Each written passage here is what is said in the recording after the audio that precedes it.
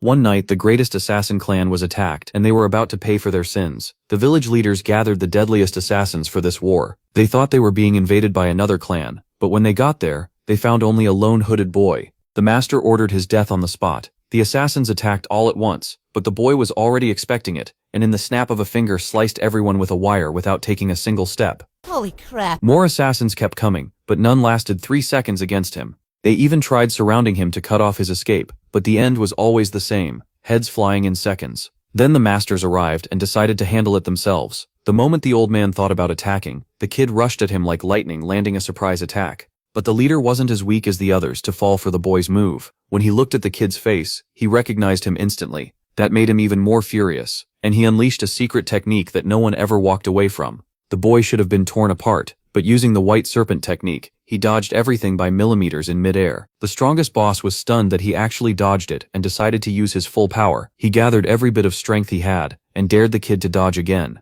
The old man charged with an overwhelming force that was destroying everything around him. This time the boy didn't even try to dodge, he just stood there watching and waiting for the moment. When the old man got close, the kid simply stopped the attack by holding the blade with the tip of his finger. This is fucking insane. The master froze instantly, unable to understand how the boy had gotten so strong. This boy is pure wool. He became the greatest assassin, bloodthirsty and cold, who feared nothing. The protagonist may be lethal today, but he wasn't born this way. It was the circumstances of his childhood that made him who he is. He was kidnapped and locked in a cell, where he spent months starving and dehydrated with his entire body paralyzed. The kid had to cut off his own finger and drink his own blood, just to not die of thirst. Months later, he started to lose his mind and talk to his own spirit. His spirit questioned why he was wasting time trying to survive, and told him to just give up already. The protagonist didn't care about being completely out of options. He was never going to surrender to death. To keep from going completely insane, he kept whispering his own name like an anchor. I am Pio Wool. My father is Bune. My mother is Lee San Hong.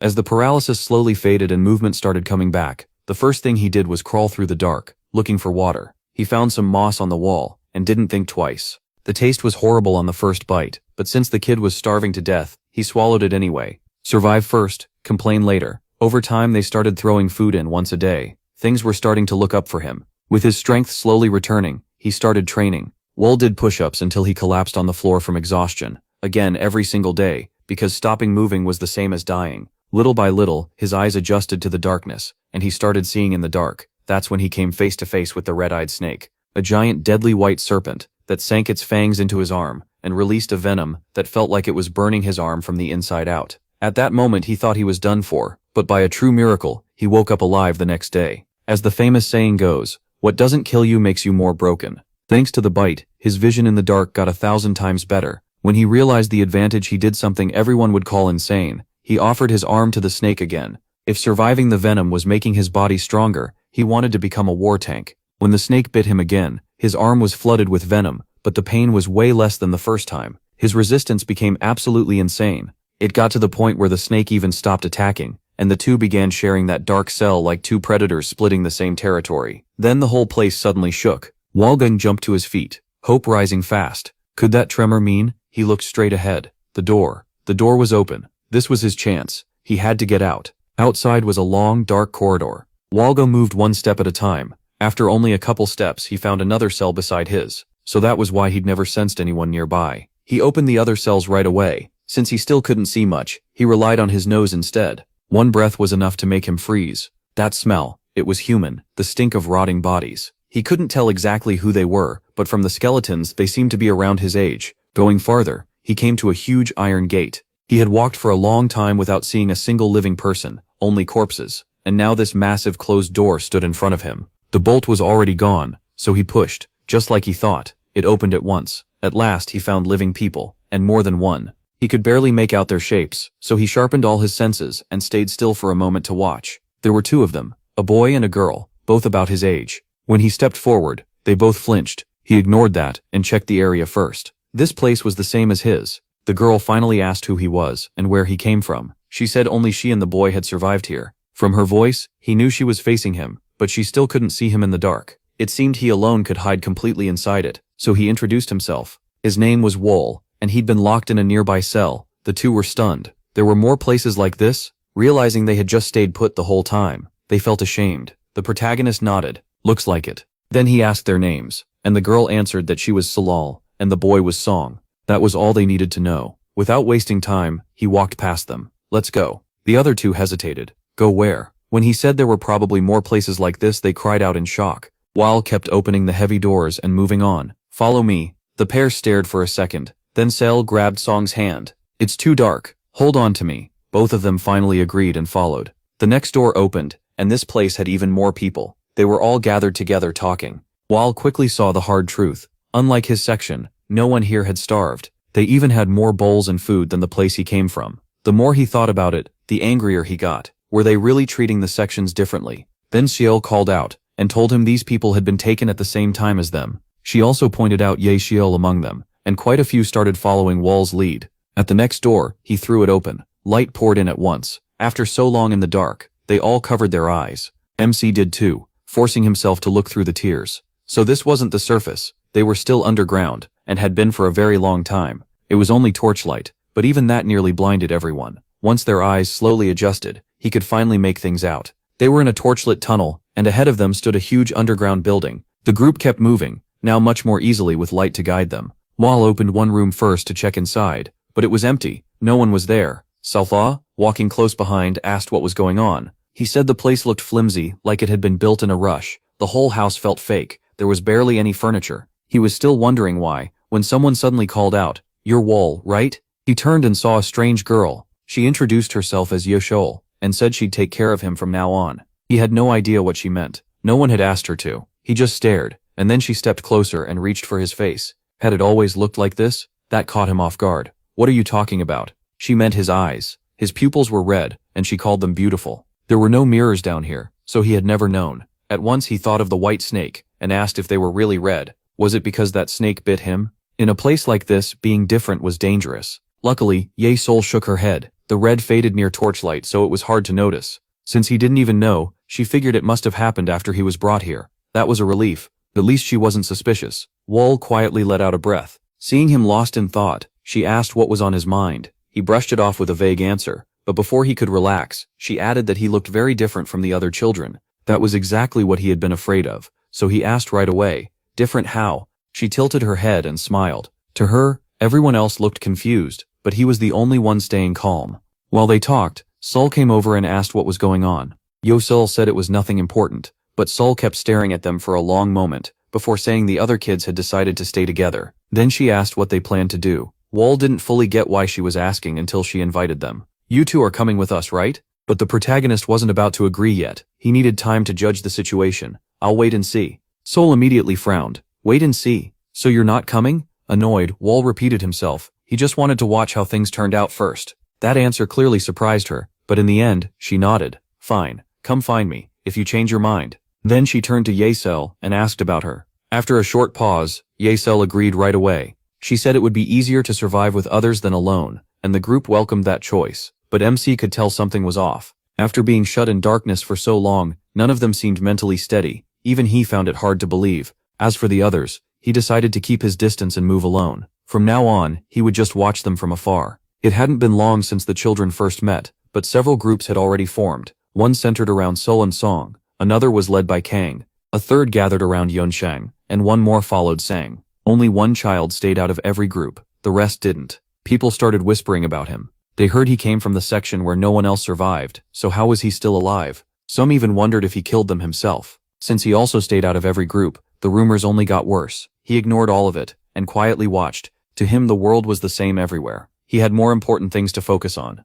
So he started feeling along the walls, thinking this house itself seemed newly made. But the moss covering the place told a different story. This underground space had clearly been here for a very long time, and someone had only recently started using it again. Whoever set this up had huge wealth and power. No normal person could pull this off. Then Wall noticed a thin crack of light above. He looked up. The light in the ceiling kept growing wider, and soon the other children noticed too. A basket was coming down from above, and it was full of food. The kids rushed it like starving animals. They shouted that it was food and tried to grab it, but a hand suddenly blocked the basket with a sharp weight. It was gone in Song Che. The kids they stopped instantly got angry, cursing and telling them to move. But the girl held her ground and suggested they split it evenly. Then a red-haired boy stepped out, and another one joined him. That made 3 of them, each speaking for a different group. With 4 groups now, there were 4 leaders, plus Wall by himself. Smiling, they said they'd handle the food as the leaders' reps. Then the protagonist cut in. Before they started, he told them not to forget him. If being alone made him his own leader, then he was taking a share too. His eyes sharpened as he made it clear. He reached into the basket first to take his food. The red-haired boy grabbed his wrist and shoved it down. Wall did not like that. He stared back coldly while the boy made it obvious. Nobody touched the food without their say-so. They meant to control everything in that basket. That was enough to set him off. They thought they could pressure him with numbers, but MC wasn't that kind of kid. He knocked the boy's hand away, and without warning dug out one of his eyes. The others froze in shock. Wall moved fast and slammed the bigger boy to the ground. In a voice darker than anyone else's, he asked what he had just said, and told him to say it again. At the same time, his other hand crushed the man's throat. The grip was so tight the boy couldn't speak, but he kept demanding an answer. The others finally rushed in, yelling for him to let go. Wall didn't flinch. His face turned grim, and his eyes burned red as he looked at them. Then he pushed his fingers deeper into the boy's eye socket, making the pain even worse. After that, the rest didn't dare step in. They backed off shaking. To them he looked completely insane, like that white snake closing in on prey. So Ahan walked up calmly and softly asked him to let the boy go. He couldn't answer while being choked like that. The protagonist shot back, asking why he should.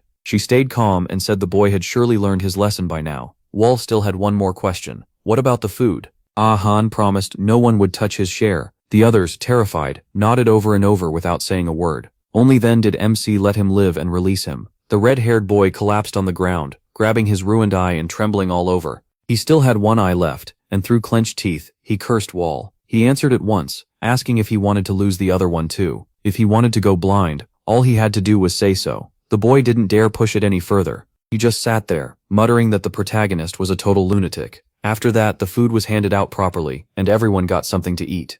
MC took his food, and sat alone in a corner, watching the others. While eating, he realized this was a test, a way to sort out which children were useful. It had been like that from the start, and he was sure it would keep going until the people behind this got what they wanted. A lot of kids would die before then. Soon enough, all of them would be his rivals. Not long after, so Ahan came over and asked how he'd been. She wondered if he was still fine after making enemies of nearly everyone. After what he did, many kids had left Kung and Zhang's group, and he had already noticed that her group had become the biggest. With a smug smile, she said she thought he wasn't paying attention since he kept his distance from everyone, but clearly, he had been watching all along. Wall answered right to her face. Everyone was the same. Just as much as they watched him, he had been watching them too. After feeding her group, Ahan always ate the least herself. That was why the others were so loyal to her. Among all the leaders, she stood out the most. Then she asked another question. Was he still staying in that dark room by himself? Since the others feared him, he had one room, one basket, and no one to share with. That meant he never had to fight for his portion,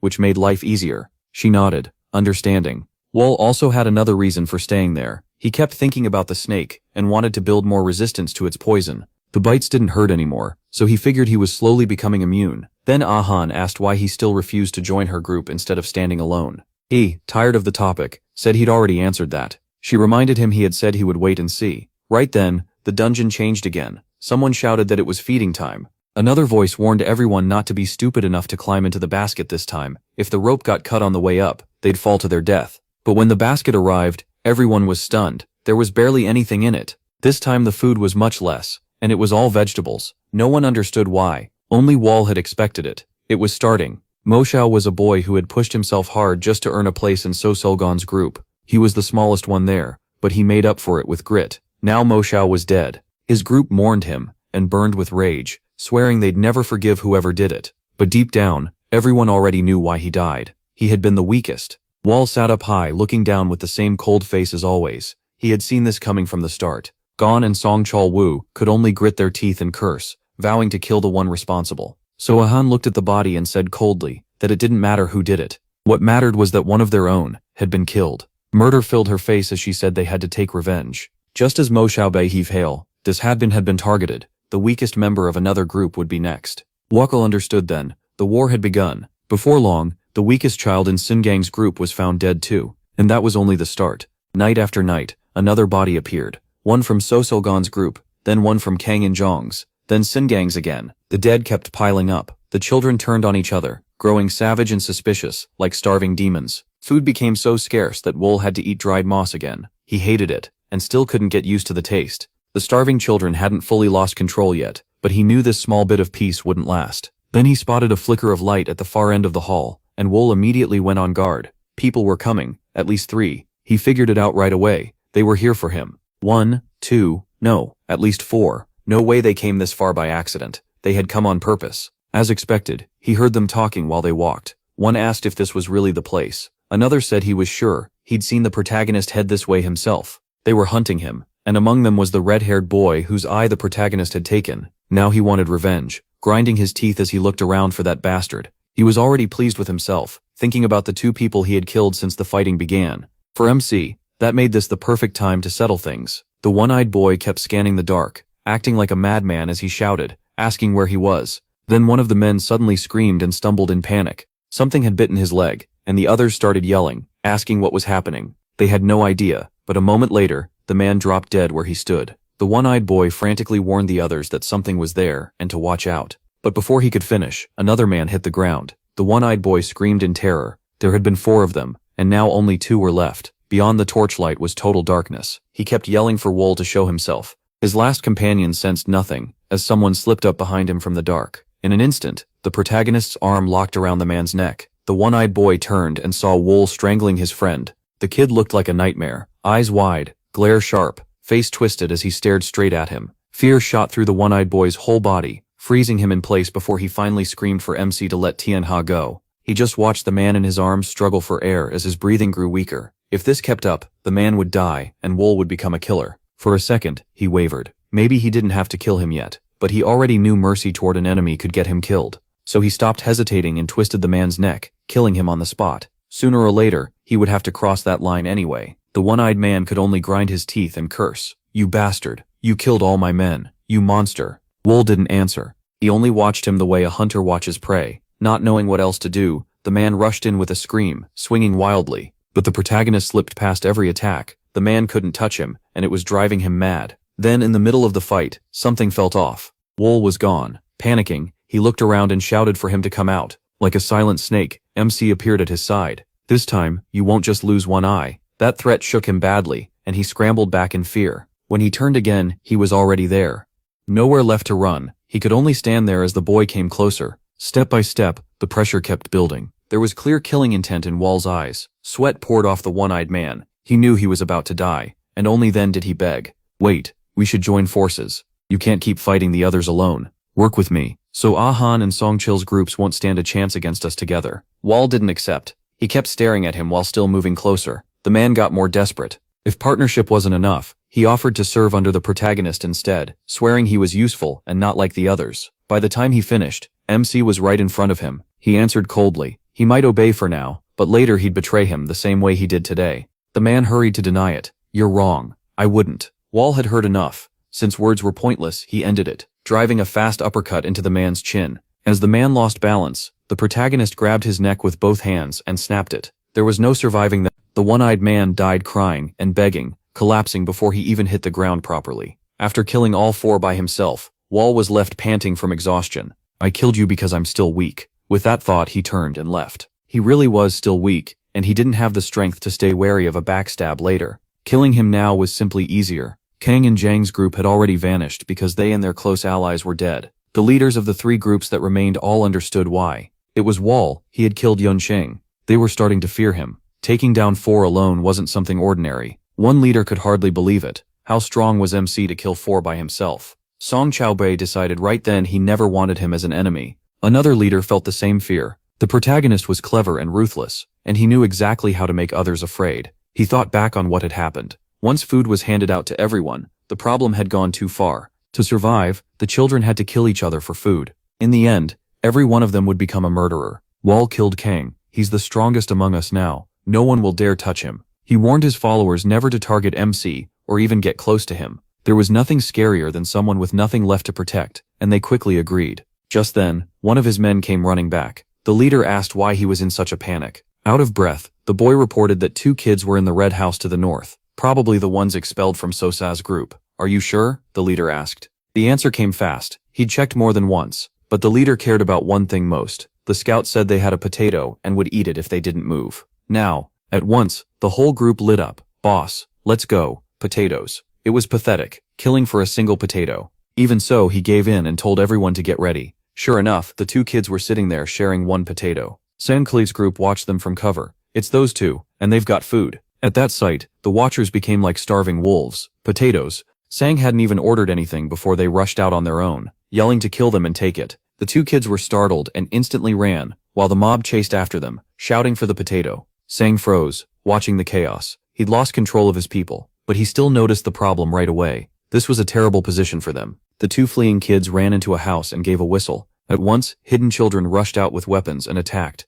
By the time Sang understood, it was already too late. The kids who had chased the food were being beaten down one after another. This wasn't a warning, they were being killed. Sang watched in horror, and finally shouted that it was a trap, and everyone should retreat. But he had no escape either. Several kids closed in on him with wooden clubs, so Ahan stepped forward with a smug grin. Who knew one potato could catch such a big fish? Then came the cold follow-up. Today they could feed fewer mouths. Sang cursed himself for the mistake, but still barked back angrily at them. So Sang only stared at him without a word, until he finally broke and begged them to just kill him. Only then did she answer. She'd love to, but they didn't have enough food for that mercy. Veins bulged across his face as he shouted back, asking if they had to kill everyone to feel satisfied. She replied that if he were in her place he'd do the same. Then she turned and gave the order to kill them all. Her group charged at once. Sang was truly finished this time. He still fought hard and held out for a while. So Ahan glanced up at where Wall was sitting. He understood everything and stayed silent. He had watched the whole thing closely. They used the layout of the place well, along with shortcuts and tricks.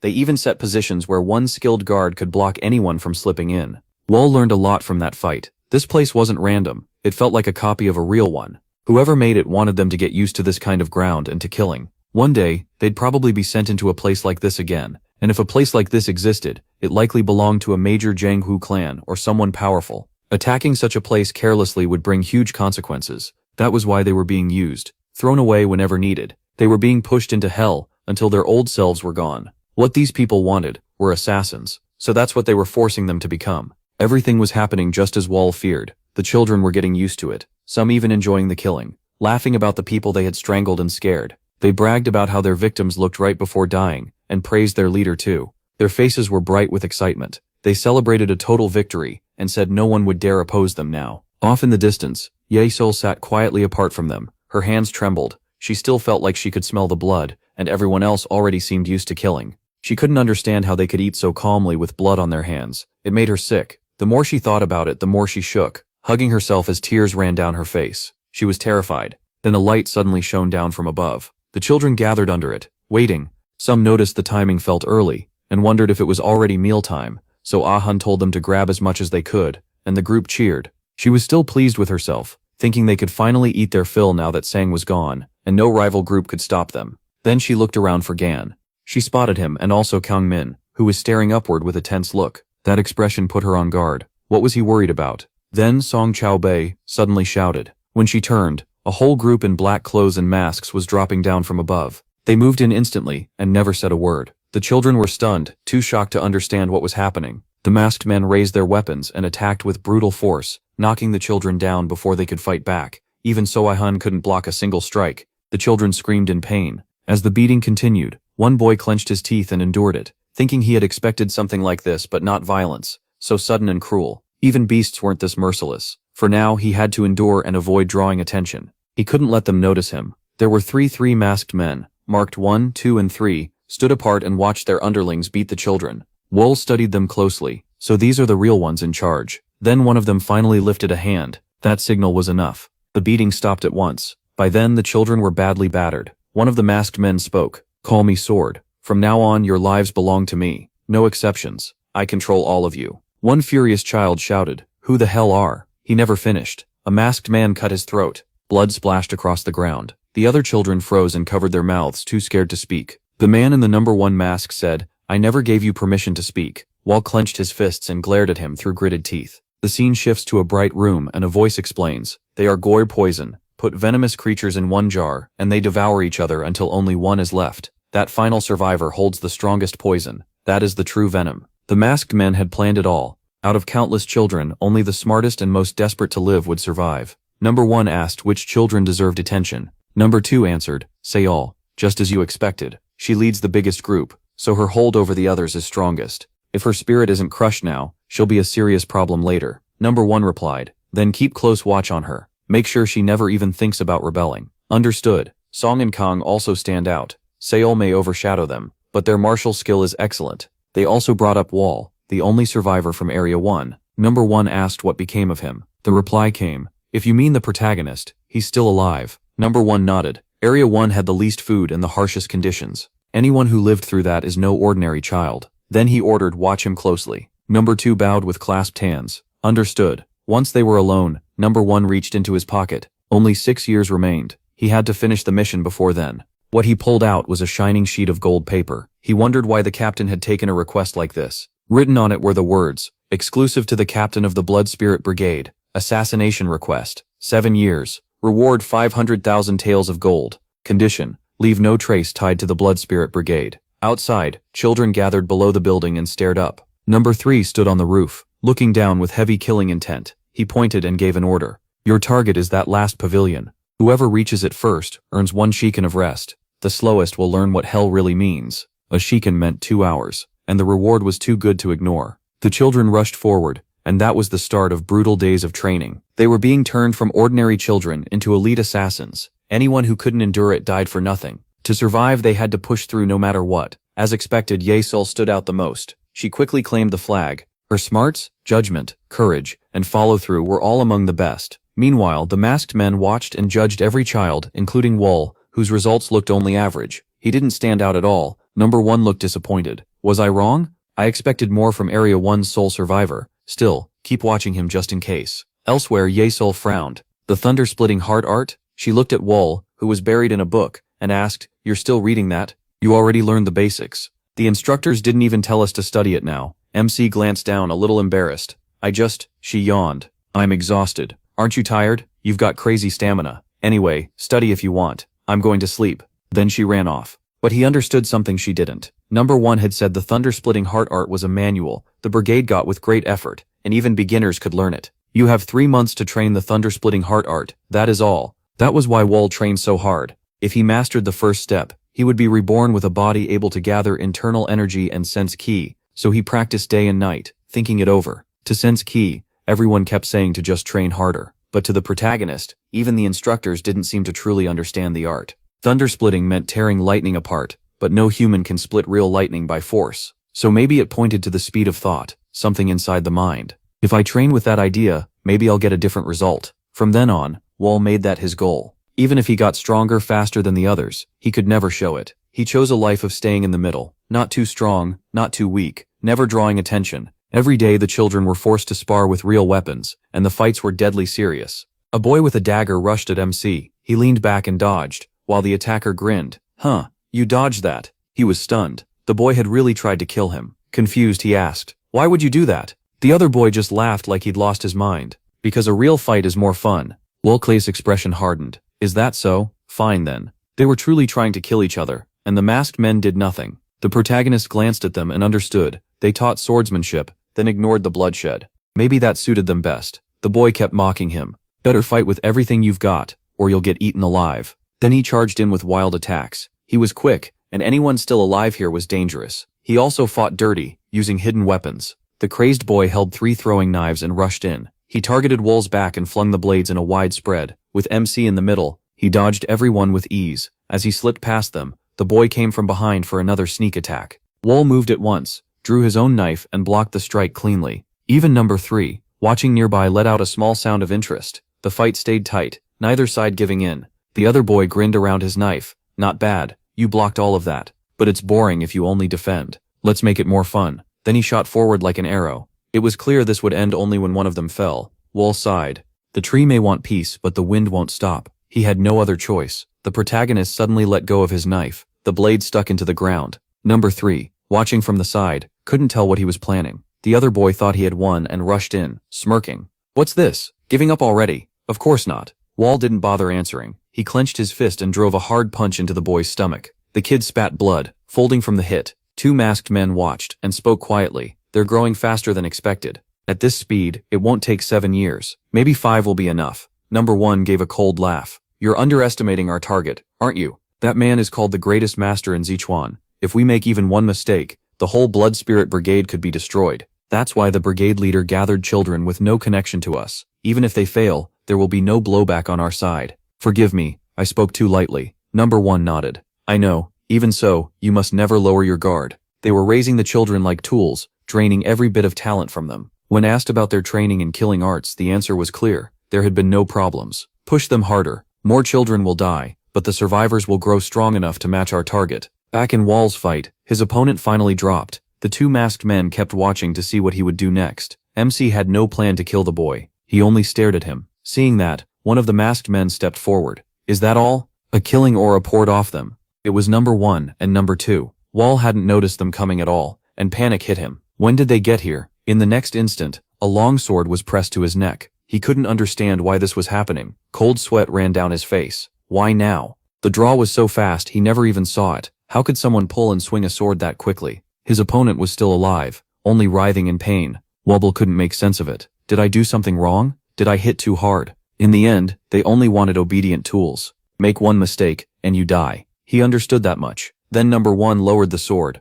Without another word, he turned away. But before leaving, he threw out a final lesson. An assassin leaves no trace, no matter what. Breaking a wrist and leaving a mark like that is the same as telling others your martial art and your identity. Remember this, you must never leave a trace. So that was the point. The other children nodded stiffly. Kang also shouted, yes. After a fight like that, you'd think they'd get a break, but peace never came. 6 years passed, and Wall and the other kids were still training there. The masked men never changed either. Day after day they kept pushing them. Then one instructor lashed out with a kick, dropping a child to the floor. He warned him coldly. If that had been a real enemy, he'd already be dead. The kid quickly nodded, and the instructor moved on. It was just another lesson. Even with constant practice, turtle breathing had limits. Without enough skill, you'd get found sooner or later. That technique let them fake death and hide their presence, but most of the children still got caught. The instructor clicked his tongue. They still had a long way to go. At last, only one person was left. He searched carefully, checking every spot, but something felt wrong. There were supposed to be 5 people hiding,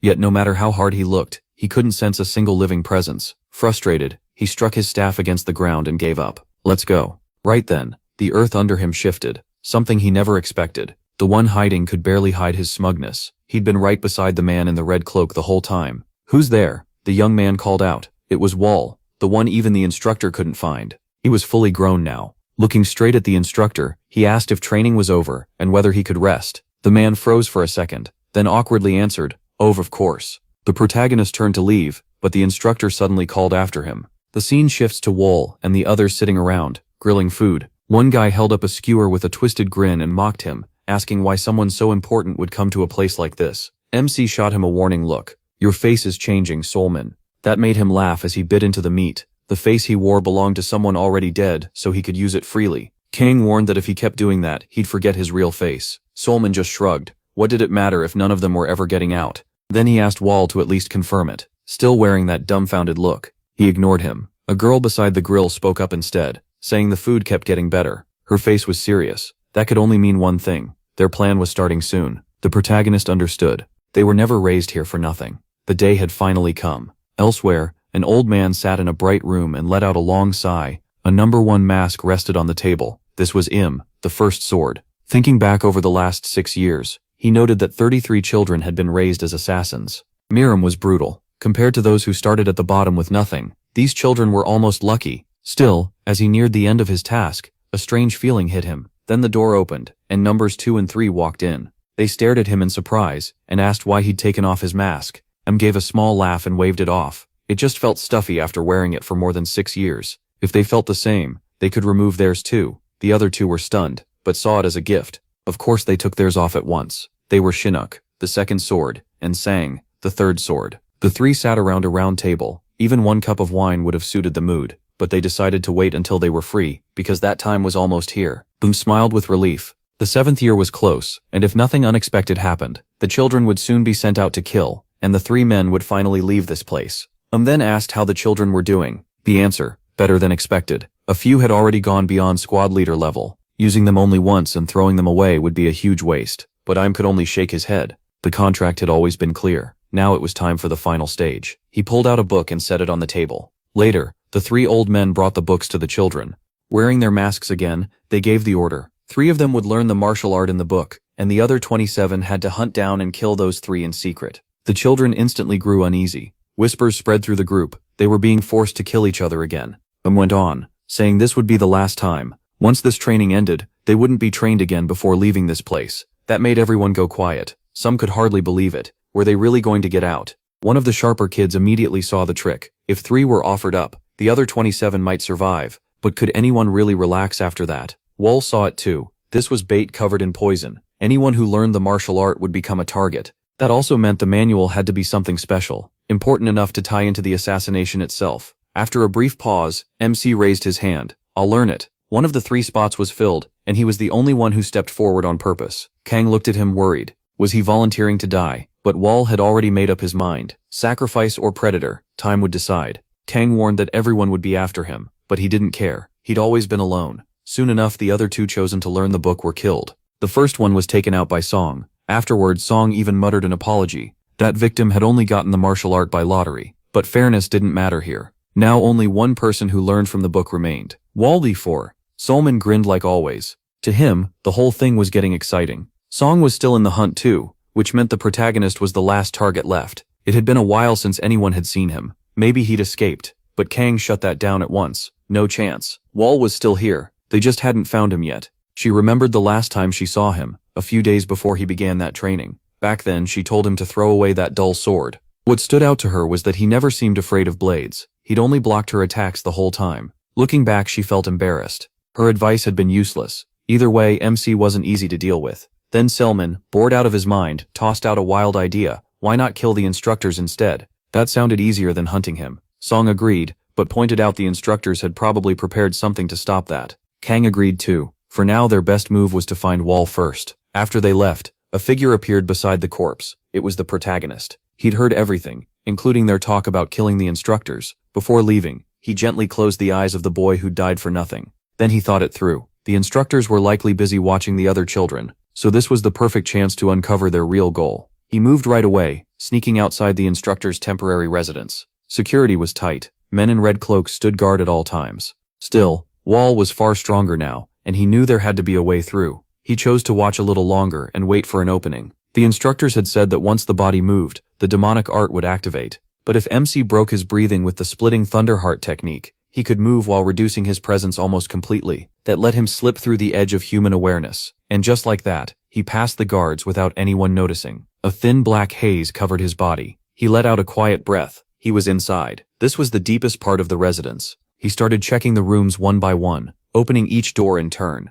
In one large room, he searched through everything he could find. He needed answers. What were they hiding? Who had raised them as assassins? Where was this place? And how could he escape? Then he noticed a yellow scroll. He opened it at once. Inside was a private request to the Blood Spirit Guild, a 7-year contract, an assassination order from Gogon-sung, payment of 500 gold taels, and one strict condition: nothing could ever be traced back to the guild. The instant Wall read it, his face went pale. Who was Gogon-sung? How dangerous was this man, that they would spend 7 years raising children into killers just to reach him? Out of 300, 270 had died. Was one target really worth all that? Then a sound snapped him out of it. Someone was coming. It was Im, the old man behind mask number 1, walking straight toward the room. He suddenly stopped, then yanked the door open, but the room looked empty. Wall had hidden at the last second, just out of sight. Even so, the old fox knew something was wrong. The room looked cleaned up, but not perfectly. His face twisted with rage. Then numbers 2 and 3 showed up,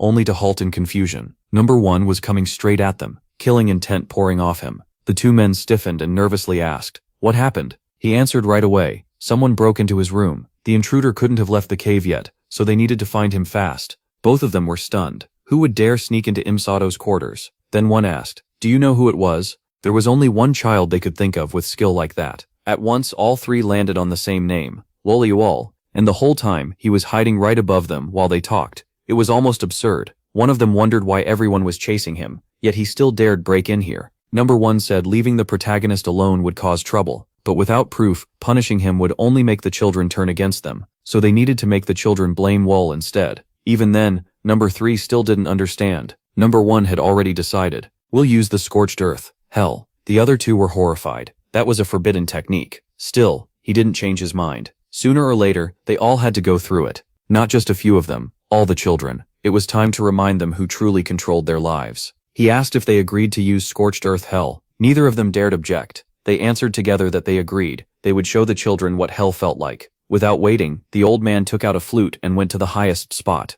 Meanwhile, the other children were still moving around normally, searching for Wall, and cursing that they still couldn't find him. Some called him a rat and a coward. Su Ahon was shocked that even the best trackers had found nothing. He wasn't in the training ground or anywhere nearby. Then a sound spread through the area. She quickly realized it was coming from an instrument. The second they heard it, the children dropped, screaming in pain. Even she collapsed as sharp agony tore through her chest. All around her the children writhed and cried out. Yeishel's eyes filled with tears. She had no idea what was happening. It felt like bugs were chewing through her body. Wall reached her just then and he understood. The curse had finally been triggered. But MC was barely affected. His ears only stung a little. As he sat beside the girl and patted her, he wondered why he alone was mostly fine. To check, he placed a hand on her back. Sending internal energy into someone else is dangerous. But Yeishel practiced the same thunder-splitting heart, so the risk was lower. That was enough for him to figure it out. The problem wasn't internal energy, so what made him different? They ate the same food, lived in the same place, and learned the same martial arts. Other than that, there was only one thing left: poison. He'd been bitten by that snake over and over. The restriction had to be tied to toxins. That explained why he could endure it. Years of snake bites had built his resistance. But then how could they trigger everyone's poison at once? Sound alone shouldn't do that. Unless it wasn't poison in the normal sense, but a poison worm. Maybe they mixed a goo poison into the food and water, made the children swallow it, then used the sound to stir it up. That had to be the answer. Then he heard screams nearby. Children were dropping everywhere. A squad in red cloaks rushed toward him as more people gathered. Wall saw them coming, and thought fast. Should he run? No, if he did they'd learn he could resist the poison. He couldn't let them know he was different, so he threw himself to the ground. As they passed, one of them noticed him, and called out that Wall was here too. He played along, rolling on the ground like he was in terrible pain. Then the old man arrived, burning with rage and bloodlust. He pulled his sword, clearly ready to kill him. Without wasting words, he slashed down, but instead of killing the protagonist, he drove the blade through his shoulder. Then he demanded to know what Wall had seen in his room. He said MC had hidden his talent too well, and someone that sharp would be dangerous later. Better to kill trouble now. A second man rushed in to stop him. He argued that his stealth skill was too valuable for the mission. But number one still wanted him dead. The man insisted the other children weren't enough, and blocked another strike. He reminded him that wasn't possible. Still, number one was furious, and calming him down wasn't easy, so the second man tried reason. They had the soul-reaping thread to control Wall whenever they wanted, and the goo poison had already left him unable to move. Hearing that, the protagonist made his act even stronger, tears and snot running down his face. They watched him a little longer, then finally backed off. After that, they ordered the antidote given to the children. The red-cloaked men forced a pill into each child's mouth. Little by little, they recovered and sat up, confused about what had happened. Just as he planned, the old man told them they suffered because of MC. If MC hadn't broken into their quarters, this never would have happened. Then he warned them, if anyone acted alone again, they would all face the same pain. They had better remember it. After that, he went back to his room and kept training. He thought about what the old man had said. The goo poison had made him unable to move. That confirmed it.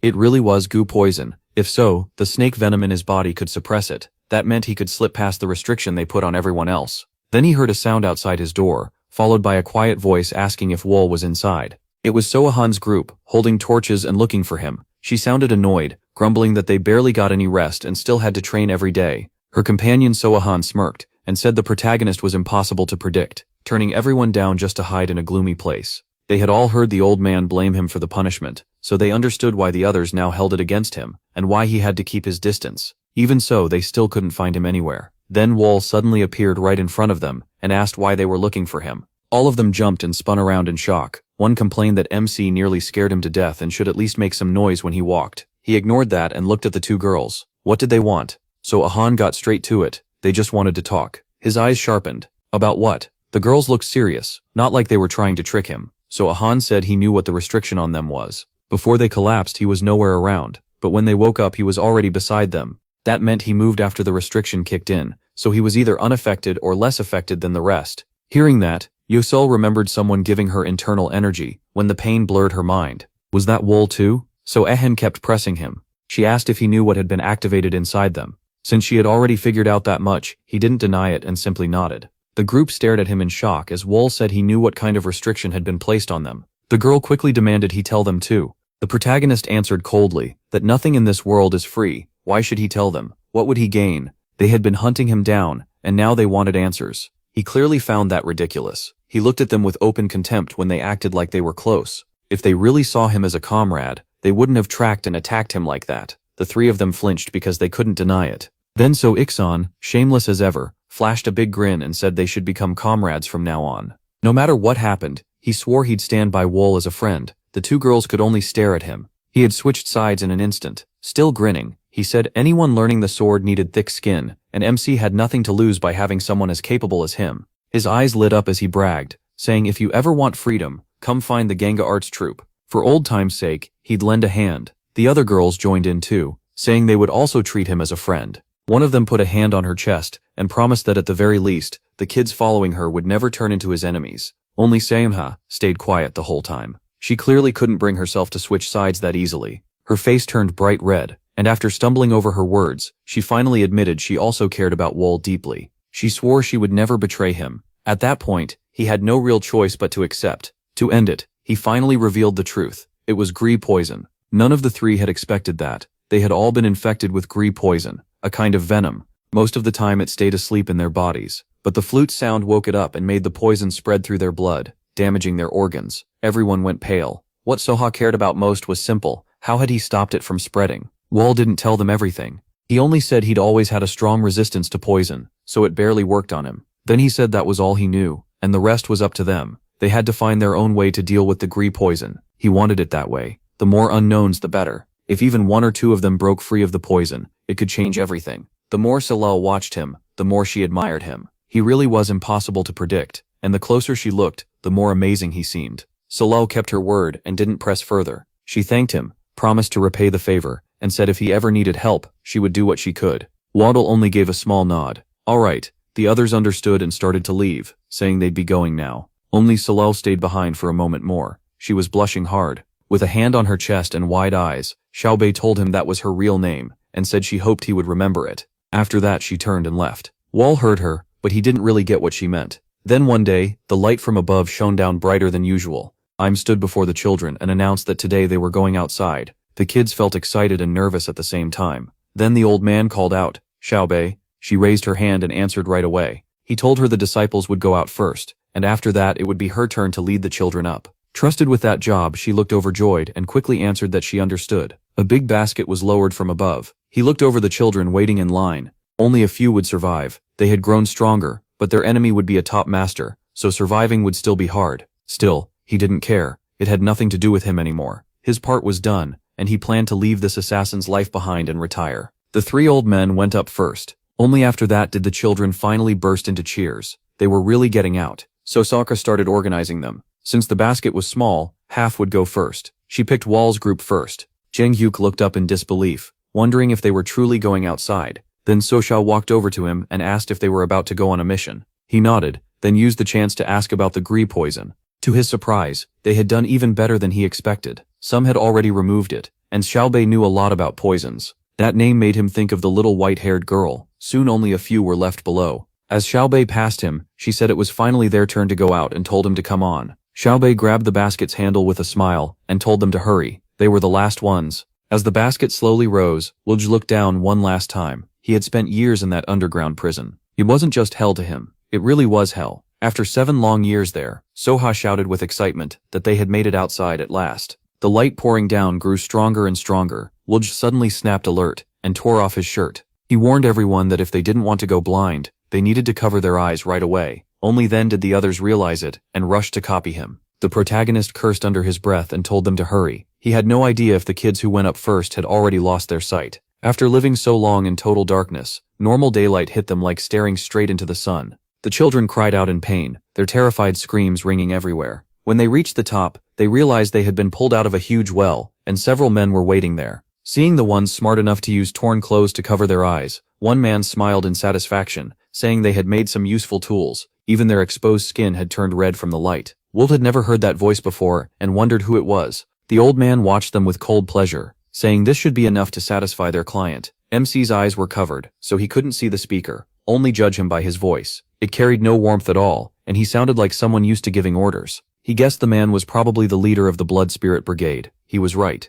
It was Hyour's leader, Gu Hua. The man ordered his subordinates to load them into carriages, take them to Qingfeng Abbey, and let them get used to the outside world first. The men bowed and obeyed. Just like that, the whole group was taken away. Wulj silently fixed one thing in his memory, that voice. The leader of the Blood Spirit Brigade was the one who had twisted his life like this. Later they were told this would be the place where they would rest and adjust to the outside world. But the man still hadn't ended his selection. He warned them that now they were outside, he would personally kill anyone lazy. Outside, Wool just placed in the same room as Shinnok and Hua. Since entering, he had only stood by the window, which made the others curious. Without even turning around, he told them to arrange the room however they wanted and not worry about him. Soha joked back, asking who would worry about him anyway. The protagonist ignored it and walked past them, saying he was going out to wash up for a while. The others asked in surprise how he planned to do that. Then they noticed the well nearby, and the whole group started taking turns pulling up water, washing themselves and laughing with relief. After cleaning up, Soha lay flat on her back to rest.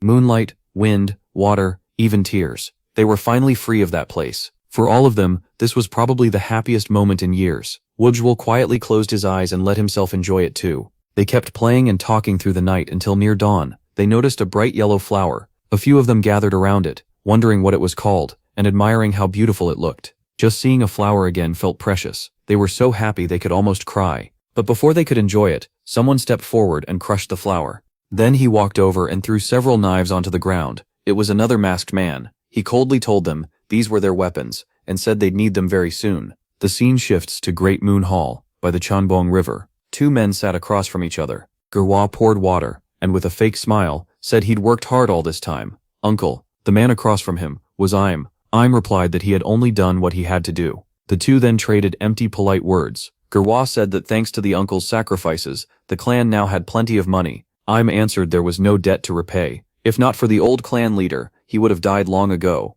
Gerwa chuckled and poured more tea, saying Im had done enough and should rest now. That was exactly what the old man wanted to hear, so he asked if retirement was finally being allowed. Gupbal only smiled and said of course, not just Imbi, he could let the second sword and third sword retire comfortably too. Imbi took a sip and thanked him. Gupbal replied, there was nothing to thank him for. Imbi had given his whole life to the Blood Spirit clan, so this much was only natural. After a long silence, Imbi said it felt wasteful to throw those children away. Using them only once and discarding them was a shame. Their skill and talent were too great. Before he could finish, Gupbal cut him off. He said he knew it was a waste, but there was no other choice. Their connection to those children would end here. Then asked if he knew who the client was. Gwarwa gave a dark smile and said he didn't know either. If they wanted to stay in this line of work, they had to know their limits. There was no need to stir up trouble with someone powerful enough to pay 500,000 gold taels. The truth was, he already had bigger plans. Until the Blood Spirit clan could stand beside the 100 Demon Forge, no amount of caution was too much. Just thinking about it thrilled him. If they finished this job, the Blood Spirit clan would rise fast, maybe fast enough to rival the 100 Demon Forge. Elsewhere, Wall put on a black assassin uniform and gripped a sharp dagger. San shot him a smug look. What? Thinking too hard because you're scared? It's just a mission. POMC didn't feel like arguing, so he answered loosely. Still, it was obvious San was baiting him. Kang fired back with a sneer, saying even stray dogs would laugh at that. If anyone looked scared, it was San. That clearly got under his skin, and San snapped right away. He barked that no one here was afraid. They were hunting dogs ready for blood. He couldn't wait to kill someone and make all their training mean something. Seeing that, Pio Wall said nothing else. Then a voice shouted from outside, telling everyone to grab their weapons and come out at once. They were ordered to move in secret and follow the leader to the target area. For the first time, even he felt his pulse rise. Killing intent spilled from him as he clenched his fists. Soon, the whole group rushed into the night like moths drawn to fire. The masked man watched them in silence. They kept up well without falling behind, and the leader Shinnok smiled. The elders had trained them well. Still, he thought it was a waste. These kids were already as capable as full members of the clan. When he reached the edge of a cliff, he suddenly called for everyone to stop and hide there. In an instant, the team disappeared. After checking the area, he looked up and spoke again. Their target was on Mount K. If they followed his directions up the slope, they would find a place much like the one they used to live in. And among the people there, the target was the person staying in Myungwol Hall. The moment they heard that name, the children recognized it. Myung the protagonist Hall, the small shrine outside Nai County. So that was where they were headed. POMC couldn't help wondering who was there that made someone spend 5 years turning them into assassins. But before the mission could even begin, one of them was suddenly stabbed to death. Pio Wall froze in shock. It was the first real terror he had ever felt. Luckily, he was hidden well, or he would have died too. The attacker was a huge man with only pants on, wielding a massive spear. Every thrust killed another assassin. Then he shouted that assassins were hiding nearby. He mocked them for daring to hide so close to Mount Qingcheng. That giant was Rajin, and he wasn't alone. A whole force had gathered to strike the Qingcheng sect, and they were told to find every assassin and kill them all. Hearing that, Pio Wall was horrified. they were badly outmatched. First he had to escape. Staying put would only get him killed. Their enemies were clever too, jamming spear tips into the ground to search for hidden people. And it worked. They flushed the assassins out. After several strikes, the hidden assassins burst from the earth and scattered in every direction. They were told to break through and regroup. The assassins moved like flashes of light, and their enemies stood stunned for a beat. Then the shouts came. Where did they go? Chase them down. Rajan watched with clenched teeth, then hurled his spear and killed another fleeing assassin. His skill was no joke. The more he killed, the more excited he got, like he was playing a game. He snatched another spear from the man beside him, and threw that one too, dropping another target. He kept launching spears without stopping, each throw taking another life. Laughing like a madman, he let the last spear fly. This time, the target was Pio Wool. He sprinted with everything he had, glancing back just in time to see the spear tip right behind him. He jumped aside and actually dodged the throw. So far, he was the only one who had. Rajan kept throwing, and he kept weaving left and right. Then he kicked one of the planted spears straight back at that arrogant brute. Everyone stopped and stared. They couldn't even tell what had just flown past. Before they understood it, Pia the protagonist was already behind them, killing as he moved. Rajan had butchered his comrades with a spear. MC answered by snapping necks just as fast. The spear he kicked was headed right for Rajan, but Rajan didn't flinch. It missed him, and slammed into the ground at his feet. Even so, the force behind that kick was terrifying. The impact cracked the earth under him, snapping the red beads around his neck. Furious, Rajan roared for his men to chase them and kill every last one. Hearing that, Pio Wool knew facing them all was impossible. He had to escape first. Most of Rajan's men were already dead, so no one could keep up with him. Rajan could only watch him flee, raging. Then he ripped the spear back out of the ground. Around him, the assassin's blood ran across the ground. A few were still alive, crawling away. One begged not to die. After 7 years locked up, he had only just gotten out. Dying now felt unbearably cruel. He cried out, asking what they had done wrong. Rajan didn't care at all. He stabbed him too, saying their mistake was daring to cross the proud Chingtrum sect. Elsewhere, Pio Wool kept running for his life. He couldn't understand how they had known where he was hiding. On the way to this empty mountain, he was sure no one had seen him. Then he remembered Rajan's words, that assassins were hiding there. At that point, there was no doubt. Someone had leaked the information. Only his group had known the target, so who gave them away? Then he realized he hadn't seen First Sword or his men at all. They must have pulled back before the ambush, leaving him behind to be attacked, just to erase the evidence. While he was thinking that through, a storm of arrows suddenly poured down. No matter how fast he was, he couldn't dodge them all. 2 arrows struck him, spraying blood. Both had hit the same area. He still couldn't tell why this was happening. Was it the Blood Spirit clan, or had the client changed their mind? But one thing was clear. The Blood Spirit clan had thrown him away. If that was true, then Pio Wool had to survive no matter what. The pursuers followed his blood trail with their bows ready, but when they reached the spot, they found only a pool of blood. Pushed into a corner, he had no choice but to fight back. With one slash, he cut an enemy down, but the moment he killed one man, the whole group spotted him and shouted for the others to get him. Things were closing in fast. He needed an escape. There was only one choice. Jump. He threw himself off the cliff and found a mark left by a comrade, 200 paces north, then into the forest. So someone else had survived long enough to leave directions. A little farther on, he found a huge rock soaked in blood, with another sign, 400 paces northeast. There was so much blood that the person who wrote it had to be badly hurt. As Pio Wool started moving again, he saw the enemy force right behind him, searching the area. He could hardly believe it. To catch one assassin, they had built a trap with no way out. From their clothes he could tell at least 7 sects were involved. This was bigger than just the Blood Spirit clan. As he tried to make sense of it, something flashed in front of him. White hair he recognized at once. It was Ye Sol, and she looked terrified. Their eyes met, and she stumbled into him, knocking him to the ground. Only then did Pio Wool realize it was really her. Ye Sol said she was glad she found him, but after that she couldn't stay on her feet and collapsed. A deep wound cut across her body. He rushed forward and caught her. She was gravely hurt. If he left her now. But when he looked around, she was alone. He urgently asked where the others were. Weakly, she said most of them were dead. When he asked about the others too, she could only say she didn't know. They had been scattered during the ambush. She remembered one of them telling her to go ahead while he and 2 others stayed behind to fight. All she could do now was cry. Full of regret, she said they chose to hold the line, so at least one person might live. After saying that, she passed out from exhaustion. Perwal gently laid her down.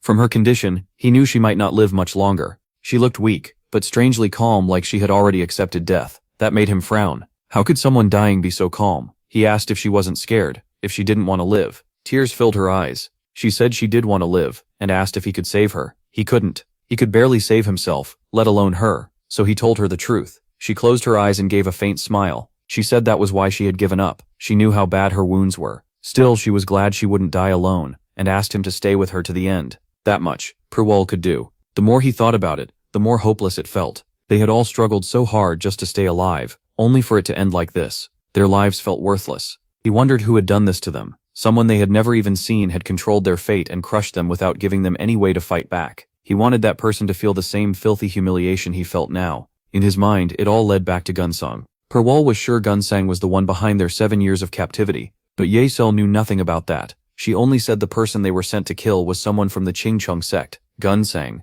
Someone had hired the Blood Spirit clan to assassinate him. That's why they kidnapped us and trained us as killers for 7 years. Now they're trying to erase us. We're no longer needed for whatever plan they're hiding. As long as I'm alive, I'll find whoever ruined our lives like this. His voice stayed cold as he swore to make them pay. In her last moments, Yang finally understood. So that was the truth. She'd guessed as much, and if anyone could do it, it was Wall. With the little strength she had left, she reached up and touched his cheek. The protagonist, I hope you live. It was her final blessing. Then she made one last request. Could he call her by her real name? Before she slipped away, Wall quickly answered, Yang. That alone brought her peace. She thanked him softly, saying she'd really wanted to hear him say it. With those last words, she closed her eyes and died. Watching his friend die filled MC with fury. He didn't know who caused all this, but he swore to kill every one of them. His eyes turned red, his face hardening. Just watch what I do to them. Then the scene shifts to Gunsang. He was holding a letter while hearing a report from a subordinate. The search area had grown wider, so escape would be hard. Gunsang muttered that it was a shame. They'd spent years raising those assassins, only to kill them off now. He'd always seen them as disposable, but never expected to throw them away before using them. Then someone asked if this hideout might be in danger too. Because of the client, the Fourth Sword had reported that everything was being wiped out, though he didn't know why. If the client wanted perfect secrecy, wouldn't killing them too be the safest move? Gunsang admitted that made sense, but said they'd never find this place. All they had to do was wait for this bloodbath to end. Sapatre Rao asked who their client really was. Gunsang replied that they could learn at any time if they wanted, but they had to respect the line between them. Since the client had only sent a warning, there was no reason to dig deeper. As he said that, Gunsang waved the letter in his hand, and Sa noticed it carried tracking scent, a special smell used to follow a target. The moment he finished, the nearest subordinate suddenly dropped dead. Everyone froze in shock. Someone yelled to fall back. They couldn't take this enemy head on. Another order came right after. Kill them all and leave none of these assassins alive. But the attackers were already rushing in, shouting as the slaughter began. In an instant, the two men were surrounded by bald fighters. Gunsang's face twisted with rage, veins bulging. Sa, your warning was right. Sa shouted for the clan leader to escape, but Gunsang snapped back that there was nowhere to run. Where could they even go? The enemy would chase them anywhere. Then he barked at his subordinate. Didn't he get it? They came for him, so there was no way they'd let him leave. Furious, he drew his sword and roared that if they wanted to cross the line, he'd show them the price. Then he charged first. He rushed straight into the attack, and the bald men hesitated in fear. One swing cut down several at once. If they dared turn on his group, this was what they'd get. He shouted for his men to hold out just a little longer. If they stood their ground, they could still win. Then a new figure appeared, and with one flick of the hand, golden light spread everywhere. You won't get that chance. The newcomer's power was overwhelming. Gunsang's eyes went wide as the old man's strike turned into a huge sphere of energy flying right at him. He could only swing back with everything he had. Red and yellow power crashed together, throwing sparks and smoke through the room. Gunsang was hurt badly and coughed up blood. The attack was too strong. Grinding his teeth, he wondered who it was. Then came the answer. The one who beat him this badly was a woman, and a low assassin had no right to say her name so lightly. Once he saw her clearly, he recognized her at once. You're Tang Hai. Then that means the client is. He couldn't finish. She cut him off at once. Startled, he stopped as she warned that one more word would cost him his tongue. Only then did the fool understand. The client was the Imai sect. By the time he figured it out, it was too late. He should have guessed their part in this much sooner. Now he regretted honoring their boundaries instead of learning the client's identity. That mistake had caused this disaster. He leveled his sword at the young woman, and swore that even if he died, he wouldn't go alone. She met his threat with a cold stare. How dare a mere assassin speak like that? The two clashed wildly, neither giving an inch. The woman was surprised. For the head of an assassin group, he was far stronger than expected. He was truly skilled. Good thing she was facing him in broad daylight. At night, an ambush might have changed everything. These assassins wouldn't let her go easily, so she made up her mind. She had to wipe them out. Die. She chose her strongest move. A storm-like blast of wind shot forward and sent him flying. Gunsang had no way to block it. Was this really the end of the Blood Spirit clan? He'd spent his life hiding in the shadows and killing countless people to build the Blood Spirit clan into what it was. He'd even believed he would soon capture Wool, a man feared across the Jianghuo. He couldn't accept that it would all end here. His will to live flared up and he roared that he was Gunsong, leader of the Blood Spirit clan. He would survive. Alone, he lifted his sword to meet the tornado. After a wild burst of slashes, he was thrown back. Then he sensed something was wrong. Who dared interfere? The moment he was distracted, Tong Hai struck from the side. This time he couldn't respond before the spinning force smashed into him, spraying blood everywhere. Gunsong's men stared at the newcomer in terror and screamed for their clan leader. With their leader down, the bald fighters moved in to finish the masked subordinates. Gunsong lay on the ground soaked in blood, somehow still breathing. Even then he managed to cry out, "No!" Behind Tong Hai, an old woman with a staff stepped forward. Tong Hai clasped her hands, turned, and bowed. "Disciple Tong Hai greets you, master." The staff she carried was long and black, topped with a carved crow. She looked around and scoffed. These were only low-level assassins, so why had it taken this long? Tong Hai quickly asked forgiveness, saying they had fought back fiercely, so it took time. Seeing this, Gunsong lost his mind. He shouted at the old woman approaching him, asking why she had done this, why the Ma sect would betray the Blood Spirit clan after they had trusted her. He called them worse than animals. Even half dead, he kept cursing without stopping. Traitors. The more he spat insults, the angrier the old woman became, and killing intent poured off her. She said she didn't know what nonsense he was talking about, then ordered her disciples to finish them. At that command, even the old man Im was pierced through the chest and collapsed in pain. After Saint Juhua became sect leader, she had expanded the sect's reach and strengthened its power. The old man looked at his killer and asked her name. The one who killed him was a young woman in green. To his surprise, she answered him anyway. Tongso ran. As death closed in, the old man turned pale. He'd heard that among Saint Juhua's disciples, one girl had fairy-like beauty and amazing talent, so it was her. The young woman modestly said that was just an exaggeration. Im looked up bitterly. He'd been an assassin for 10 years, and it was all pointless. He couldn't even beat the Ma sect's first disciple. Then he died. For a man who had done evil all his life, hell was a fitting end. Seeing him dead, Tongso Ran turned to walk back to the old woman, only to be scolded at once. Why was she so slow? Why waste words on that thing? Tongso Ran bowed her head and quietly asked forgiveness, calling her senior sister. Just then, two bald men dragged over another man, the one who had trained the new assassins and moved near Mount Qingqing.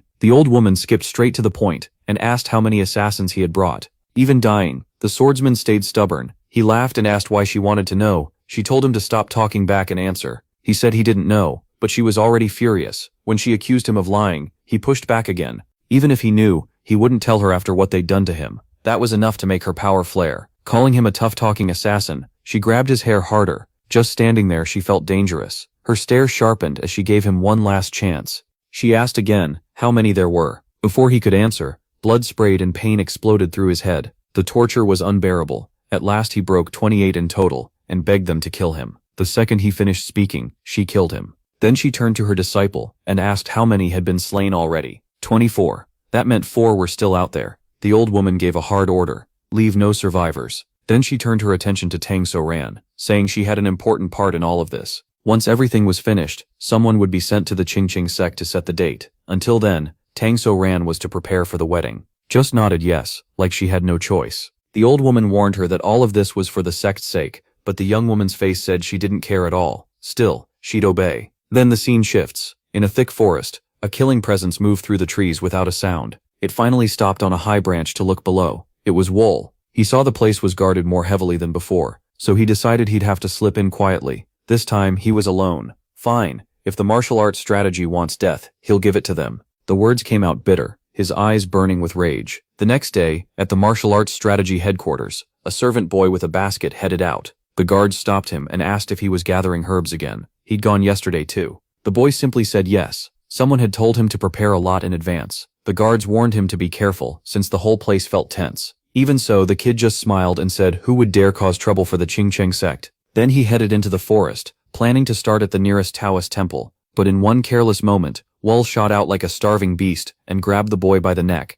half choking to death. The boy still had no idea who attacked him. He stammered out, asking who it was, but he said nothing. He only squeezed harder until foam reached the boy's lips. With red eyes, Wool pressed a dagger to his throat and demanded to know if he was a Qingqing disciple. If not, he should say so now. The terrified boy nearly lost control of himself, tears and snot running down his face as he nodded frantically. The protagonist loosened things, just enough, and told him to answer honestly if he wanted to live. Any trick, and he'd die first. The boy collapsed on the ground, too scared to even scream, especially when the blade nicked his leg and drew blood. After giving him a moment, MC began questioning him. His name was Du Jin, a third-generation Qing Cheng disciple. Then he asked if he knew Guanzong. The boy flinched at once. Did he mean Grandmaster Gunsong of Gosong, Qiyunsong? Wall didn't know that title, so the boy explained everything. Gunsong was the greatest genius Qing Cheng had produced. He mastered most of the sect's hidden arts while still young, and even elders from the older generation personally taught him. Now the protagonist understood. This was no ordinary target.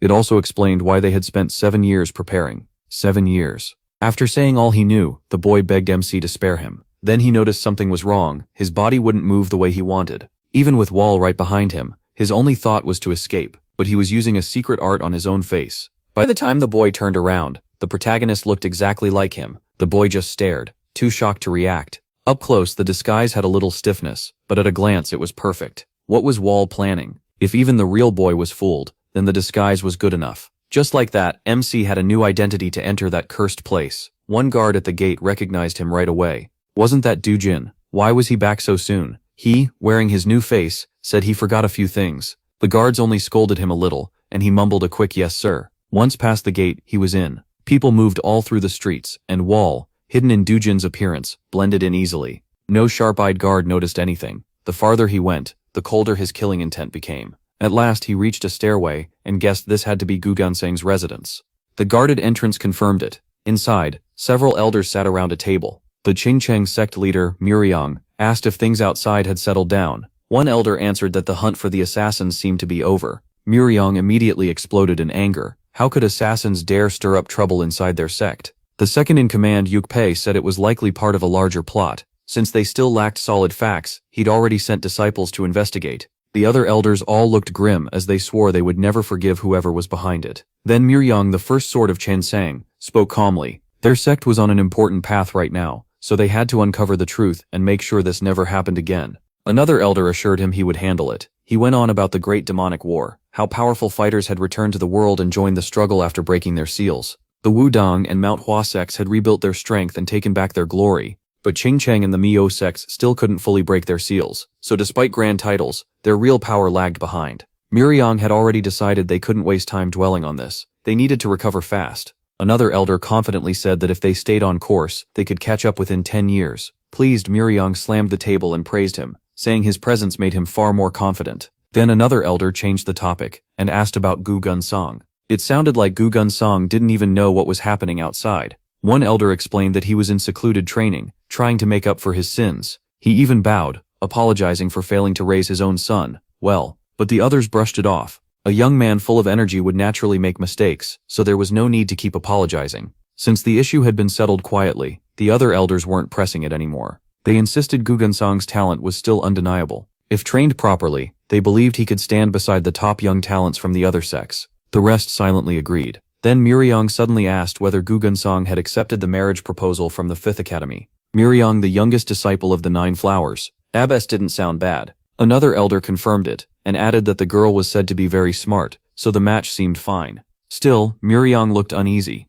The others understood why. The 9 Flowers Abbess of MSC was trying hard to catch up to Qing Cheng. If Gu Gunsong married her youngest disciple, it might put them at a disadvantage. That was why he'd hesitated to refuse. Even so, they had little choice. They couldn't stay trapped in Sichuan forever, and Gu Gunsong was Qing Cheng's only real hope. So this matter needed careful attention. Elsewhere, Wall still stood outside the door, thinking through every move. This was Bright Moon Hall. The main door was shut, but getting inside wouldn't be hard. So he leaped onto the roof. Then he heard 2 people below whispering, had senior brother brought another girl inside. Wall immediately lay flat and listened. They muttered that he was using seclusion as an excuse to sneak women in, then told each other to keep quiet. This time, it was a lay disciple. They were clearly scared of being overheard and punished, but their gossip told the protagonist one important thing. Gu Gunsang had brought a woman in again. Qing Cheng seemed used to this behavior. The voices moved off, saying there were people all around inside and outside. Wall stayed on the roof, thinking. He waited until midnight, changed back to his normal face,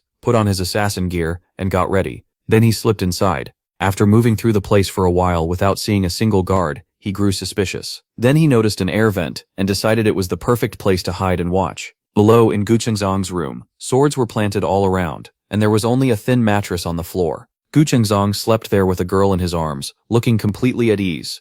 Wall almost felt jealous just watching him. So this was Gu Chengzong. MC studied him closely. He looked very different from Heilbul Dazhen Yi. Gu Chengzong seemed strong, but he was still human. That meant if he was stabbed or bled enough, he'd die like anyone else. Wall lowered a nearly invisible wire and shaped it into a noose. He lowered the wire right in front of the man's face, drenched in sweat from the tension. After a painful wait, he finally slipped it around the man's neck. But the second he thought it worked, the man's eyes flew open. He nearly froze in fear, his heart jumping hard. Still, he kept his head and ripped the wire upward with all his strength. The girl beside him jerked awake at once. While Gunsang reacted fast, Piao Wall dropped from the vent and hauled him toward the ceiling with a violent pull. Even with the wire crushing his throat, Gunsang's neck didn't snap. He even reached up and cut the wire. That was bad for the protagonist. The two faced off, staring each other down. An assassin had come for his life, and he still asked who he was. As if Piao Wall would answer that, he drew his sword and moved in. In an instant, he rushed forward with non-stop attacks. Gunsang didn't panic at all. He calmly raised 2 fingers, aura blazing around him. He was even quicker than MC. In seconds, they were face to face. One strike sent him flying into the ceiling. That hand chop hit like a huge flaming blade. To stop it, Piao Wall had to force out every bit of strength he had. Their clash was so brutal it felt like death was right there beside them. It was the first time Piao Wall the protagonist had faced someone this terrifying. Just blocking drained him. How can he fight like this barehanded? If I stay on defense, I'm done. I need to break out now. The moment he thought it, he thrust his sword straight ahead. But Gunsong caught the blade with 2 fingers and mocked him with a bit of praise. Not bad, but that's all. Then instead of finishing it, he held the sword up and asked who sent him. Of course Piao Wall didn't reply. Gunsong grinned wide, like he'd figured it out. Ah, so that girl's father sent you? Piao MC had no clue what he meant. What girl? In the middle of a fight, he had to guess what this lunatic was talking about. Looking back, martial arts had always come too easily to Gunsong. He was always showered with praise. Everyone said the same thing. Gunsang is the best. Gunsang is amazing. It became so easy that he stopped enjoying it, until one day a girl praised him. Senior brother Go, you're so cool. He turned, surprised, and saw a beautiful girl. Right away his thoughts changed. Maybe women were more interesting. He spent night after night lost in pleasure, surrounded by beautiful girls, but one of them became a problem. He noticed her by chance on a drunken night. She dressed simply, but her face was exactly his type. That mistake, he told himself, only happened because he was drunk. Fine, I'll admit that part. But was it really his fault that the girl killed herself? Why should he spend a whole year in seclusion because of that? Guilt turned into anger, and he started seeing himself as the victim. So when an assassin appeared, his first thought was simple. Did that dead girl's father send him? Of course Piao Wall hadn't, but he still had to face the full force of Gunsong's rage. What girl was he even talking about? He could barely endure the pressure coming off him. It was too much. A deadly aura poured out little by little, sharp and full of killing intent. It felt like hundreds, maybe thousands of blades were surrounding him, under Gunsong's control. Then suddenly he stopped. For a brief moment, nothing happened. Piao Wall tensed up, shocked but ready. It's coming. That madman had paused to gather power, and now he rushed in again. He still couldn't find any opening. Just defending was bad enough. And Gunsang kept attacking, growing more savage with every blow. After a while, the protagonist finally found a chance and kicked him square in the face. Gunsang's expression darkened at once, eyes burning with irritation. How annoying. You keep hopping around like a bug. But even then, Piao Wall ended up trapped under his foot while Gunsang raised a hand, calling the huge blades in the room. With cold, empty eyes, he passed judgment. Playtime's over. Die. But MC wasn't finished yet. Gritting his teeth, he forced himself to move. The strike missed, and he sprang up and ran, starting another chase.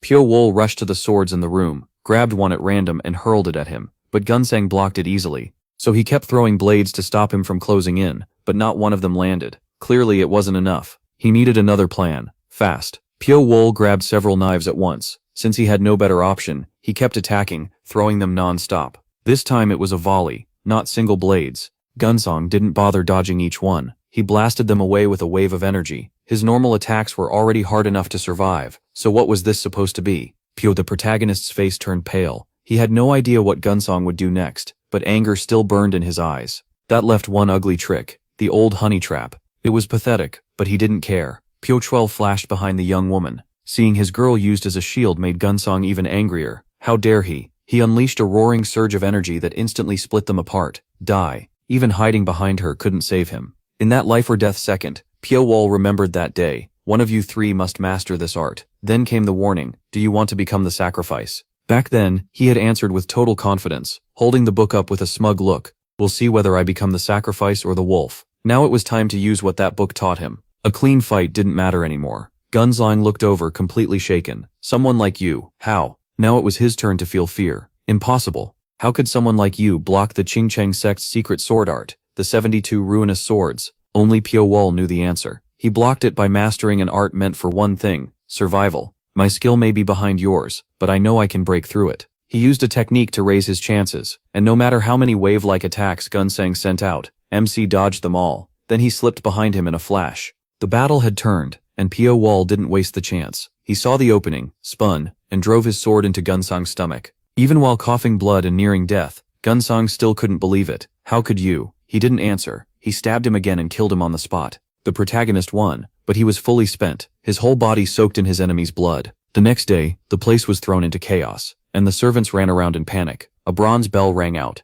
and guards quickly packed the area. Gunzang's body lay in the center of the room, covered with a white sheet. His father arrived crying, wailing over him. Gudol Gunzang, how? How did this happen? Oh heavenly ancestor, why has our sect been given this trial? The old man grabbed his son's face and sobbed. Nearby, two elders spoke in low voices. After Chang finished, he called out to his senior brother. Master Wurak turned, and Chang said he had made his choice. They would dispose of the girl. As he spoke, he glanced toward the lay disciple who had slept with Gunzang that night. She was curled up in a corner, crying in fear. Another elder objected. What are you saying? She's still a disciple of our sect. Do we really have to kill her? The two began to argue. This was about Gunzang's name. If word got out that he had been with a lay disciple during secluded training, his reputation would be ruined. And not just his, the sect's as well. The sect leader clearly hated it. But Chang wasn't wrong. Rage flared in the old man's eyes. He had already lost one disciple, and now they wanted another dead. He couldn't accept it. But Chang was firm. There's no going back. Gunzang is already dead. The sect's name will fall too, unless we act. The two elders began laying out their plan. Someone had clearly sent the assassin.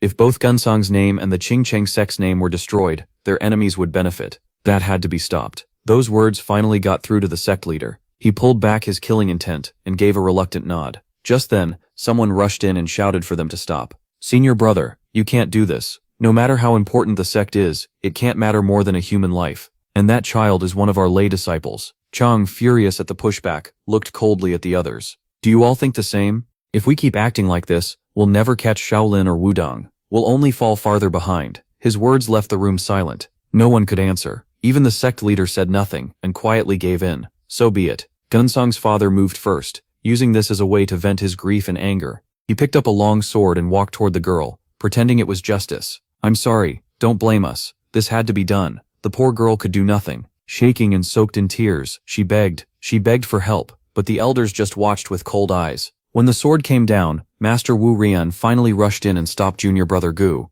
Since he couldn't undo what almost happened, he could only ask what he was trying to do. The old man stood there shaken, eyes red and voice trembling. What else was he supposed to do? Gu Gunzang wasn't only the Qingcheng sect's hope, he was his whole world. How could a father sit still and watch his son's name be ruined? He dropped to his knees and said people could blame him all they wanted. Call him narrow-minded if they must. If it protected his son, he would bear the shame.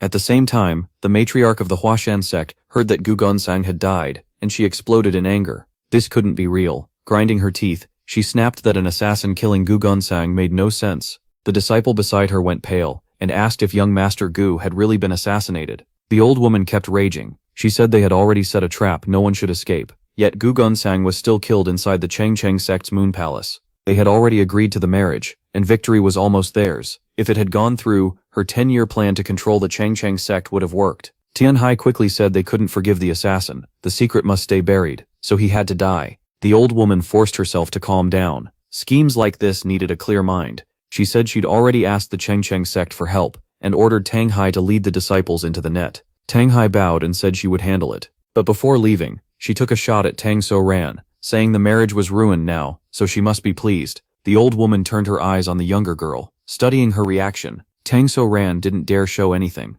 With a grave face, she said that was impossible. Her husband was dead, so how could she be happy? The old woman's face twisted at that word. Husband, Tang So Ran answered without backing down. Once the marriage was approved, he became her husband. The old woman had nothing to say. Then the story shifts to a calm rice field. A young man strolls along, singing like he doesn't have a care in the world. He seems to be living an easy, peaceful life, until the moment is broken. Two swords suddenly block his way. The soldiers bark at him to stop. Startled, the young man asks what's going on. The The soldiers say they're hunting a fugitive and demand his name. He points toward a village and acts innocent. He says he's Jung Chon, and that he's just heading home after work. They doubt him since it's still early, but he says today's job was only weeding, and he already finished. One soldier turns to his captain for judgment. After a quick look, the captain says to let him through. The young man bows over and over, thanking them. But as he passes, the captain suddenly notices something off. He stops him and points out the flaw in his story. If he had really been pulling weeds, his clothes and sickle should be dirty with grass stains. The young man goes silent, and the whole group tenses up at once. They call him suspicious, decide he's the assassin, and fire a signal into the sky. Everything happens in an instant, and they were right. The cheerful farmer was really Pio Wolgon. Even he can't deny it now. The soldiers rush him from every side before he can slip away. The captain is sure of it. This man only dressed like a farmer. Signal smoke soon spreads across the sky. With no other choice, our hero reveals himself and fights back, blasting the leader away in one strike. Before the man can recover, our hero's threads are already wrapped around him. The wires bind him tight like an animal ready for slaughter. With red eyes, our hero demands to know who sent them. Terrified, the man blurts out the answer right away. Abbess Juhua, the leader of the Ma sect. He wasn't lying. Since the man talked so easily, our hero asks if Abbess Juhua gave the order herself. The captive spills everything. He says it isn't just him. The Ma sect sent all its disciples to help the Cheng Cheng sect hunt the assassin. Our hero asks if the two sects are really that close. The man says no, they never got along, which is why this felt strange to him too. That answer catches our hero's attention, but the captive has his own plan. Stall for time until the others who saw the signal get there. Then our hero thinks about who knew Gushing Gunsong best, back when he was still nothing, who spent 7 years building him up, and had the money to do it. At that point, it all clicks. Abbess Juhua, that vicious old hag, becomes his next target. Just then, more enemies arrive, shouting that they've found him. By then, our hero still hasn't killed the man he captured. Thinking he was safe now, the captive starts laughing and taunting him. Now that help is here, our hero is finished if he wants to live. Maybe our hero cared about living, maybe not, but that man definitely wasn't going to. The threads tear him apart, slicing his whole body into pieces. After that, our hero's hatred hardens into a vow. Abbess Juhua, even if he dies, he won't die alone. Elsewhere, a bald underling bows and gives a report. He says word is spreading that the assassin broke through the Cheng Cheng sect's encirclement and escaped. Hearing that gives Tang Hai a headache. She mutters that trouble just keeps piling up. No matter where she goes, more people keep showing up, especially assassins. So she orders her people to put every force they have into capturing him.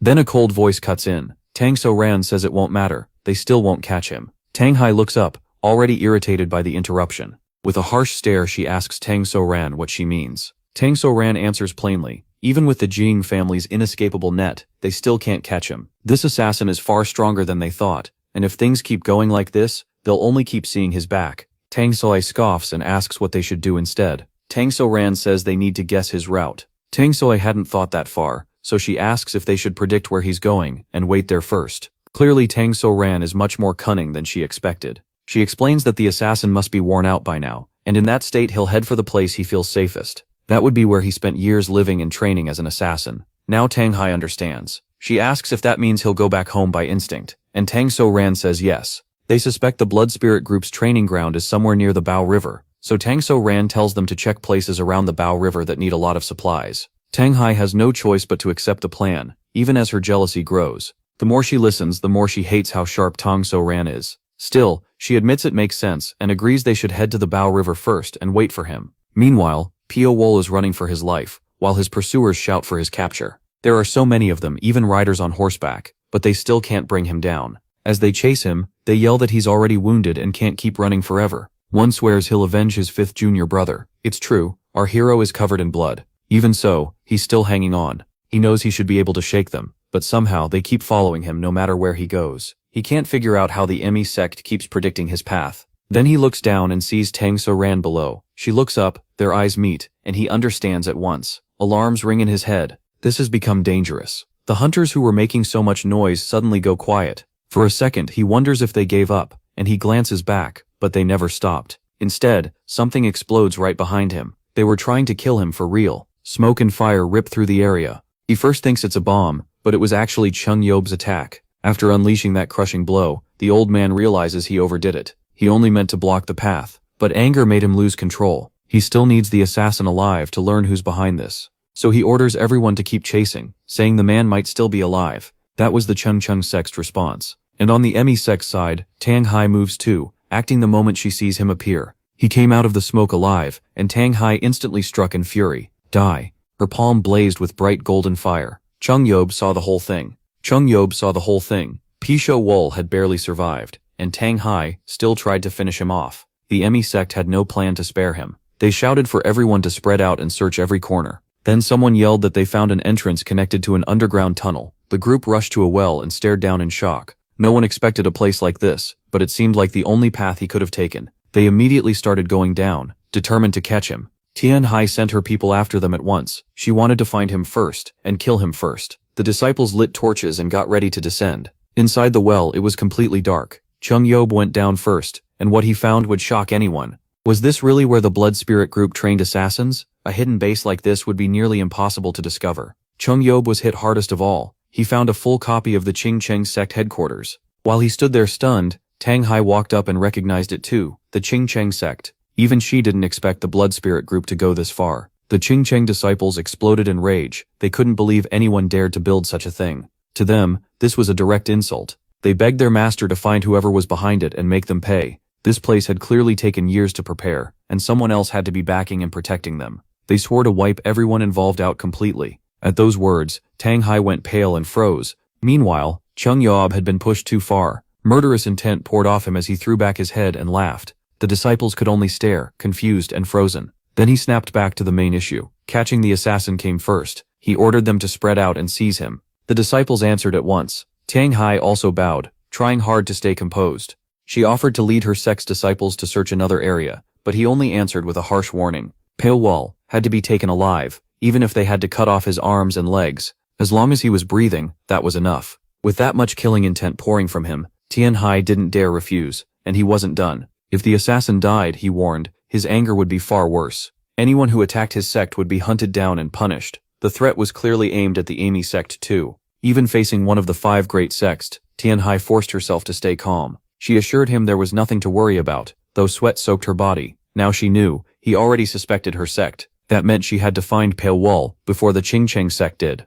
Tian So Ran was nearby as well, quietly scouting the area. From the moment she entered, she felt a constant weight pressing on her. Everyone thought they were the ones hunting him, but in truth he was the hunter here. She was right. Pale Wall was hiding close by, unnoticed, while Chung Yob raised a torch to inspect the fake Qing Cheng headquarters. He couldn't believe a place this huge had been built just to kill one person. The central combat hall looked like a copy of his own sect. Even Chung Yob had to admit the craftsmanship was impressive. Why build something this detailed? Had their clients used it before? And who had the power to create a cave complex like this? Those questions kept piling up. At last he reached the final room. He had searched every part of the place for clues. This room held a round table and 3 chairs. With his experience, he quickly noticed a hidden switch in the wall. The moment he opened it, his eyes widened sharply. Inside was a golden scroll, and the mission written on it was perfectly clear. It was a request to the Gudu Gang clan leader: assassinate Gokun Sang for 50,000 gold taels, and leave no trace. That single paper exposed everything. Chung Yob's face twisted with fury as he crushed it in his hand. 50,000 gold taels, used to gamble with the future of the Qing Cheng sect. He swore he would never let it go. His rage burst out and shattered the wall beside him. Only then did he notice something else. There was a hole in the wall. By pure luck, he kept uncovering one secret after another. Beyond it was a hidden room packed with red-eyed snakes, a whole pit of them. What kind of place was this? In the center sat a book, and he recognized the name right away, the 9 Demons Sect. That was the sect, said to have vanished during the Blood Heaven Great War. If he hadn't once seen it mentioned in an old book, he might not have known the name at all. Outside, the disciples kept searching and pointed out fresh tracks. Sure, Pale Wall couldn't be far. One careful disciple warned the rest not to let their guard down. He was an assassin, and in this darkness he could strike at any second. They complained it was too dark, saying even a little more light would help. What they didn't know was that Pale Wall was right above them. With one flick of a wire, he killed the man at the back before he could even make a sound. The others ahead noticed nothing. They kept talking, wondering how assassins could live in a place like this, and swearing they had to catch him. One of them claimed Piao MC must have used a dirty trick on their senior brother, because there was no other way he could have died so easily. The moment he finished bragging, Piao Wall's face appeared from the dark, 2 red eyes right in front of him. The man barely got a sound out before his head was cleanly cut off. He died before he could warn the others. A fitting end after all that trash talk. The group finally sensed something wrong and turned back. Only then did they see their comrade already dead, blood everywhere. They burst into rage and charged forward, screaming curses at the killer. The calmest one tried to stop them, warning that they couldn't split up, but it was already too late. Anyone who rushed in blindly was cut down by Piao Wall. One disciple swung wildly into empty space and hit nothing. Terrified, he stayed near the light, pointing his weapon into the dark and yelling for the cowardly murderer to come out. The funny part was that he was the one hiding in the light. Then his torch suddenly went out, and panic took over. He shook so badly he could barely speak. A little later, another group came through. The ground was covered in messy footprints, making the trail hard to read. The sharpest one studied them closely, and realized this was dangerous. If Piao Wall only wanted to escape, he would have lost them by now. Instead, he was pulling his pursuers into the place he knew best. He had decided to end everything here, on his own ground. That man wanted to catch him badly. If he succeeded, his standing in the Qingcheng sect would rise. Excited by the thought, he straightened up and started giving orders. Everyone would move in pairs, and keep track of their partner at all times. If they left even the smallest opening, Piao Wall would strike. The group answered together, "Yes sir," but that bold spirit didn't last long. After only a couple of steps, their leader triggered a hidden trap and screamed. The whole group scattered at once, drawing swords as arrows flew out from all sides. The leader survived, but he had no clue what had just happened. Only after saving himself did he remember to check on his men. Some were hurt, though luckily not badly. Before they could recover, another sound came from above. The trap still wasn't done. He tried to calm everyone and think of a way out. Now he was fully panicked, wondering how anyone could live in a cave full of traps like this. High overhead, Piao Wall watched it all. He planned to kill them slowly, one by one. Back in that room, Chang Ye picked up the book to study it. Snakes, poison, death arts. He guessed the snakes had been gathered for research. There were easily over 1,000 in the pit, all staring up with red eyes. He started to suspect this had once been a base of the 9 Demons sect. After that sect disappeared, the assassins must have taken over the caves. He decided to investigate the 9 Demons sect once he returned to headquarters. Outside, the disciples were already drowning in blood, their screams echoing through the caves. Someone reported they had secured Chong Yub's area, but Li Hao was nowhere to be found. One disciple broke down completely, crying and swinging her sword as she screamed, asking where he had gone. Then a hand grabbed her by the neck. It was Tong Hai. She pulled the disciple close to calm her, while others admitted they couldn't see anything and had no idea where he was. Tong Hai shouted for everyone to calm down and stop panicking. He was injured, so he won't last long if this keeps going. The longer it takes, the worse it is for him. Don't spread out. Stay together. Wall heard it all. She was right. If this went on, he'd be the one cornered. So he chose to strike first and rush the group. He was ending it now, starting with their leader. But she was far from easy to kill. The second he got close, she felt him. "Where are you?" Then she slashed toward him at blinding speed, guessing his spot almost exactly. Both of them moved at once, each trying to kill the other. Wall was badly hurt, and his dodging was much slower than before. Still, he refused to let that woman control the fight. If she struck once, he'd answer 10 times over. He slipped under her attack and drove his blade straight into her eye. A clean hit. Even if she didn't go blind, that eye was gone. Blood sprayed everywhere, and she screamed. Wall stood there soaked in it, but losing one eye wasn't enough for him. Then a voice came from right behind him. "Nice block. Lucky you." That annoyed him instantly. Lucky? No, that was instinct. 7 years of training meant something. He sneered back, saying her own instincts weren't bad either. The newcomer was Tong So Ran. She'd heard that before, but told him to surrender. What did he think of that? Simple. Wall had never known the word surrender, so he cut off the talk, sent out his thread wire, and charged. He attacked right away, but she still avoided it. Their eyes locked. He looked at her with open scorn. Surrender? And they were supposed to spare him? Of course not. She went still for a moment. Wall called it out. If they meant to let him live, they never would have chased him down just to keep him quiet. She had no answer. Instead, she asked if he knew who they really were. He didn't just know, he hated them to his bones. Master Qiwo had a hand in all of this. To him, she was the true monster. Even after losing an eye, Tong Hai still kept talking, snapping at his words. Then Tong So Ran was ordered to restrain him at once. After a brief pause, she finally moved. She admitted she wasn't happy with her master, but the young master the protagonist killed had been her fiancé, so she would take revenge. For someone already this injured, her strength was a huge problem. If he fought her head on, he'd die. So his mind made one choice first: retreat. But before he could get far, an explosion went off beside him and blasted him away. The force of that attack was overwhelming, and it clearly wasn't from the Mount Hua sect. In one strike, fire poured down like lava and slammed Wall into a stone wall. Nobody knew what was going on. Everyone just stared as someone walked in.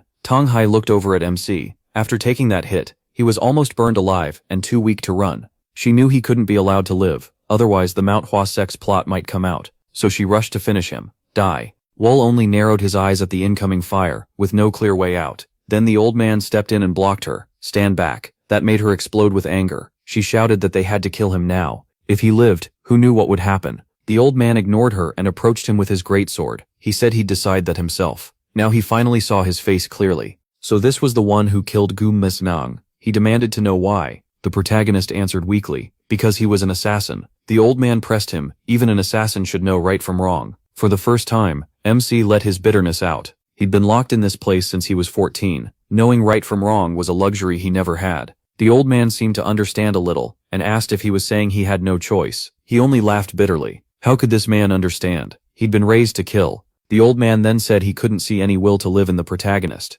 But deep down, he felt regret. Those vicious eyes still held talent. If Wall had been guided the right way, he might have become something remarkable. When MC stayed silent, the man reached into his chest pocket and pulled something out. That surprised him. He even found the letter. The old man showed it to him, and said the protagonist must have known from the start. But he still needed proof. If that was true, then the protagonist should know who the client was. He already had someone in mind. The moment he said that, Wall felt a cruel sense of satisfaction. He bluntly asked if the man was stopping them from killing him, because he suspected the same person. The old man understood at once, but suspicion alone meant nothing, so he turned a hard stare on the Ching Cheng sect members behind him. The look alone nearly made them jump. Just then, a few disciples hurried over, asking if Marshal Uncle Master was all right. The old man looked at them and asked why only a few had come back. They hurriedly explained that Wall's traps had caught them. That answer hit hard. MC alone had already cut down the Ching Cheng sect's numbers badly. The old man let out a long sigh, then his anger flared again, his eyes burning. He lost all patience for talking.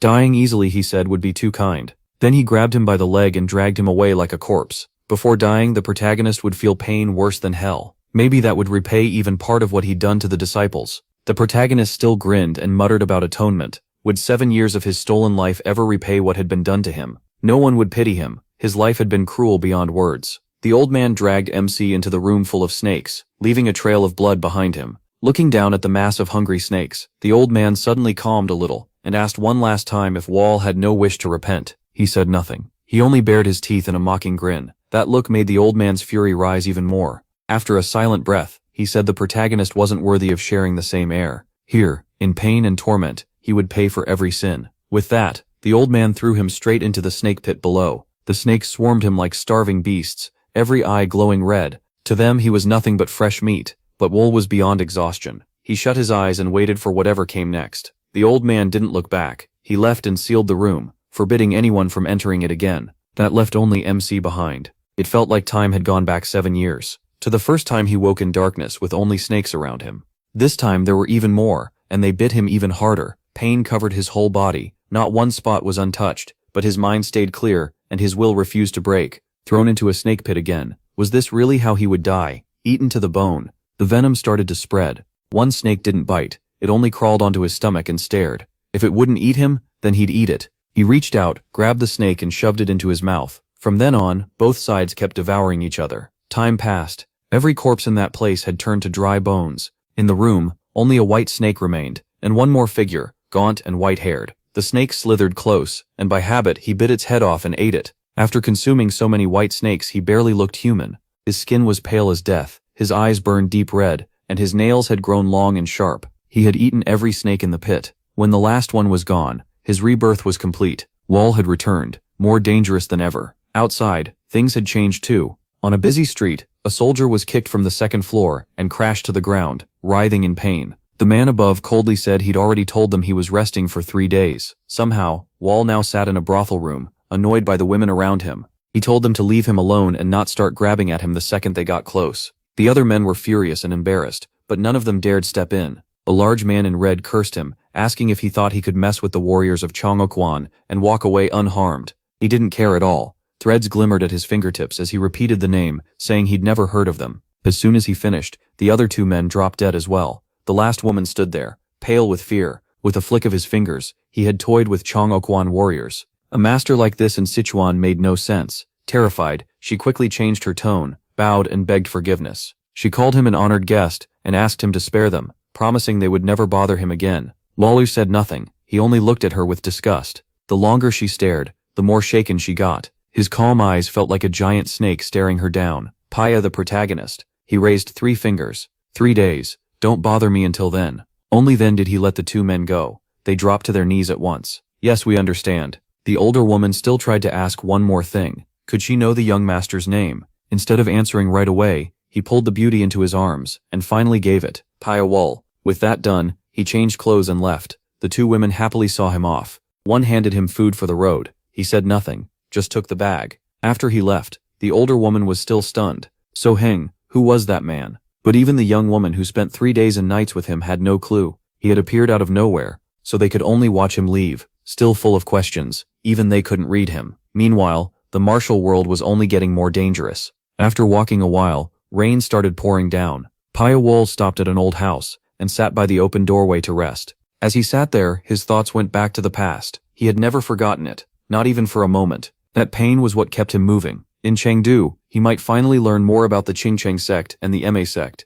While he was thinking, a sharp woman's voice cut through the rain. What is this? So annoying. Soon 2 men and a woman came running in, arguing the whole way. One complained they'd wasted time, while the monk tried to calm them down now that they had shelter. The young woman kept going without a break. She was soaked and furious. The tan man snapped back, asking why she was blaming him for her wet clothes. She fired right back, saying it was the Taoists' fault for getting them lost in the first place. Then the bald monk joined in too, grumbling that fate had cursed him by making him travel with these two. Just like that, all 3 started bickering. The place got loud fast. They traded insults until the woman suddenly stopped and looked toward Piawol. Oh? Someone else is here. He had just been quietly watching. The 3 quickly crowded around him. The woman looked thrilled, stunned by how handsome he was. The tan man smugly said she should thank him for leading her there. That only made her glare at him harder. Then she switched tones at once, smiling brightly as she introduced herself. I'm Hel Ranju. The man answered in the same calm way as always. Piawol. Her face instantly turned red. She was completely smitten, and the man beside her could only sigh. She always lost her mind around handsome men. The others introduced themselves too. Call me Gu Zhuyang. The monk added. This humble monk is Hiel Sheng. Since all 3 were outgoing, they quickly started asking questions. When they learned he was headed to Chengdu, they lit up. They were going there too, and Hiel Ranju jumped at the chance. She sweetly suggested they travel together, and promised they'd treat him well. MC didn't answer right away. He took a moment to study them. The more he watched, the clearer it became. Even if they argued a lot, in a real fight they'd probably work together well. Was Hiel Ranju the one holding the group together? Maybe. Either way, they didn't seem like bad people. And if things went wrong, he could handle all 3 himself. After thinking it over, he agreed. He was curious about what tied them together, so he decided to go with them. Fine. Let's travel together. Once the rain stopped, they headed to the dock and boarded a boat. Hiel Ranju was glad the rain ended early, but the moment she stepped on board, she started whining about how uncomfortable this kind of travel was. Gun Duyang argued back at once, saying she talked too much. The 2 bickered harshly, but whenever they spoke to Piawol, their voices turned soft. Then they asked why he was going to Chengdu. He only gave a vague answer. To meet old acquaintances. They pressed for more, but he kept it short. He had a debt to settle, and it was they who owed him. When the questions kept coming, he turned it around and asked why they were heading to Chengdu. Hiel Ranju dodged the question too, saying they had business there. Since they carried no goods, that excuse was hard to believe. The 2 men then asked about his sect. Young Master Piawol answered honestly. He didn't have one. That surprised them. In the martial world, being unaffiliated was unusual. He asked if that was a problem, and they started to respond. But before Zhu Yang could finish, his expression suddenly changed. He looked away and stopped talking. The boat kept moving, and silence fell. Sitting in a corner, he watched the others on board. Then Hiwanju came over first, and asked what he was looking at. Nothing. The colder he acted, the more drawn to him she became. She moved closer, and started saying nonsense, until he told her to leave if she kept it up. Meanwhile, some of the others were staring. Gu Yang finally gave up. He didn't believe someone like her could charm the master of the blood branch anyway. Still, the woman kept getting bolder, edging closer, and even trying to touch Piawol. Gu Yang felt embarrassed just watching. The quiet man really was suspicious, and putting up with all this had to be exhausting. He could only sigh. Suddenly, everyone on the boat rushed to one side. Huh? What's that? That ship is here. The noise pulled everyone's attention over. It was pirates. Raising their weapons, they shouted that if they stole the rice on that ship, they'd eat well for a long time. The sailors panicked and yelled for everyone to grab their weapons. The passengers were terrified, scrambling for somewhere to hide. Gu Yang couldn't just watch. He stepped forward and asked the sailors if they needed his help. The sailor blinked in confusion. Who are you? Even now, the old man just grinned and acted cool. Who he was didn't matter. What he could do did. The bald monk caught the signal right away and moved at once. He didn't wait for the pirates to board. Instead, he leaped straight onto their ship to finish it fast. The pirates froze in shock. They had chosen the worst possible day to attack. The monk handled them alone, cutting them down quickly and cleanly. Even while getting crushed, some still shouted for the others to kill him. But the whole group rushing together still couldn't touch a hair on Hai Sun. Everyone watching was stunned. Gu Yang swelled with pride, but the monk's next line ruined the moment. He'd charge 500 taels for this. Back on the pirate ship, Hai Sun finished off nearly everyone. The fight had been almost too easy. Soon only one pirate was left, collapsed and trembling, too scared to move. He raised his hands to surrender, and the bald monk didn't even bother with him. With a flick of his sleeves he jumped back to their boat. By then, Gu Yang had already collected the payment. Shaking the heavy money bag, he praised Hai Sun for the good work. The monk calmly pressed his palms together and corrected him. Amitabha, next time please call this humble monk Haesong. Gu Yang only teased him more, saying he'd hear complaints later if he didn't. Then he looked around and noticed something was off. Where did that woman go? The bald monk glanced aside. Over there. Somehow Hiranju and Pai Wol were together. Even after the pirate attack, she stayed seated, chatting like nothing happened. So where are you going after we reach Chengdu? Want to come with us? He answered with the same clear disgust. Being alone is easier. That only made her more excited. She loved how cold he was. The two young men with her looked like they wanted to disappear. They were too stunned to speak. Amitabha. If this keeps going, we might get dragged in too. Meanwhile, Gu Yang quietly watched the main character. Most people would have been terrified back there, but not him. Gu Yang could tell right away this man wasn't ordinary. Nobody insignificant could look at things that way. Even after all her efforts failed, the girl suddenly wiped fake tears from her eyes. How could you turn down a pretty girl who invited you so kindly? That's just cruel. Paulo answered calmly. No matter how pretty a rose is, it still has thorns. The line hit her hard, and her excitement vanished for a moment. But she quickly smiled again. Even so, it's still beautiful, and that's what matters. He had sat through all their nonsense, but he understood the point. These people made their living through force. What they did earlier was clearly meant to show their strength and build their name. So Chengdu had to be a place full of fights. The Ma sect and the Qingcheng sect couldn't be sitting quietly through all that. They had to be dealing with some kind of trouble. Looks like it's time to think ahead and come up with some nasty tricks. Better to be ready now than pay for it later like before. The more he thought, the more sly his expression became. Like that poisonous snake side of him was waking up. By dusk they finally reached their destination. As they parted, Gu Yang asked, "We need to enter the city before tomorrow morning. What about you?" The main character refused again. He wanted to find a place to rest for the night first. But Hioranju still didn't want to let him go. What a shame. So we can't travel together? He gave an easy excuse. I have something to handle first. If I come to Chengdu later, I'll contact you. Only then did she back off with a smile. Don't forget that promise. After that they rode away. Pio Wall headed straight to a large building nearby. The moment he stepped inside, the men in the tavern all turned to stare, their faces filled with dirty, amused grins. The innkeeper welcomed him at once. Need a room, or food? Both. Food first. Of course. Pio Wall sat quietly, but he stood out so much that everyone kept staring. The men started whispering filth, saying he was prettier than a woman, maybe even a woman in disguise. He ignored them and kept eating, but trouble wasn't going to leave him alone. One of the men walked over, slammed both hands on the table, and asked, "Are you really a man or not?"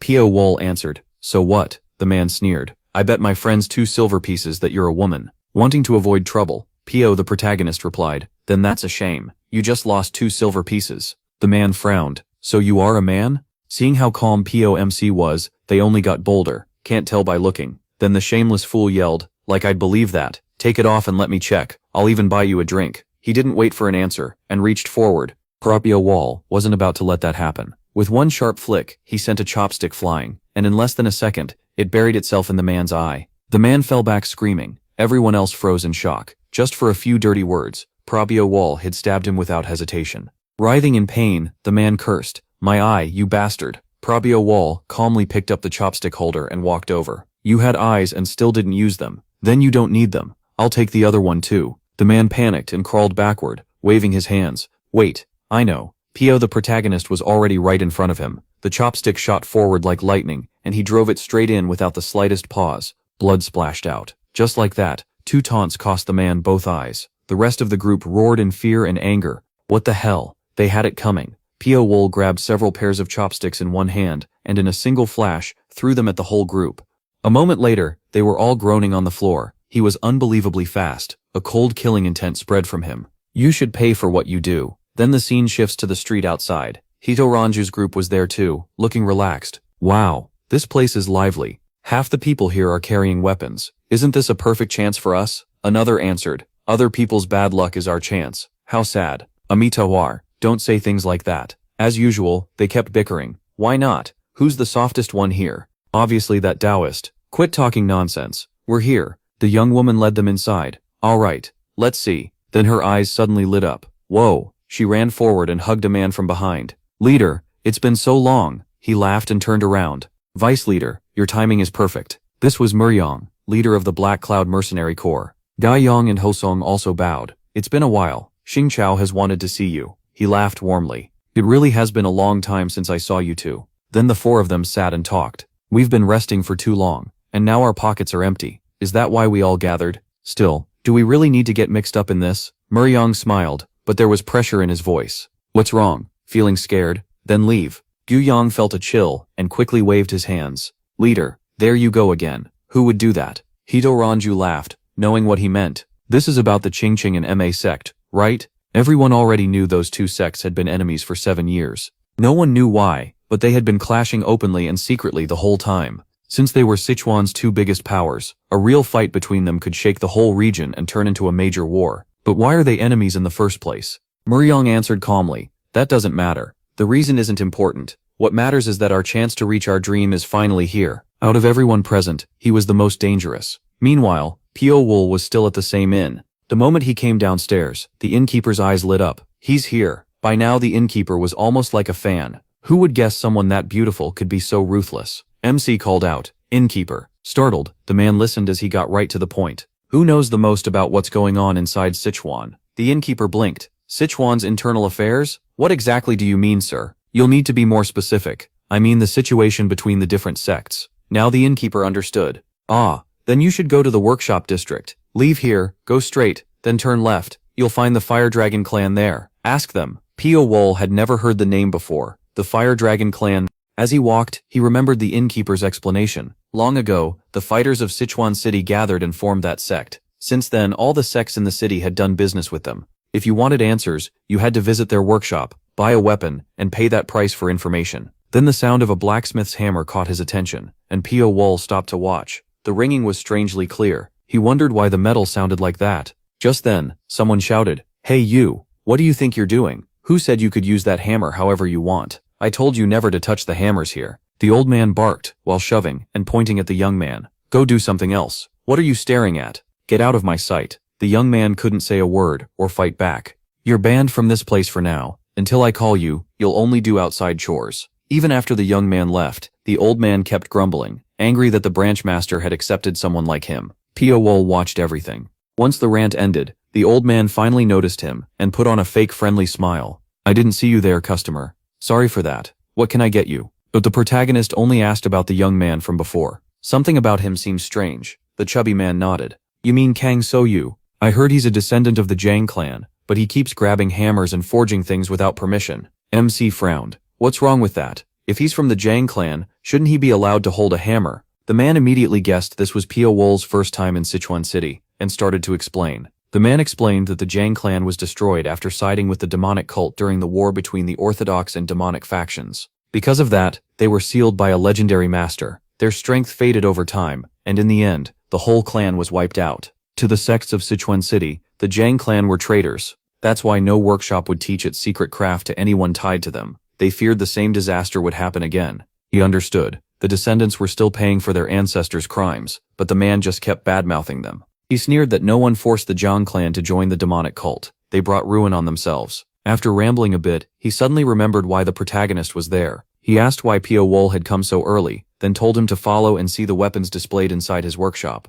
MC noticed there seemed to be far more weapon orders than usual, and the man grinned. Since the Imai and Qingcheng sects openly declared war, orders had doubled. The whole city was on edge, but for the craftsmen it meant huge profits, so every workshop was working day and night. The man kept talking as he led him along, until he suddenly stopped. He turned toward one side of the courtyard. The young man from before was getting surrounded and beaten by a group of men. They mocked his filthy Jang blood. They said he would end up just like the fallen Jang clan, and mocked him for forgetting his place. One of them also raged that he had dared touch a hammer without permission. As Kang fell to the ground, a dagger dropped in front of him. It came from Pio Wol, who watched the group with a cold stare. To him, people could be crueler than beasts. He told the boy that once he gave in, they would keep tormenting him until he died. And if he was used to taking it, then he could go on living like a pitiful dog. The boy's eyes widened. He stared at the dagger, torn inside. Seeing that hesitation, Pio Wol asked if he really wanted to live like that forever. The bullies bristled at his words. They demanded to know who he was and told him to stop meddling in Fire Dragon clan business. But the protagonist ignored them completely. His eyes stayed on Kang alone as he asked how he planned to live the rest of his life. The thugs grew even angrier. Being ignored made them storm over and accuse him of looking down on them. Before the man could finish, Kang lunged and bit into his neck. Pio Wol's push had worked. Kang clamped down hard and wouldn't let go, while the man screamed. The others cursed in shock, not understanding what was happening. Then Kang grabbed the dagger and aimed for the man's eye. The other thugs froze and shouted that he was insane. That insult snapped something in him. He let go of the neck and glared at them, asking when they had ever treated him like a person. They had always treated him like an animal. The bullies were rattled, but still tried to act tough, warning that he wouldn't get away with this. Kang didn't care. He said he was sick of being beaten for no reason, and was ready for whatever came next. But he warned them clearly, if any of them touched him again, he would hunt them down one by one. That shut them up. They backed off with empty threats and ran. After they were gone, Kang finally collapsed. Pio Wol caught him and, following his directions, took him home. By the time they arrived, Kang was barely holding on. Pio MC looked around the place. Then he said it was a nice house. Even worn out, Kang snapped back, asking if he was making fun of him. How could he know the kind of hell he lived in? But he said that to him, this place was like a palace. The place he came from was full of snakes. Kang still didn't buy it, and said there was a limit to lying. The protagonist told him to believe it or not, and headed for the door, saying he had somewhere to be. Kang asked where he was going, but MC only replied by asking why he cared so much about someone else's business. To his surprise, Kang grinned and answered that being nosy was part of being human. He laughed, then he decided to answer. He said there were people who owed him, people who used him, threw him away and even tried to kill him. Kang quickly realized it was revenge and asked who they were. Just thinking about them made Pio Wol's eyes burn red. He named them, the Ching Cheng sect, the MA sect, and all of their vassal clans. Kang's smile disappeared. He stared in shock and asked if the protagonist was crazy enough to take on all the major powers in Sichuan by himself. MC's face turned hard as he said maybe he was. Then he noticed something, and asked to borrow, or rather buy, the small blade. Kang looked at the knife in his pouch, surprised. He couldn't believe he wanted that blade. He looked at him like the answer was obvious. Kang still handed over a few of them. The protagonist caught them at once. He checked the blades carefully. The edge, balance, and weight were all excellent, and he was honestly impressed. He asked if Kang had made them himself. Kang puffed up proudly and said yes. He had forged them in secret, and it hadn't taken much time. Still, Pio Wol asked if he was really sure about giving them away. Kang reminded him that he was going after the MA sect and the Ching Cheng sect. Then he revealed why that mattered so much to him. They were the reason the Zhang clan fell. He said he didn't know every detail, but he would never forgive the people who destroyed his clan. And with clear admiration, he added that Pio MC was the first person who had ever told him not to just endure it. Pio Wol smiled, nodded, and started testing the weapons right away. The throwing blades glowed as they mixed with his energy and hovered in the air. Soon the room was packed with bright, razor-thin threads. He looked almost godlike. Assassin was too small a word for what Kang was seeing. Kang was completely stunned, watching the threads move as smoothly as falling rain. He knew his eyes hadn't been wrong about him. Pio Wol was pleased with the blades. He declared that from now on, they would be called Yulindi, and he would be their master. Then he gave the protagonist's name properly, and said that when people heard it, they should think of an unstoppable phantom. Filled with awe, Kang clasped his hands and excitedly said he hoped MC's name would spread through all of Sichuan. The scene shifts to another room, where a beautiful woman slides a teacup across the table. She thanks everyone for accepting her invitation. Her beauty had all the men around her completely charmed. One eagerly says that when a lovely woman invites them, of course they'll come, and the others quickly agree. She presses a hand to her chest and begins to speak. She says the 100 Flowers Pavilion has been struggling under pressure from the Ching Cheng sect, but thanks to their support she can finally breathe easier. The men immediately roar that they'll protect the pavilion. They insist that no matter how strong the Ching Cheng sect is, it can't overpower the whole city of Chengdu. They tell her not to worry. She smiles sweetly and thanks them, though inside she mocks them as the same kind of arrogant fools. Then she sighs and says that because of the Ching Cheng sect's strange recent moves, headquarters has ordered her back, so she may not be able to appear next time. The men jump at the chance to impress her, slamming the table and volunteering themselves, even saying they'd climb Mount Ma for her. She puts on tearful gratitude, acting deeply moved. Inside, though, she is thrilled. To her they are idiots blinded by her beauty, and she plans to lead them however she wants. Drunk on that feeling, she sets out with the large group on the day she moves for both MA and Ching Cheng. A man beside her flatters her, saying it's an honor just to walk at her side. He adds that today has been truly meaningful. While they walk, she suddenly stops. Her eyes had landed on Pio Wol, who was eating nearby. When he looked up, their eyes met. The moment she saw his face, she was stunned, especially by those beautiful red eyes. The men called out to her, but she ignored them. Without a second thought, she walked straight toward Pale Wool. She said this seemed to be their first meeting here. With her prettiest smile, she said people from all over gathered in a place like this, so they should get to know each other. Then she introduced herself as Gu Huaf of the 100 Flowers Pavilion, and asked for his name. He couldn't have cared less, he simply gave it. At the name, one of the men reacted at once, recognizing the protagonist, and asking if he was a martial artist too. MC's red eyes sharpened as he looked at her with open caution. He told her to think whatever she wanted. She looked disappointed, and asked if there was a reason he couldn't answer. He coldly replied that people who had just met usually didn't ask such personal questions. Another man couldn't take it anymore, and rushed forward, demanding to know how he dared speak to Guiwei that way, and telling him to apologize at once. Apology now, handsome or not, he wasn't dumb. He just widened his eyes and tilted his head. Trying to impress her, they pointed at him and barked, "Kneel and apologize right now, if not you'll regret it." To them, he looked like someone tired of living. Zhao Wu rose, his face turning icy. "And what exactly will you do to me? Even love-struck idiots should know who not to provoke." The hothead got shut down on the spot and could only grind his teeth. He snapped and shouted to the man behind him, "Gong, bring me my sword." As soon as he got it, he raised the blade and yelled that the insult would not be forgiven. Then he swung. Zhao Wu didn't flinch. He simply watched the falling blade with a cold stare. The men behind the attacker panicked and cried out, "No, young Master Wu." Only when the sword came close did Piao Wu shift aside in one clean motion. Dodging like that was effortless for him. But the other man took it the wrong way. Since Piao Wu had only moved a little, he thought he still had control, so he kept slashing, yet every strike missed. That only made him angrier, and he could barely believe it. The crowd quickly recognized the technique, Thunder Wind Sword of the Qingming sect, and even its brutal seventh form. He was clearly trying to kill, so he unleashed his strongest attack. Seeing that killing intent, Zhao Wu stopped treating it lightly. Even so, that ultimate move was dodged with nothing more than a slight turn of his body. The man lunged again and still missed. Frustrated, he spun around and attacked over and over. Zhao Wu moved like a ghost right in front of him. He couldn't land a single hit. While dodging, Zhao Wu calmly kept walking toward the girl. When another strike came from behind, he decided he'd played enough. His red eyes flashed as he growled, "Is that all?" In the next instant, without even turning fully around, he reached back and grabbed the man by the neck. Then he smashed his face into the floor, hard enough to crack it. The man went limp at once. After getting planted like that, no one would be proud to know him. At last, the whole room went quiet. That gave the girl her chance to step in. "Please calm down, young hero Wu." Her followers noticed she couldn't take her eyes off him and quickly called out, "Miss Guo." She spoke for the man on the ground, saying he wasn't truly bad. According to her, he had only acted too fast because he was worried about her. Zhao Wu stayed cold. The one who attacks first causes the trouble. People answer for what they do. Putting on an innocent look, she touched her chest and agreed, then said she should take responsibility in his place. That made Zhao Wu think for a moment, so she planned to pay his debt herself. The men behind her immediately protested, saying she couldn't do that. Some even shouted they'd rather die fighting, but Zhao Wu almost admired her. She knew exactly how to use what she had. She only tilted her head and smiled softly. "It'll be fine, won't it?" The moment their eyes met, they both understood. That night, in the firelit room, Miss took responsibility with her body for several rounds. When Zhao Wu got out of bed, she reached out to stop him. She said she needed his help with something, and with his skills, he could surely do it.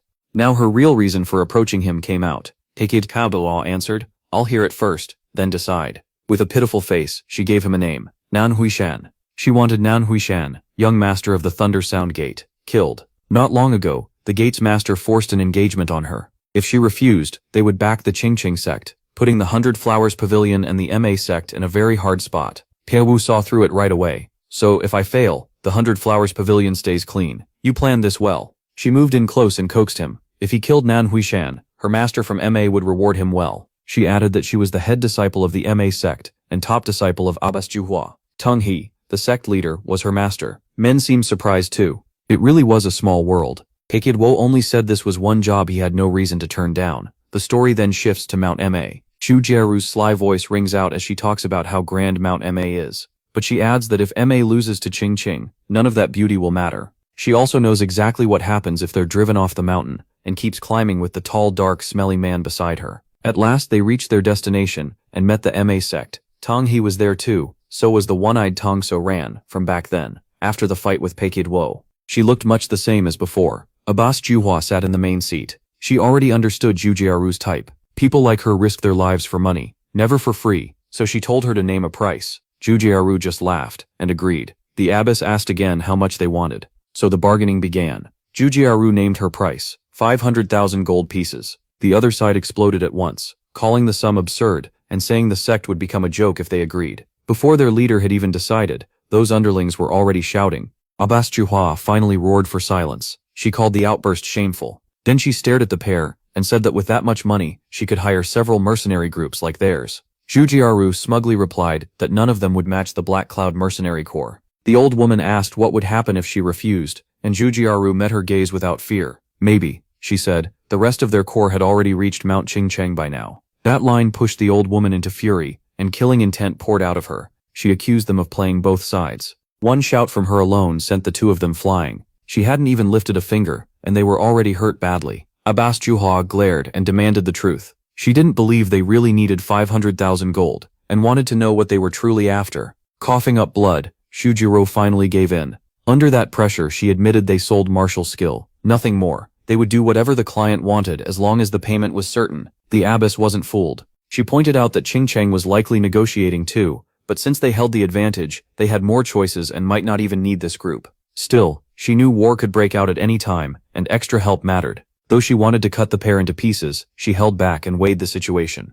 After a moment, she slammed the table and called them a crafty bunch. Then she ordered Tang He to go check. Elsewhere, a bald old man cursed nonstop, furious that they even had to deal with such trash. The price was so high, it felt like the deal would drain them dry. As the two walked off grumbling, one complained about how much more they still had to scrape together, while the other admitted the abbess had scared his soul halfway out of his body. They had both seen the two huge warehouses packed with grain. Buying and storing all of it seemed insane, and they wondered why everything in their lives kept coming back to grain. Nearby, Bing sat quietly, sipping tea and watching them the whole time. Meanwhile, Zhang Yuryong was back home. He yawned while waiting for his people to return from the talks. In his head, he hoped everything was going well. Playing both Ma and Qingcheng at once was exhausting, and after this job, he seriously wanted to retire. Just then, a man rushed in and called, "Leader Gu." He looked up with a smile and asked why he was back already. The man explained that he meant to return yesterday, but ran into someone on the way, the same person he had mentioned before, the one he traveled with.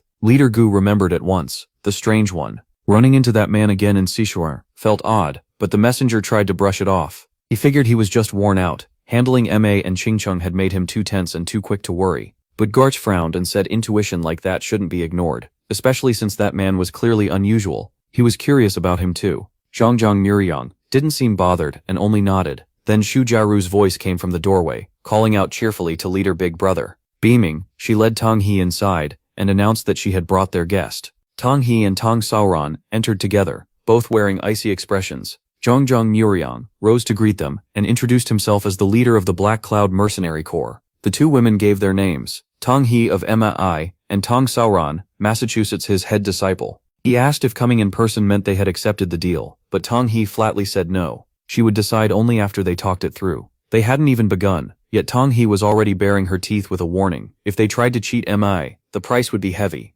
Zhang Muryang stayed calm. Zhang Muryang just smiled. "I'm ready for anything. Shall we begin?" He invited them in, and by noon they had only just sat down before Tang He started cursing. "How dare you ask for foreign trade rights? Why would you want that? You should be asking for money, not trying to take more than your share." Zhang Muryang folded his hands and smiled. He said it wasn't excessive at all. If Ma collapsed in Sichuan, that outcome was very possible, wasn't it? Instead of answering, she slammed the table, sending out a burst of force. Even then, his face didn't change. He stayed perfectly calm, like he was repeating to himself not to be scared. That only made her angrier. Her temper blazed hotter, while he stayed still as water. When she saw her anger wasn't working, she finally pulled herself together. Then Zhang Muryang made his move. He stood and offered a new deal. They would give up the foreign trade rights, the 500,000 gold, and even the cost of the broken table and cups. In return, he only wanted help finding land near the western plateau. "Tian," he started to catch on. "So that's what you really want? A place to settle?" He answered like he meant it.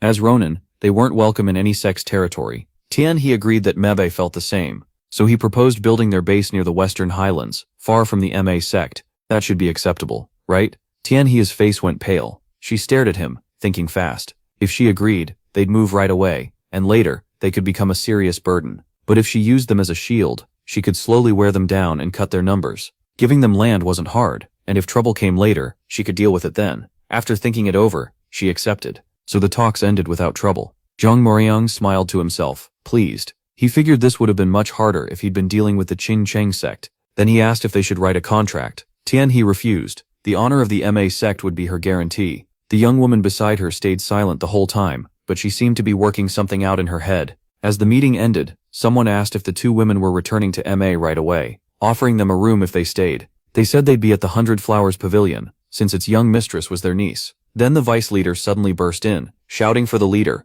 She kicked the door open and ran inside with urgent news. For the first time, Zhang Mortdiyong showed anger. He snapped that no matter how serious it was, she shouldn't barge in like that. Ignoring the scolding, she gave the news. The young master of the Thunder Sound sect had been murdered. That caught him completely off guard. He asked if the killer had been caught. No, and worse, the Thunder Sound sect believed Qing Cheng was behind it. At the Qing Cheng sect, several elders stood together, their faces tight. Those who didn't know what was happening asked in confusion why the Thunder Sound sect had arrived without warning, fully armed. A long-bearded elder stepped up and asked Sect Master Te what he wanted. What exactly was he planning? Master Wu Ruiyong came forward, but the other man shot back that he should be the one asking that. The air turned tense. Wu Ruiyong demanded the full story from the start and asked why they had brought a coffin. Sect Master Te looked pale. Inside, he said, was his disciple's body. Qing Cheng was stunned. Wu Rai offered condolences, but said he didn't see how that involved their sect. That only made Sect Master Te explode. You really don't know.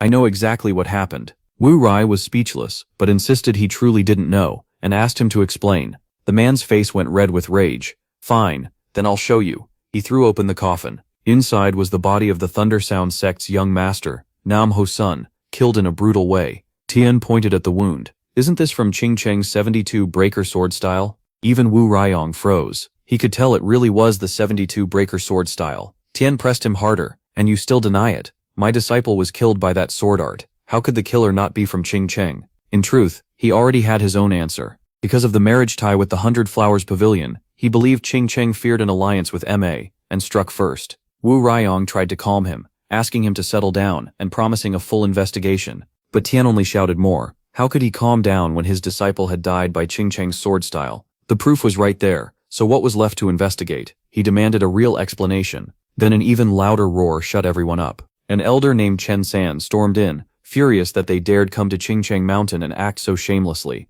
Before Wu Ruiyong could stop him, Chen San attacked at once. He lunged at Sect Master Te, so fast that no one could get in the way. Te failed to react in time and took the hit, coughing blood as he staggered back. After the blow, Chen San glared at the group and demanded to know if they thought his sect was a joke, putting on this whole show in their home. Wu Ruiyong, unable to hold his junior back, angrily asked why he had attacked. Chen San didn't care. Turning away, he said they had started accusing Qing Cheng before anyone could even examine the matter, and there would still be time to investigate after they were brought under control. Wu Ruiyong couldn't understand it. He wondered when his junior brother had changed this much. He used to be cold but never this savage. Meanwhile, the others rushed to their sect master. After that punch, he was much quieter. In a weak voice, he asked if this was Qing Cheng's true answer, using force so no one could argue back. Wu Ruiyong had no answer. In the end, he told a disciple to speak with his junior brother as soon as Sect Master Te recovered. They would house the visitors for now, and he also asked whether Qing Cheng Ruiyao should be called. Then he ordered the disciple to go to Chengdu,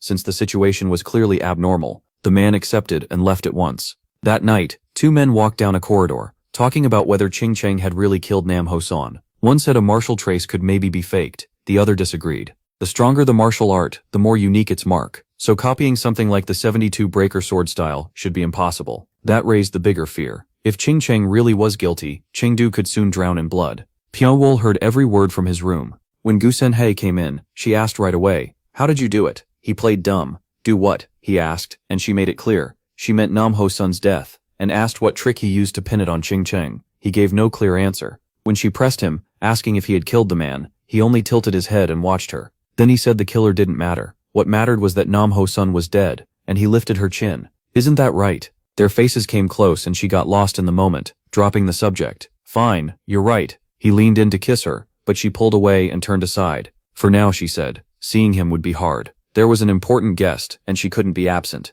After a stunt like this, no fool would believe that was the whole reason. When he asked about the guest, she reminded him it was her sworn sister, a disciple of the MA sect, who had brought a junior sister to the 100 Flower Pavilion. The younger one had a hard personality, so Gu Sanhei had to meet her herself. Piao got curious and asked why Master Jianghua had come. She said she'd heard Jianghua was there to hire a group called the Black Cloud Corps. Their strength was supposed to be impressive, and their leader very smart. That meant another enemy had appeared. Pio the protagonist asked if they were staying at the 100-Flower Pavilion now, and when they would return to their headquarters. She opened the door to leave. She said they would likely stay there for a while. It was nice to meet them, but she really didn't want to see even a trace of that woman's charm. Then she left, saying she'd see him later. Pio Wol's thoughts turned to Zhonghua's junior sister, Sayo Ren. So it was her. Cold and dangerous. If she stayed in Chengdu, they were bound to cross paths. Nam Ho-san's sudden death would throw the Qingcheng sect into chaos, so MC only had to wait and watch. There was no doubt he was the one who killed Nam Ho-san. After the last assassination, he had learned to copy Qingcheng's techniques, and he alone had carried out the murder. The story then moves to the Room of Death, where Chong Yob investigates. He asks if the Thunder Sound Gate's young master was killed there, and says the scene is more brutal than anything he's seen before. Still, the wound clearly points to his sect's 72 breaking swords. Looking at the blood all over the room, he asked if someone from outside could have copied their technique. His companion said maybe, but doubted it. An outsider shouldn't know the hidden parts of their sect's rare martial art. Though he did remember a copy had leaked before. The other man shook his head. That copy only had the sword forms. Without their sect's inner art, those moves can't even bring out half their real power. Maybe someone changed our martial art, he said. That could happen, but the result would be a little off, and we'd figure it out over time. Honestly, if efficiency was the goal, making a whole new martial art would be easier. They agreed this wasn't the place to settle it. Instead, they decided to trace how the assassin escaped. Chong Yob went along with it. Still, as he looked around, Chong Yob let out a sigh. This killer was brutal. Then Pio Wol crossed his mind. Could it be the assassin he met 7 years ago? Probably not. That man was supposed to be dead. With that, the group headed out. On the way, they asked where they could stay nearby. Someone suggested Mugun or the Golden Sky Gate, saying both could house them. They thanked him and kept walking, then suddenly stopped. Standing before them was the MA group. They never thought they'd run into Tang He's side here. The Qingcheng men quickly pulled their swords, thinking MA might be here to attack them. Only Chong Yob stayed calm and stepped forward. He greeted Master Zhonghua, saying it had been a while. She answered with a mocking look. She sneered that he must have come down the mountain to scrape by, then asked what business brought him here at all. She added that Qingcheng should worry about its own matters, instead of poking into others. The reply came fast, telling her to shut her filthy mouth, and soon the insults were flying. The Qingcheng side complained that MA started it, yet was acting offended. After more arguing, Tang He finally exploded, shouting that Qingcheng was being way too arrogant. Then she asked the real question. Did they kill the Thunder Sound Gate's young master because of his marriage to the head of the 100-Flower Pavilion? She called Qingcheng trash, and the fight got even worse. A man fired back at once, saying Amei had spent 7 years trying to kill Qingcheng's rising star, and still acted righteous. He asked where all that evil came from. Tang Xiaoran could only watch, helpless, her face tightening. In the end, it had come to this. She thought back on the past and sighed. Their side had started the problem, but they never imagined that assassin would really kill Gu Zhengzong. That man had died long ago, yet all of them were still being played by him. They didn't even know his name. All at once she flinched and turned. Who's there? That cold stare. Her eyes swept the area, while her heart pounded, but she found nothing. Maybe she was mistaken. She wasn't. Someone in a black cloak was really watching from the crowd. It was Wol. He wasn't surprised. She sensed him. Her instincts were still razor sharp, just as sharp as ever. If you want revenge to burn, you need the right spark, and now all the key people were here. The thought thrilled him. This was a good beginning. He planned to make those fools pay. That night, a worried Heyo called out as soon as he returned, asking where he'd been and why he came back so late after making her wait so long. He only tilted his head and looked at her.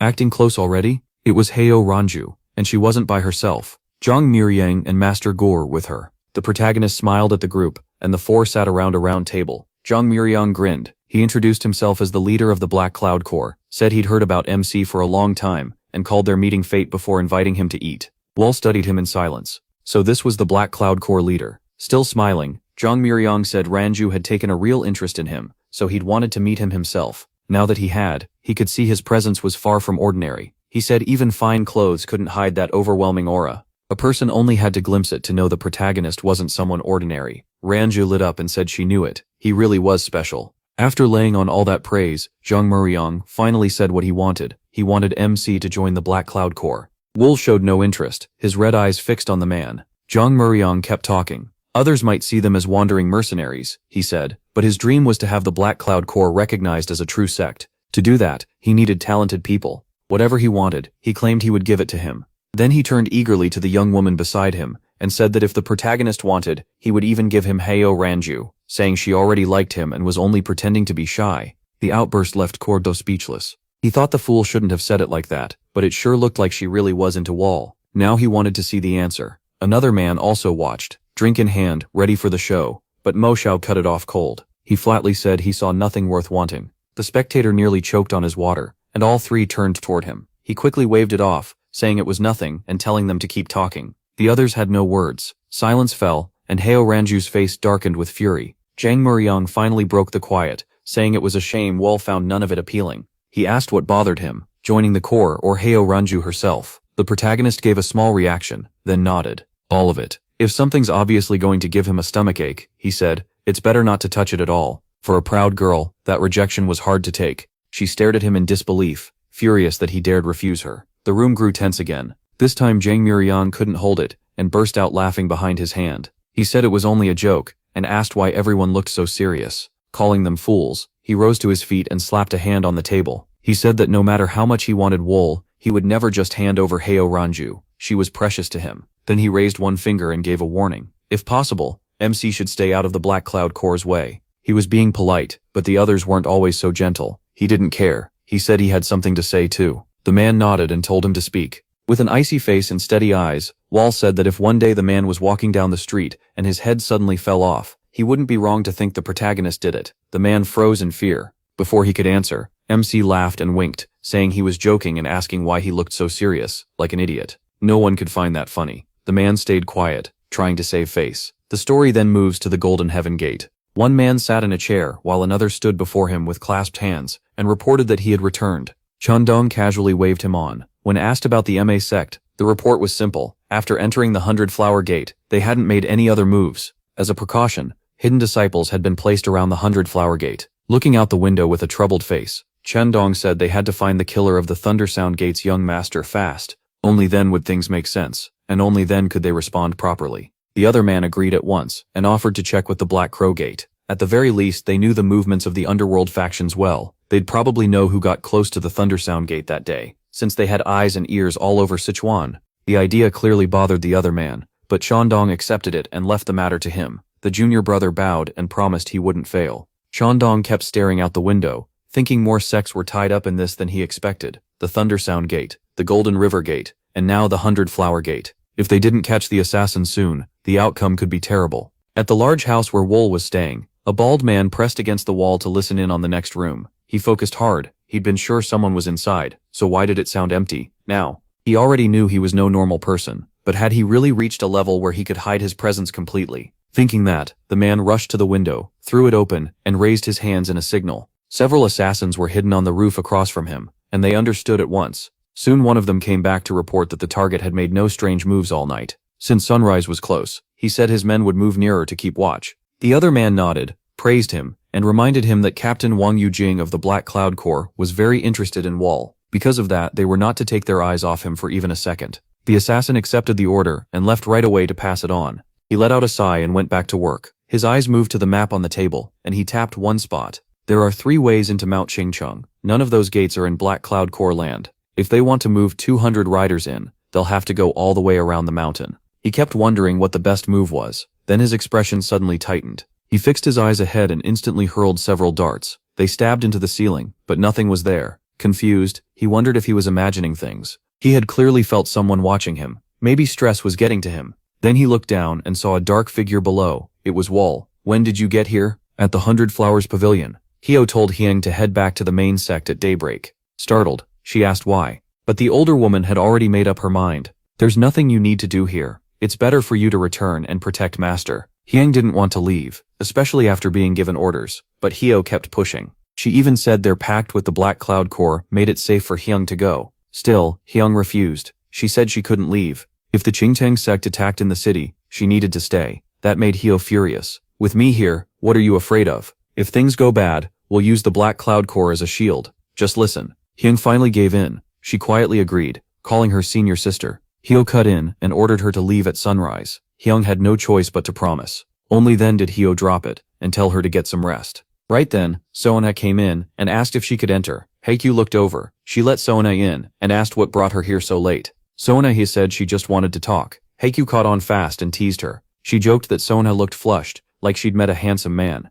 Soana smiled and admitted it. Then she got serious. The young master of the Lei Yin Gate who was killed. She thought the man she just met might be the one who did it. Still, Heikyu wondered how Seonha could be so sure when nothing had been proven. Embarrassed, Xiaobei quickly admitted she had no real proof yet, just a strong feeling, so she said she'd investigate him herself and bring him in once she was certain. Hiko agreed. No matter who that person was, a loud noise outside suddenly cut them off. They rushed out and asked what happened. A man answered that the Qingcheng sect had done this. Gongcheng had been killed, and he died with his eyes still open. Seeing her dead disciple, Hiko completely lost control and roared his name. News of the killing reached Muryang, and he was stunned. The victim was a disciple of Li Jiagong and a direct student of Ronghua, someone important in the Ma sect. How could a man like that be murdered inside the 100 Flowers Pavilion? Moshok felt a headache coming on, and wondered if they'd chosen the wrong side. The man beside him calmly said it was too late now. The more chaotic things got, the more they would be dragged in.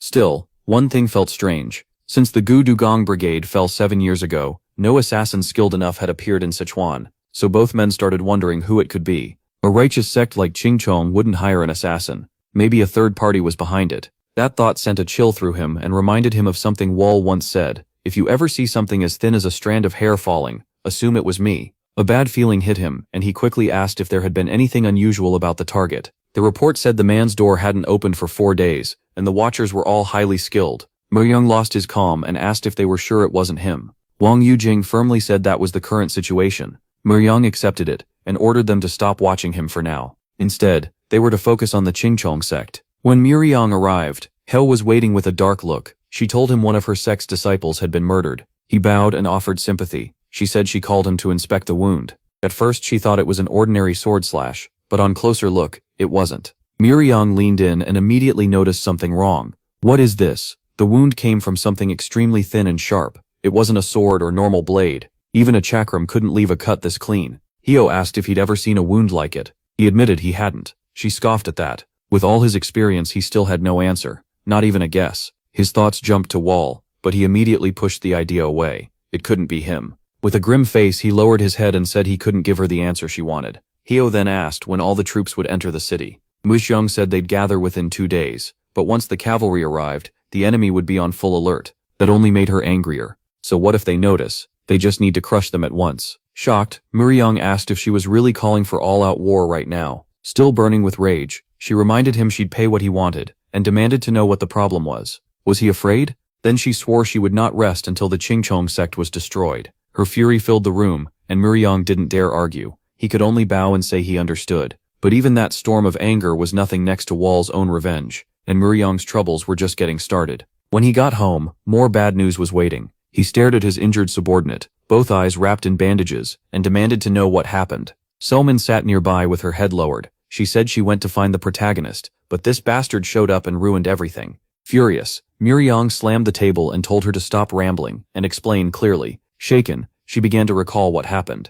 At that time, Wool was eating noodles at a restaurant when she walked up to him and asked if he was enjoying the meal. She even tried to charm him with a wink. MC only looked at her with clear disgust and said he wouldn't even get to eat in peace. What do you want? Standing by his table, she tried to play it off and said she just came to check on him. He didn't buy it, and asked if that was all. Keeping up her bright smile, she brought up their earlier rudeness and asked if he'd been shocked. Wise simply said there was nothing to be shocked about. She smiled outside but fumed inside at how rude he was. Then she reminded him she'd given him a week to think about her offer and asked for his answer. Their talk turned to joining the Black Cloud group. She said it would be great if he accepted. Then a huge man suddenly walked up with a sneer. He called out to Solmin for leaving without a word, and found her here. She slapped his hand away. Annoyed, she told him to keep his hands off and asked why he'd been following her. He said he had a reason. The leader ordered it. Then the brute mocked him, looking him over. So this is the man they call him. He grinned with open contempt and said the protagonist really was as good-looking as people claimed. Solmin shot him an irritated look and told him to stop fooling around, but he kept pushing. As he kept provoking them, she cried out in alarm. The man stared at MC like prey and licked his lips, while MC looked thoroughly disgusted. He didn't bother arguing. Instead, he warned the man to look away before he counted to 3. If he was still staring at 3, he'd never use those eyes again. The brute only mocked him more, asking if the pretty boy was trying to chat. He stopped wasting words and began to count. 1, 2. By then he'd already filled his chopsticks with power. The instant he said 3, killing intent burst through the room. The brute threw up his hands to shield his face, but the chopsticks pierced right through them. Humiliated and enraged, he charged at Wool. With one punch he shattered the table. Grinding his teeth, he roared in fury. Solmin rushed forward to stop him. She yelled for him not to, but Wool had no intention of letting him off. He sprang up and launched a brutal strike. His eyes turned red as he attacked without mercy. The man was hit before he could react, blood bursting out as the protagonist's threads ripped his body apart. The big man collapsed. He couldn't block even one attack. POMC kept going, winding threads around the man's head and jerking his neck back as his hand reached for his eyes. He's forming screamed in horror, Wall ignored her. Then daggers shot at him like lightning. She couldn't watch anymore and threw herself in front of the man. She was really willing to face him to save that idiot, so he had no choice but to jump back and avoid her. Lucky you live another day. Seeing Pio Wall's killing intent, she nervously tried to calm him down. She said she didn't want to get in his way and begged him to stop here. He didn't care. His bloodlust only got worse. She kept trying to cool things down. I didn't come here to make a mess, and he's already paid enough. There's no need to spill more blood. In the end, Pio the protagonist let it slide. He stopped and turned away. Only then did she finally breathe again. She was already at fault, but still couldn't keep quiet. With a huff, she said he didn't have to beat her comrade half to death. Then she even warned him, if he kept acting without thinking, someday he'd run into trouble he didn't expect. Piao Wol acted like fear meant nothing to him and brushed her off. He was more upset about his clothes being ruined, especially since Se Hong King liked that outfit. Zhang Moxiao heard the whole story and looked at his subordinate with pity. So MC was the one who did this. He had no words. Still, his own man had started it. Grinding his teeth, he wondered how this happened at such a crucial time. Even after seeing that beating, she still talked back. He swore he wouldn't let it go. It was a direct insult to him. Just thinking about Pio Wol made Zhang Muzheng uneasy. Never mind dealing with him. He told her to think first. They had to handle the Qingcheng sect problem before anything else. She cut him off saying she knew. He turned and reminded her that the cavalry would move soon, so everything had to be ready. Somewhere else, a white-haired old man looked through the door and asked if he wanted to find the person who killed the Thunder Sound Gate's young master. Zheng Yobo nodded. Yes, but with only a trace of Qingcheng martial arts as a clue. It was like searching for a needle in a haystack, so he asked if anyone important was in the city right now. The old man crossed his legs and stroked his chin. If that was the case, one man came to mind, Pio Wol. The speaker was San Yong, branch manager of the lower 5 gates in Chengdu. He remembered him as a man beautiful enough to stun anyone, yet said to be as cruel as a poisonous snake. Was he tied to the Thunder Sound Gate young master's death? The old man thought it over again. He wasn't sure, but Pio the protagonist fit the clues better than anyone else. Chang Yeyu finished asking questions and set down a bag of money. Pio Wol then, fine. The old man took it with a pleased smile and thanked him, saying he could come back anytime if he needed more help. After the man left, the old man wondered if the killer really could be Pio MC. He pulled out a book to check. The file was packed with detail. First seen at Hongchuan Pavilion in western Sichuan. Identity and purpose unknown. Rumored to have extreme tendencies. He still wasn't certain Pio. He had killed Namho San. Then he gave a sly, calculating smile. If he sent this to headquarters, they could judge the situation. For now they'd just keep watch on him. While plotting, he never noticed a pale hand reaching from behind. By the time he did, it was already too late. Hundreds of threads wrapped around his whole body and locked him in place. Alarm shot through him, and sweat poured down as he turned and asked, "Who are you?" Kieyu Wall barely answered. He simply flipped through the book. Impressive. I haven't been here long, and you've already dug up this much on me. The old man forced himself to stay calm. He warned that he was the Chengdu branch manager of the lower 5 gates, and if anything happened to him, they would never let it go. The protagonist only laughed. I know. That's exactly why I came. His threat had failed, and panic hit harder. You knew, and still came. Why? Pio Wol answered coldly. He hated people spreading his information without permission. Then the old man finally understood who stood before him. Since a dead man didn't need secrets, MC admitted it plainly. Yes. The old man's body went stiff. He couldn't understand how he could reveal himself so easily, unless he planned to silence him forever. Fear finally took over, and he started begging for his life. He swore no one else knew about the book. The more terrified he became, the more the protagonist seemed to enjoy it. Amused, he pointed out how boldly the old man had said his name just moments ago. Desperate, the old man shouted for him to believe that. He clenched his fists and searched for some way to survive, gathering his energy. Then he used the soaring spirit hand, trying to burn the threads and break free.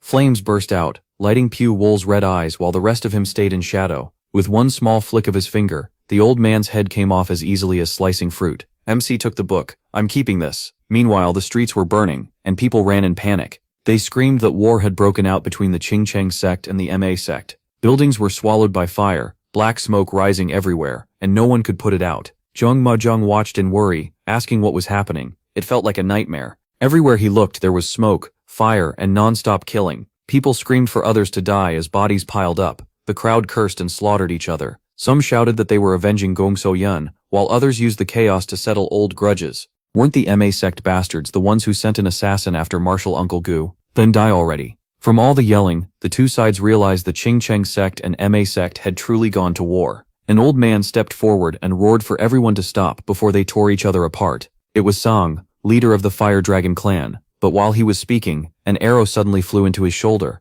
Blood spilled as someone called it a warning. Just like that, the fight spread to another clan. Their people shouted in fury over the attack on their leader. The chaos only got worse. Zhang Moshao could only stare. This is total chaos. He knew that if it kept going, the MA sect would be the one to lose. So he ordered all forces of the Black Cloud Corp to gather. It was time to enter the battle. The flames kept spreading. Whole areas burned. No homes were spared, and cries for help came from everywhere. Then Winch Tang finally appeared. She accused them of sending assassins to kill her disciple, and still pretending to be a righteous sect. Both sides traded every insult they could. Facing her was Cha Yundong. He shot back that the Ching Cheng sect had caused trouble first, hired assassins to kill Jian Sang, and were also behind the murder of the Thunder Sound Gate's young master. When it came to the Thunder Sound Gate case, the MA sect and denied everything, which only made her angrier. She said the assassin used Ching Cheng martial arts, and now they were blaming her sect instead. Shameless. Today one side would be buried here. With that she charged. The other man met her attack right away. Tying, So-Ran joined the fight too. One heavy palm strike dropped several enemies at once, but she couldn't save the loyal subordinates behind her. The girl was killed instantly before Tian So-Ran could turn around. It was too late. Joan haha. With her last breath, the girl tried to say martial ant before dying. Early death means early rebirth. So Xiao Shralan cried out in pain. She was torn apart inside and blamed the MA sect for all of it. That was why she had hesitated to fight Ching Cheng before, but while she held back, MA disciples were dying for it, so she rose with firm resolve. She couldn't keep running anymore. Explosions kept going off all around, making Zheng Yuriang more restless by the second. Time was running out, so why hadn't their troops arrived yet? He feared the Ching Cheng sect might have done something, but no, they shouldn't have had time for that. He called for his close subordinate, Sun Bi. Something was wrong. The men sent to call their forces still hadn't reported back. He suspected someone had stepped in to make the battle worse, and ordered a search for anyone suspicious. His subordinate accepted at once and hurried off. Looking over the disaster, he thought it was madness. Both sides were ripping each other apart over the assassination, and as he searched the battlefield, he agreed with his leader, someone was clearly behind this. The question was where that person was now. The battlefield was too wild, so the culprit probably wasn't hiding in nearby buildings that could burn down any second. No one fighting looked suspicious either. He took the search seriously, and kept thinking, so where could that person be? Then he noticed a huge tree nearby, that the flames hadn't touched. To watch the whole city, clearly the best place would be up there. He figured it out at once. If the person was anywhere, it had to be there. Without hesitating, he jumped onto a thick branch. The instant his feet landed, shining wires flashed at him. He reacted fast. Leaping high, he barely dodged the first strike. He dodged the attack, looked up and shouted, "So you were hiding here." A black cloaked figure was tucked between the branches. The only thing that stood out was the burning red in his eyes. The moment he was found, our protagonist struck back. Threads shot out again, but this time tiny blades were tied to them. The man went pale and froze. His mind went blank. What do I do?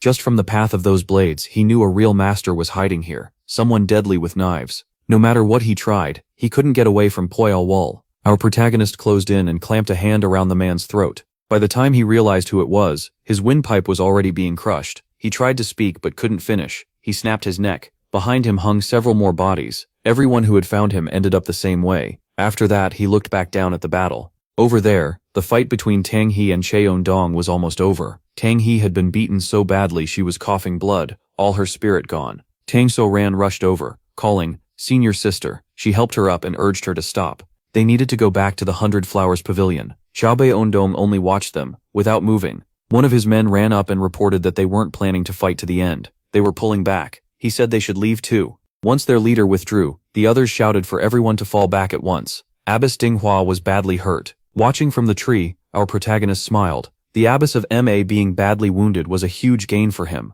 It wasn't until the next morning that the fire finally started to fade. In a room, the corpses were laid out in order, their faces covered, their severed heads stitched back on. Zhang Mo Xiaobei stared at the bodies of his own men, and boiled with anger. Who did this? Old Gu Yang noticed they had all been killed by the same person. The other man asked, surprised, "You're sure?" He answered that he was. "Look at the wounds on Josan's neck, and on Selva's neck and shoulder. They match. From the shape, the killer most likely used a short blade." Zhang Mo Xiaobei looked closer, and repeated in a daze. "A short blade? All 5 had the same kind of wound. Bring Obubai here." That big fool P.O. Wool beat up the other day still had ugly wounds. After comparing them, they cried out in shock. The wounds were exactly the same. At last, they knew who had killed Jo San and Sun Bi. Jong Mu Rai roared, his eyes red. Gather everyone and hunt that man down. Who does he think he is? I'll question him myself. The scene shifts to the 100 Flowers Pavilion, where everyone was worried. Abbess Ding Hua was badly injured, and the other wounded members weren't doing well either.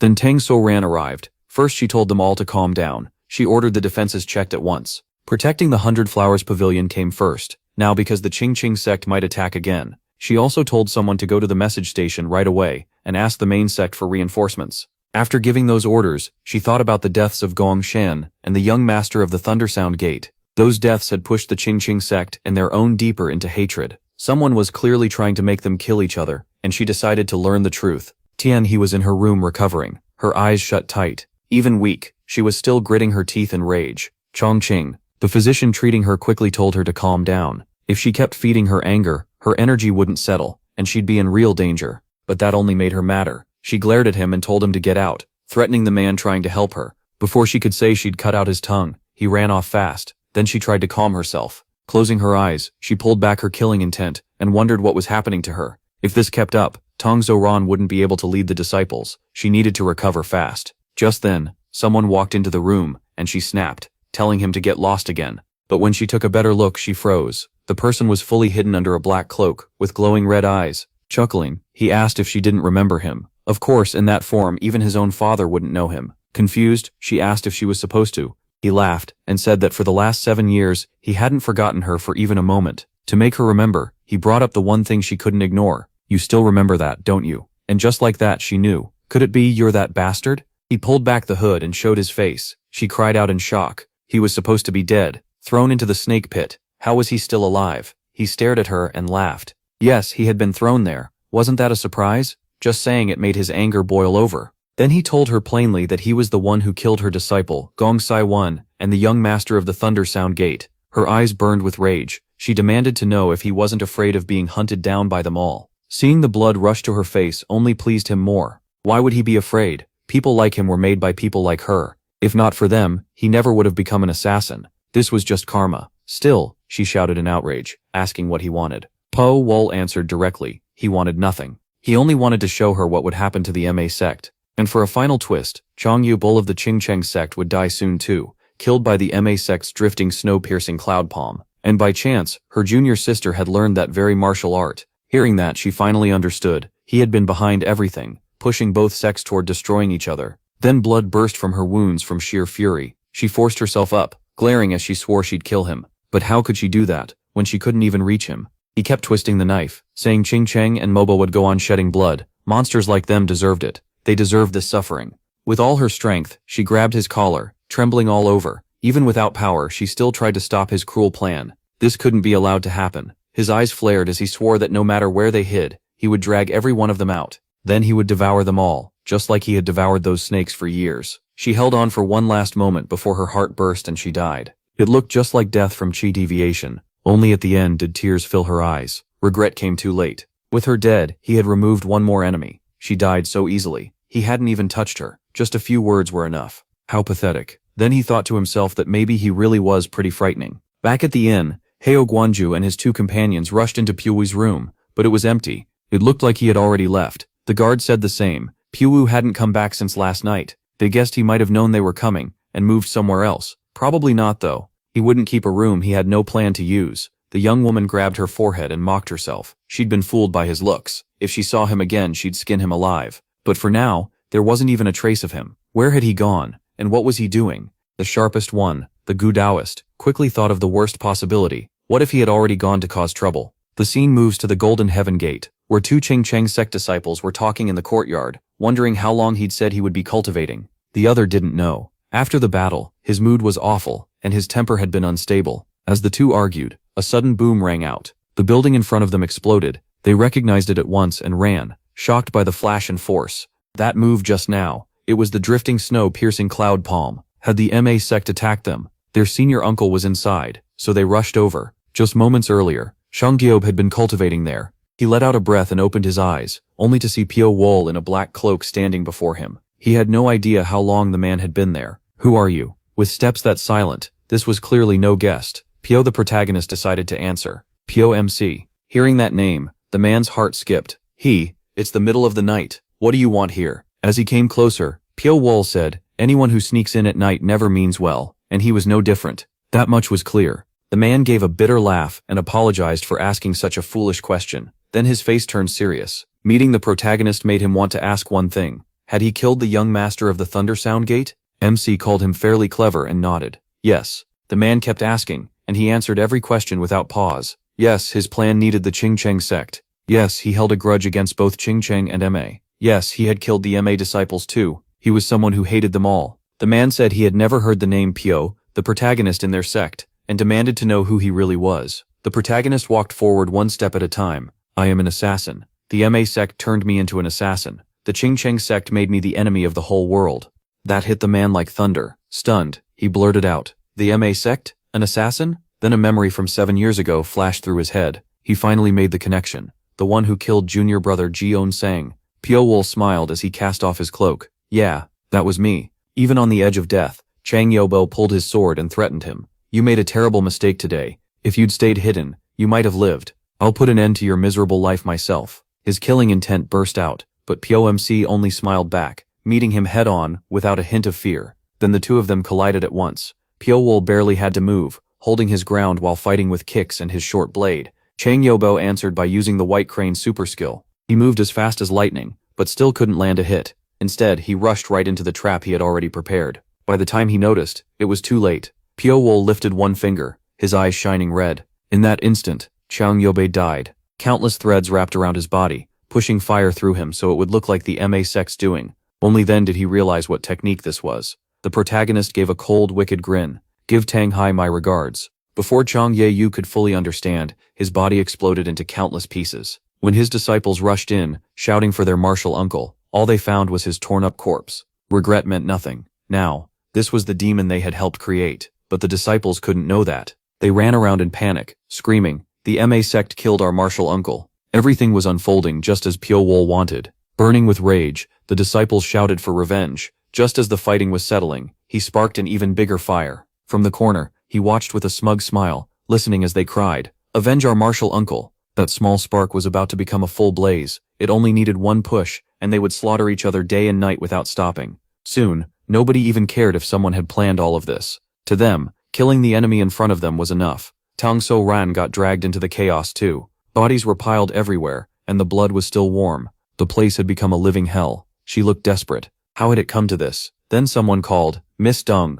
When she turned, she saw the great warrior Jiang Mu Riyong coming toward her. He clasped his hands and bowed. He said he wanted to ask about the recent murders, and about a man named Pio Wol. She froze. The name felt strangely familiar yet distant. But the moment she heard it, her thoughts suddenly cleared. Elsewhere, a fist slammed onto a table. Great Abbess Ju Hua cursed through tears. Ding Hua, she was such an obedient child, and someone killed her. Hearing that her disciple was dead drove the old woman into a fury. It was that bastard. The one who killed Gunyon Sang 7 years ago is still alive, and now he's making the Ma and Ching Cheng sects butcher each other. Silan reported the same thing. It seems very likely, ma'am. She still couldn't put it all together. But what is going on? That was a Ching Cheng technique. Why would they let Pio Wol have it? The other man hesitated, then said it was only a guess. A man named Gun always carried a copy of the sect's secret manual, and he entered that place back then too. Maybe MC got it from him. The old woman felt like her head would burst. This is madness. Why would he carry something that important on him?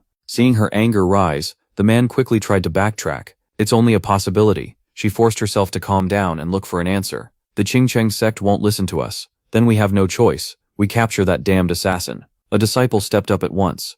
Let me go, but she refused to lose another disciple. No, I'll catch him myself. I'll personally deal with the one causing chaos in the Imia sect. The scene shifts to the Beggar sect inside the Fire Dragon clan's territory. Pio Wol crushed one man's arm with a single hand. He beat down several others by himself, then looked at them coldly as they writhed on the ground. Nothing's changed. You're still just tools made for killing. The ones who use others always act like they're righteous. The reason he came was simple. His underling Jiang Sodu was being bullied again. He asked what should be done, and the man answered with total submission that he'd do whatever the protagonist wanted. Then he boldly said, why not kill them all? That answer pleased Pio Wol. His eyes curved with amusement. All right, that's your choice. Then he held out a bundle of sharp daggers. Watch carefully. The man used only one hand, and with a light throw, he finished them all. Seeing that, Zhang Sodu's eyes turned red, full of fear and wild excitement. Just like before, the man helped him to his feet and kept walking. Bodies covered the ground wherever they passed. White threads circled the two of them, and no one could get close. Pio Wool asked with a smug tone, "So, what do you think of the weapon you made?" The man could hardly believe it. His face lit up. "It's incredible. The weapon I created has this much power? With this I can finally have my revenge." Then he asked if POMC would need him again later. He dropped to his knees, hands shaking with excitement, and looked up. "What do I have to do to help?" That puppy-like obedience brought the man deep satisfaction. Meanwhile, Old Man Chan OK Song was hunting down sect leader Tae. The gap in strength was huge. A frightened elder cried out, "Senior brother, why is the sect master?" But Chan OK Song killed Tae anyway. Old Taoist Master Wuling rushed over and caught him. Shocked, how could this happen? But his words meant nothing. He roared, "Junior brother, what is going on?" Chan OK Song, almost out of his mind, answered, "You know why. Chan OK Dong died because of him." The other elder knew that wasn't true. Chan OK Dong's death had nothing to do with the Thunder Sound sect master. But the enraged men insisted on blaming him anyway. He's the reason for it. The two argued fiercely. This isn't personal, junior brother. But he was already acting like nothing could stop him. "Listen, well, senior brother, I won't spare anyone connected to this." Taoist Master Wuling was stunned, and could barely understand what he was seeing. His bloodlust had reached its limit. What happened in that cellar, 7 years ago, to make him like this? As if hearing that thought, Chan OK Song shouted, 7 years ago, we lost Guab Gunsong because of the Imia sect scheme. Now Chan OK Dong is dead too. If this keeps going, the Qingqing sect has no future. He wasn't completely wrong, and the old man had no answer. "Junior brother," but reason was already slipping away. "I can't take this anymore. All this time I listened when you told me to endure it, but what did that get us? Don't try to stop me. From now on, I don't care what anyone thinks." With that, he ignored the old man calling after him. Then he shot away. The youngest disciple looked up in worry. If senior brother Mu Dong joins hands with senior brother Gu Biong, this will become a disaster. The old man thought the same. It had been 7 years since junior brother Gu's memorial. In chaos like this, how could he still stay still? The other man guessed that because of Gu Gunsang, he must still carry a grudge against the Imai sect that can never be settled. If those two joined forces, Sichuan would face a terrible disaster. Taoist Master Wuling could do nothing. Then the other man suddenly put a hand to his chest and said, "I'll go." The old master stared at him in disbelief. "You?" He looked too weak to throw a proper punch, but the man went on. There were too many strange parts to this case, and someone had to uncover the truth. With no better option, the old master agreed. "Then go. Just don't drag innocent people into it. If needed, force junior brother Mudong to submit. We have to learn why Mudong fell to his inner demons." He bowed deeply. "I understand. I won't fail you." The old man looked over the bodies and let out a long sigh. "How did it come to this, junior brother Mushao? The fate of the Qingcheng sect is in your hands now." Elsewhere, angry voices rose. "Can you believe this? We have to stay in this dump for 5 whole days. There isn't any other choice. We can't sleep out on the street. All the shops are shut, and the inns are charging double. Because of the Qingcheng and Mi sects, all of Chengdu is panicking. Keep it down. What if someone hears?" Piao Wu sat in his inn room flipping through a book. One name caught his eye. Black Cloud Corps leader, Zhang Mu. Zhang. It also listed people worth watching, a Taoist and the Blood Monk. The lower 5 gates had terrifying skill at gathering information. They had records on every faction and detailed files on people, all across Sichuan. He decided to remember it. It would be useful. Then he looked toward the distance, where fire was lighting up the sky. A lot of people are probably dying there right now. Slow, painful deaths. Still, I don't regret what I've done. Any guilt I had disappeared back in that cellar. Back then, the only thing that mattered was surviving. It's too late for anything to return to the way it was. Once you step onto this road, there's no turning back. I know I'm living like a bloodthirsty Asura now, but I still won't stop. At that same time, old hag Grand Mistress Ju Hua was racing down the mountain like she had lost her mind. If Grand Mistress Ju Hua slowed down for even a moment, her disciples could be wiped out. Xiaoong was hurrying there too. He raced over like he was out of his mind. He had already decided not to stop. Even if he dropped from exhaustion or collapsed on the road, he would keep crawling until the very end. He knew his fate might end in those flames, where so many had already died. All around, people shouted for help. Anyone unhurt was told to come assist. They had run out of medicine and didn't even know if anyone could still be saved. Then Tang So-ran calmed them down. More herbs would arrive by noon, so they should stop worrying about supplies and focus on the wounded. Zhang Mu-rai and his men were impressed. Even cornered like this, she still kept materials coming. What surprised them more was that someone this capable wasn't better known. People said she was MA's most gifted disciple in 100 years. Maybe she had just been hiding it. Now she was finally showing what she could do. placing everyone where they were needed most. Her control of the situation was incredible. If she became sect leader, Ame might rise back to the top. Then a sudden chill swept through the room, making everyone tense up.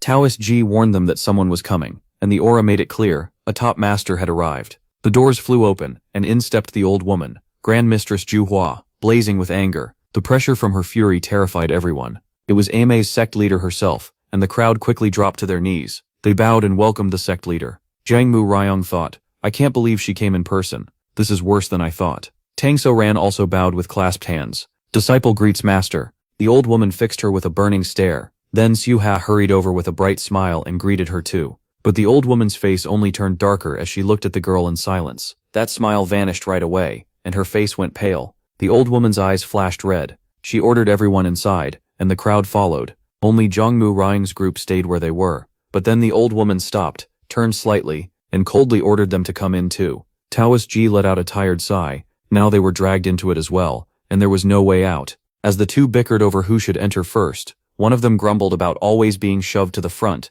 but the other pointed out this wasn't the time to joke. Still, he joked that everyone wants to live a little longer. He planned to live long enough to lead the Black Cloud Corps to greatness. Inside, Tang So Ran began her report, handing over the information her disciples had gathered. Grand Mistress Ju Hua repeated one name under her breath, Piao Wall. Then she sharply turned her head and called for Sioha, asking if she had anything she wanted to say. The girl jumped in shock and stammered out a reply. Grand Mistress Ju Hua asked her directly what kind of relationship she had with Piao Wall. Caught off guard, the girl rushed to deny everything, insisting she had nothing to do with him. That only made the old woman angrier. She grabbed the girl by the chin and demanded the truth one last time, forcing her to look straight at her. She said she hated being lied to and asked why the girl had flinched at Piawal 80's name. Terrified, the girl looked ready to cry. This time, she didn't dare lie. Panicking, she begged for forgiveness and admitted she never thought things would go this far. She had only meant to use him, not cause all this. Then she insisted she could still fix everything, just give her a little more time.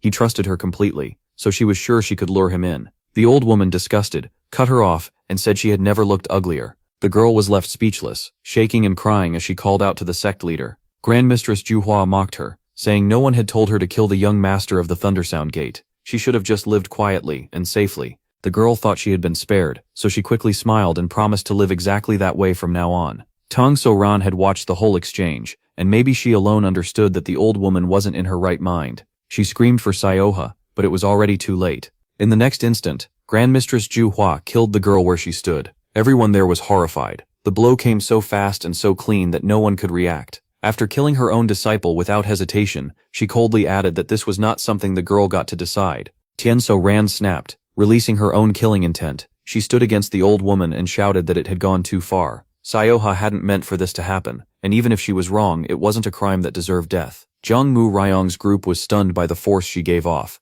Miss Dong had reached this level already. Grand Mistress Ju Hua didn't get angry at all. She only smiled, pleased that Tang So Ran had finally shown the results of her training. Then she reminded her that once a crime is committed, the price must be paid. There were no exceptions. She said Tang So Ran would understand one day if she ever stood in the same position, then told her to stop acting like a child and leave. Before going, she waved a hand at the corpse and told them to clean up that eyesore. The 100-Flower Pavilion had once been part of their sect, so she claimed every right to take it back. Tang So Ran was furious but powerless. In the end, she could only leave in anger. Jiang Mu Rai had known from the start that Grand Mistress Ju Hua meant to kill Gus and Ha and seize the 100-Flower Pavilion. Just as expected, a master feared across Sada Hua was not someone easy to face. While he was thinking that, she turned to him and called out, Clan Leader Jiang, saying he should leave as well. Both men stiffened. The old woman stared at them with icy eyes and made her demand clear. The Black Cloud Corps should hunt them down as soon as possible. That night, the two men took the poor woman's body away,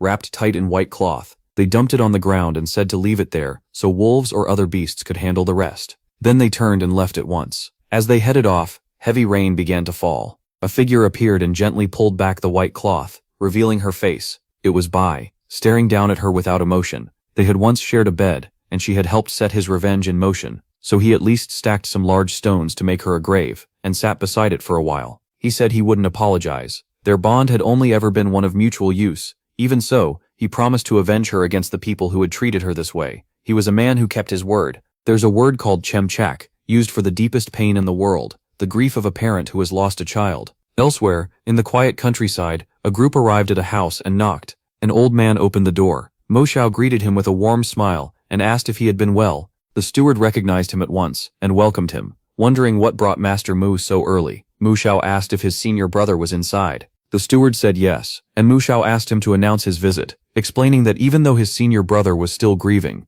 the Qingqing sect was in serious danger and needed his help. The old man quickly agreed. He told Mu Xiao to wait a moment, and Mu Xiao stood outside, lost in thought. After Gu Gunzong was murdered, his senior brother had slowly lost all spirit. Even the house had fallen into ruin, just like the man himself. He waited a long time before someone finally came out. It was the old man Gu Jin Piaoyu. He looked much older, but still greeted his junior brother with a smile. They exchanged polite words, and Gu Jin Piaoyu invited him in, after apologizing for the wait. Inside, he asked how this could be possible. The killer of the young master of the Thundersound Gate had used the 72-breaker sword style. Mu Xiao admitted he couldn't understand it either. He said the matter was hard to explain. Gu Jin Piaoyu immediately understood why Mu Xiao had come. He said this was just like the people who killed Gunzong. Mo Xiao carefully asked what he would do if it really was the same person from 7 years ago. Gu Jin Piaoyu's face darkened. He told his junior brother that he already knew the answer. What else could a father who lost his son do? Of course he would take revenge. As he said it, the killing intent he had buried for 7 years finally burst out. His grief had become a blazing hunger for revenge. Meanwhile, Piao Yual was drawing more and more attention. He was training when he heard something and stopped,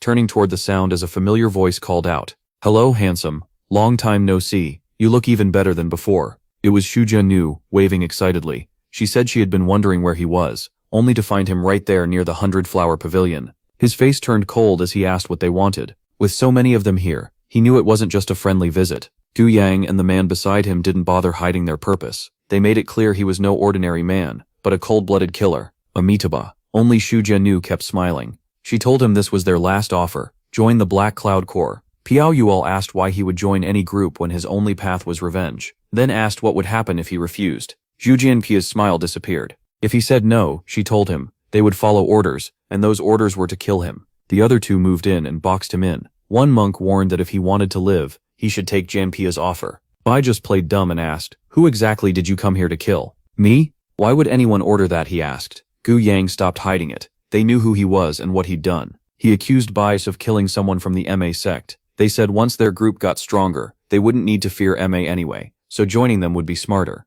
Then they admitted the client was the MA sect, just like he'd guessed. He mocked them for being so ready to betray a client, and asked if Ronin trust meant nothing. The man laughed and said nobody in Chengdu cared about that. Still, he tried one last time to talk him over. He said he liked him and didn't want to fight, so he should join the Black Cloud Corps. But that was never going to work. Nothing would change his mind. He flatly refused, and said trust mattered more than anything to him. That line caught Jianu off guard. She jumped on that word right away. If trust mattered so much, then was he doing this because he took someone's request? She demanded to know who it was. He stayed calm on the outside, but inside, he was drowning in grief. He wished they could feel the crushing hatred tearing through him. Then he thought of Lin, her dead face, and the promise he made to her. Jianu seemed to figure it out. Through clenched teeth, she asked if it was a woman. Gu Yang tilted his head and teased him, saying he was more emotional than he looked. Jianu kept pushing, demanding to know what kind of woman she was, and telling him to speak. She finally snapped and lunged at him without warning, crazed with jealousy. Her strike missed. Bai didn't flinch. Instead, shattered roof tiles blasted back at her.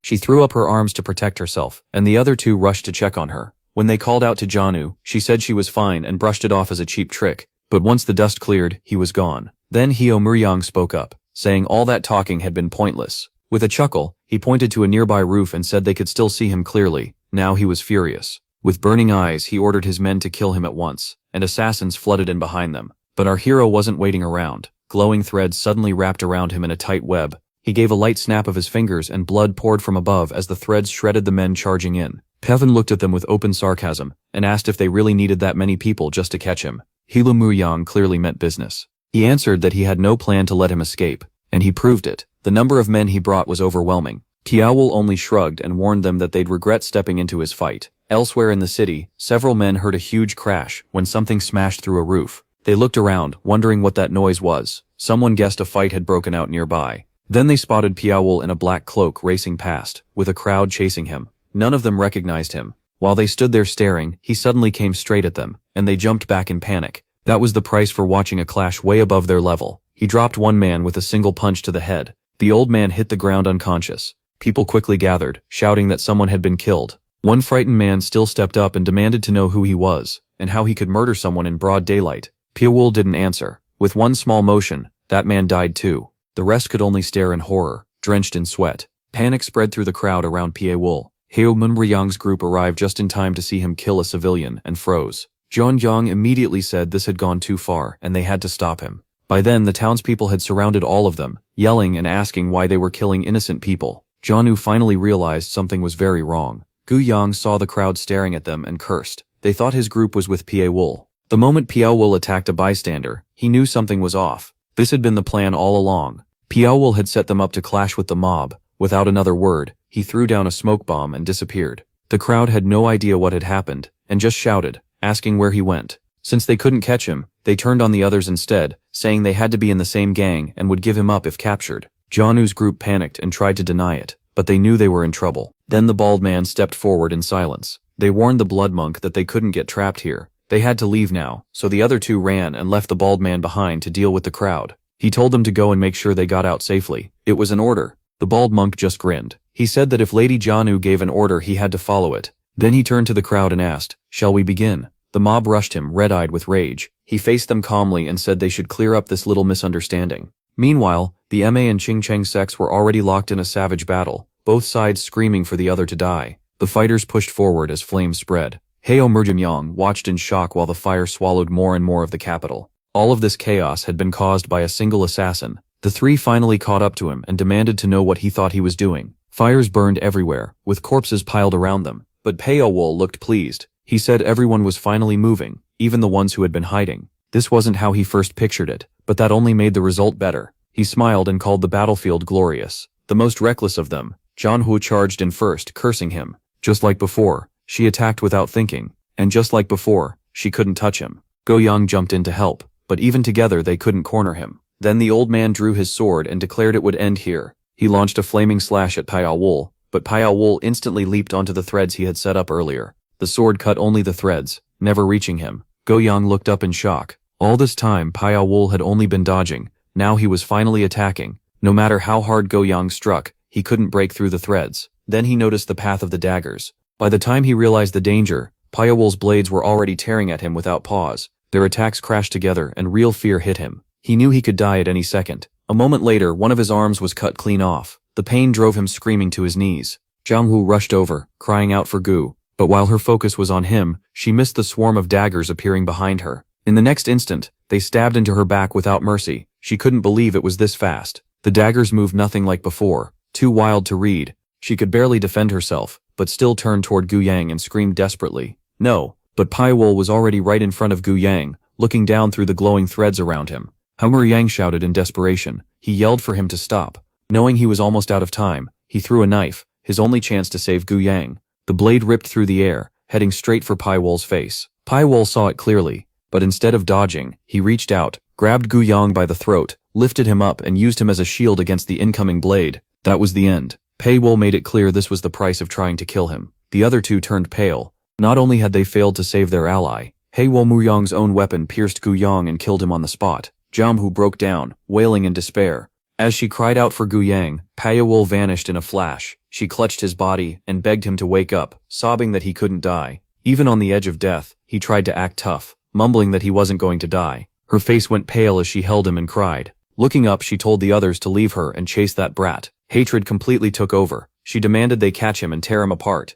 Hu Muryang was just as furious. He immediately took off after Piawul. That left only the two of them behind. They stayed there, weeping over Gu Yang's body. High above, Abbess Juhua and Tang Soren watched the burning scene below. They could hardly believe the hell in front of them. Tang Soren reported that they had 1 hour to find allies and stop the chaos. The Grandmaster agreed the situation was worse than expected. Then the Grandmaster gathered her inner energy. She gave the order to move into the Fire Dragon clan, and everyone followed at once. The assassins moved together as one force. At the other clan's gate, the guards stared in horror and warned their leader that the Ma sect had arrived. When they realized the Grandmaster herself was leading them, the old man broke into a sweat. Fear spread fast. If this kept up, they'd be in real trouble. Before anyone could react, the Grandmaster burst through the gate. She stepped inside, and the old man's legs nearly gave out. Grand Mistress, Juhua frowned. The nerve of you, clan leader Bo, calling me that. He didn't waste time. He told her to pull back her forces because this was a private conflict between the Fire Dragon clan and the Fan Kangmin clan, and the MA sect had no place in it. The old woman gave a cold snort. Everyone already knew how bad things were between MA and Ching Cheng, so hearing clan leader Bo still talk like that only annoyed her more. He tried to argue, but she moved first and rushed him. They clashed at once, trading blows without either side giving way. The old man strained with everything he had, cursing her in his head. He expected a fight, but not one this fierce. Her martial arts were terrifying. He lasted only 3 seconds before getting blasted away. Her strike came down like lightning. The old man flew back, coughing up blood. Seeing he was still alive, she lunged again, ready to finish it. This move should have killed him on the spot, but somehow his end hadn't come yet. Tian Song of the Qiancheng sect arrived just in time. She stopped and glared at him. "You want to fight?" Her eyes narrowed. It had been a long time. She still remembered his name, Mu Wen. Killing intent poured off him as he stared back at Ju Ha. What a pleasure. The two faced each other, every word filled with murder. She answered that she wasn't pleased at all. He said he had waited 7 long years for this moment. That brought his anger back. 7 years ago, if his senior brother hadn't refused the plan to wipe out the MA sect, they would have met much sooner. Juha felt something strange. His aura was different. He claimed he had reached a new kind of enlightenment, something miraculous he had never felt before. She only mocked him. Juha taunted him, saying maybe even they still couldn't grasp how deep Ching Cheng's martial arts really went. She added that she knew their techniques well, yet never expected them to carry such dark energy. Ching Song frowned, and warned her not to judge others by her own standards. In his eyes, Ching Song stood far above MA. They kept digging at each other's pride. Juha pointed out that for all his power, he'd still been toyed with by one young assassin. Ching Song hadn't heard about Wal's return, so he stared at her in confusion. What assassin? She told him the truth. The assassin he dealt with in that region back then was still alive. Then she asked the question that mattered most. Had he ever confirmed the body? Back then, he was so sure the boy had died that he never went back to check. Now he could only stare, speechless. Juha smiled wider, already knowing the answer. His face darkened as he asked again if it was really true that Wal was alive. Juha had already looked into everything. She said he killed the young master of the Koryun sect and caused this whole disaster. He also killed their Ding Hua, along with Ching Song's Chaiyun. Oh Rio. That truth hit the old man hard. They had all been played by one assassin. Their standoff turned into a brief truce. Juha said they should settle their grudge after they captured him, since the situation was already messy enough. But the old man refused right away. He had bigger plans than she thought. The one behind all this was standing right in front of him, and he had no intention of wasting that chance. Drawing his sword, he declared that the 7 swords of Ching Song would help the Fire Dragon clan drive out the MA sect. The Ching Song disciples rose with him, ready to fight. Seeing talk was useless, the old woman's tone turned cold. Just what I expected from Ching Song's Taoists. You won't accept a drink unless it's forced on you. Ching Song cursed back, calling for her to pay for her sins. Old crow of MA. They faced each other with pure hatred in their eyes. Not far away, Walp was still being chased by Kang Mujang. Then a bright red light caught the protagonist's eye. He stopped and stared at it. His eyes widened. Things were moving just the way he wanted. A small smile crossed his face. So you've finally arrived. But he only watched for a moment before running again. The riders were still close behind him.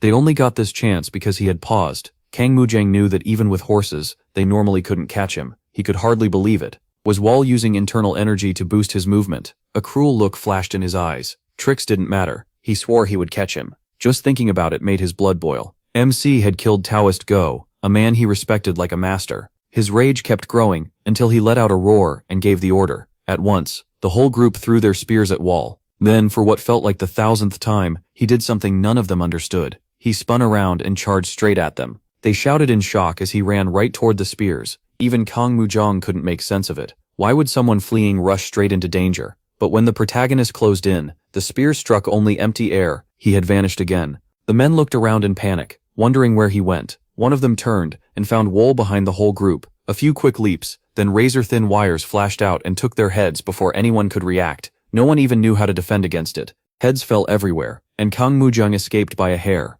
When he looked at MC, he caught a brief image of a giant white snake with red eyes, there 1 second and gone the next. Then another explosion boomed in the distance, with fire raging again. Bodies were everywhere, but plenty were still alive. They circled Wol on horseback, blocking every way out. Zhang Muzhang clenched his teeth. You'll die by my hand. He stayed calm and asked, with real confusion, I don't get it. Don't you all live the same way? Is this what the martial world is? He called out both the Qingcheng sect and the MA sect as killers who survive by murdering others, asking how they were any different from him. For the sake of their names, how many people had they killed? Then he turned to the wandering mercenaries. To keep a force this big going, they'd probably killed 10 times more. As soon as he finished, his kicks flashed out, and the last men lost their heads and dropped dead. He said this whole mess was just the result of their own greed. There was nothing to say back. The man could only spit out, "You're insane." No one was left standing around Wool. One man noticed the protagonist's short swords shining even brighter than before, and wondered if he was pouring inner energy into them.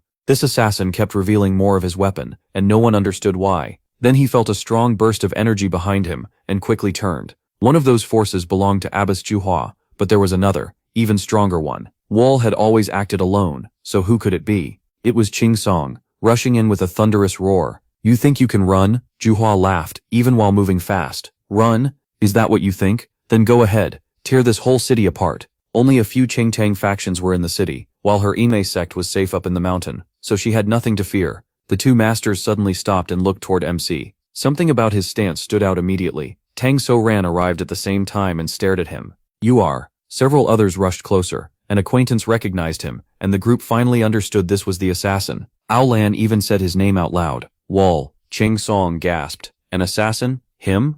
He looked closer at that cold, defiant face and recognized him at once. His expression twisted with rage. Just as he feared, he was still alive. He didn't wait another second, and charged. Like an arrow cutting through the wind, he roared and lunged straight at Wool. Zhengjang Muryong was shaken by the sight, and forgot his own grudges for a moment. But the protagonist only stood there with a faint smile, waiting. Everyone he wanted to destroy had gathered in one place. The whole pack was finally here. Then MC turned and ran. The group chased after him at once. Juhua was about to follow too, especially with Ching Song roaring as he prepared to keep pursuing. Tang So Ran quickly warned them to stop, saying they'd fall right into Wool's trap if they kept this up. But Juhua was furious. She snapped at him to be quiet and shut his mouth. The truth was, she wanted to drive the old man toward his death. Even if she hid it, she could already tell he had gained some new power, some top-level martial art. For a moment he had even pushed her back. If not for the assassin showing up, they probably would have kept fighting. Then she could have lost not just her life but her pride too. And now, in no time at all, she was stuck trailing him like a bug. The old woman was furious. This was her chance to make a move. First, she had to kill the assassin, then settle things with Mudon. Right then, arrows suddenly poured down from all sides. A huge number of people were struck and dropped dead. The weaker fighters had no way to avoid them all. Just like Tang So Ran warned, they had run straight into a trap. "It's a trap." The men with Zhang Murtyong looked around in panic, wondering where they had been led. This clearly wasn't just some random ruin. A tall city wall stood before them. The Abbess Juhua looked up and realized he had drawn them to the Tang clan stronghold. Chansong cursed in anger. How dare he drag them into a cursed place like this? Then he shouted for him to come out. And of course Piao Wool showed himself above them. Seeing him there was one thing. Reaching him was another. The old man stared up, grinding his teeth in rage. Even the old hag Abbess Juhua snapped and yelled, asking what he was trying to do. His answer was simple. He was going to kill every last one of them. His eyes flared bright, and he told them to watch. This was his will. As soon as he said it, a giant white snake appeared around him. At that moment, an assassin with a big blade rushed in from a rooftop, aiming for Piao Wool's throat. But before he could strike, a wave of throwing darts shot toward him. The attacker had real skill and knocked them away with his blade. For a moment he thought he had handled it perfectly, and smirked, then suddenly realized he couldn't move. Frozen in place, he was helpless as the darts pierced his body. His corpse hung there, and everyone watching went pale.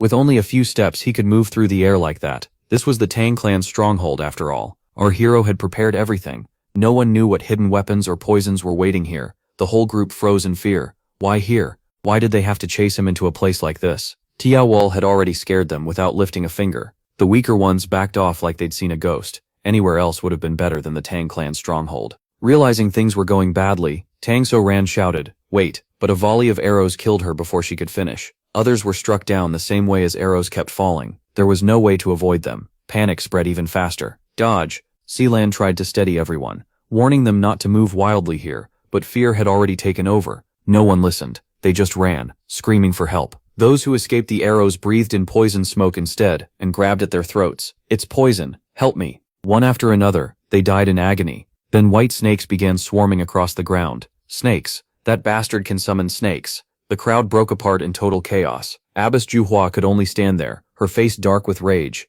She glared up at him, wanting to rip him apart, and screamed for him to come down so she could tear out his throat herself. The two faced each other, their eyes locked. Piao Wool showed no fear at all. If anything, he looked thrilled. He warned her to wait. His final strike was meant for her. All around them was complete ruin. The old man Shon Song was nearly driven mad. Rage blazed in his eyes. Lightning-like force burst out, tearing through the air around him. Through clenched teeth he cursed. You're the one who crippled my Qingcheng sect. You'll repay it with your life. Old and new grudges. He wanted me to answer for all of it right now, but I wasn't afraid. I met his stare and fired back. My life? Didn't I already pay that price 7 years ago? He had no answer, so I kept pushing him. In this rotten world, nothing costs more than what I've already lost. After living in the dark for all these years, I'm the one collecting now. A debt is a debt. Then I rushed into the fight. Why hold back? Veins swelled on the old man's forehead as his face turned dark. He gritted out, "Humph." Big words. He tightened his hold on his sword. But I had more than words.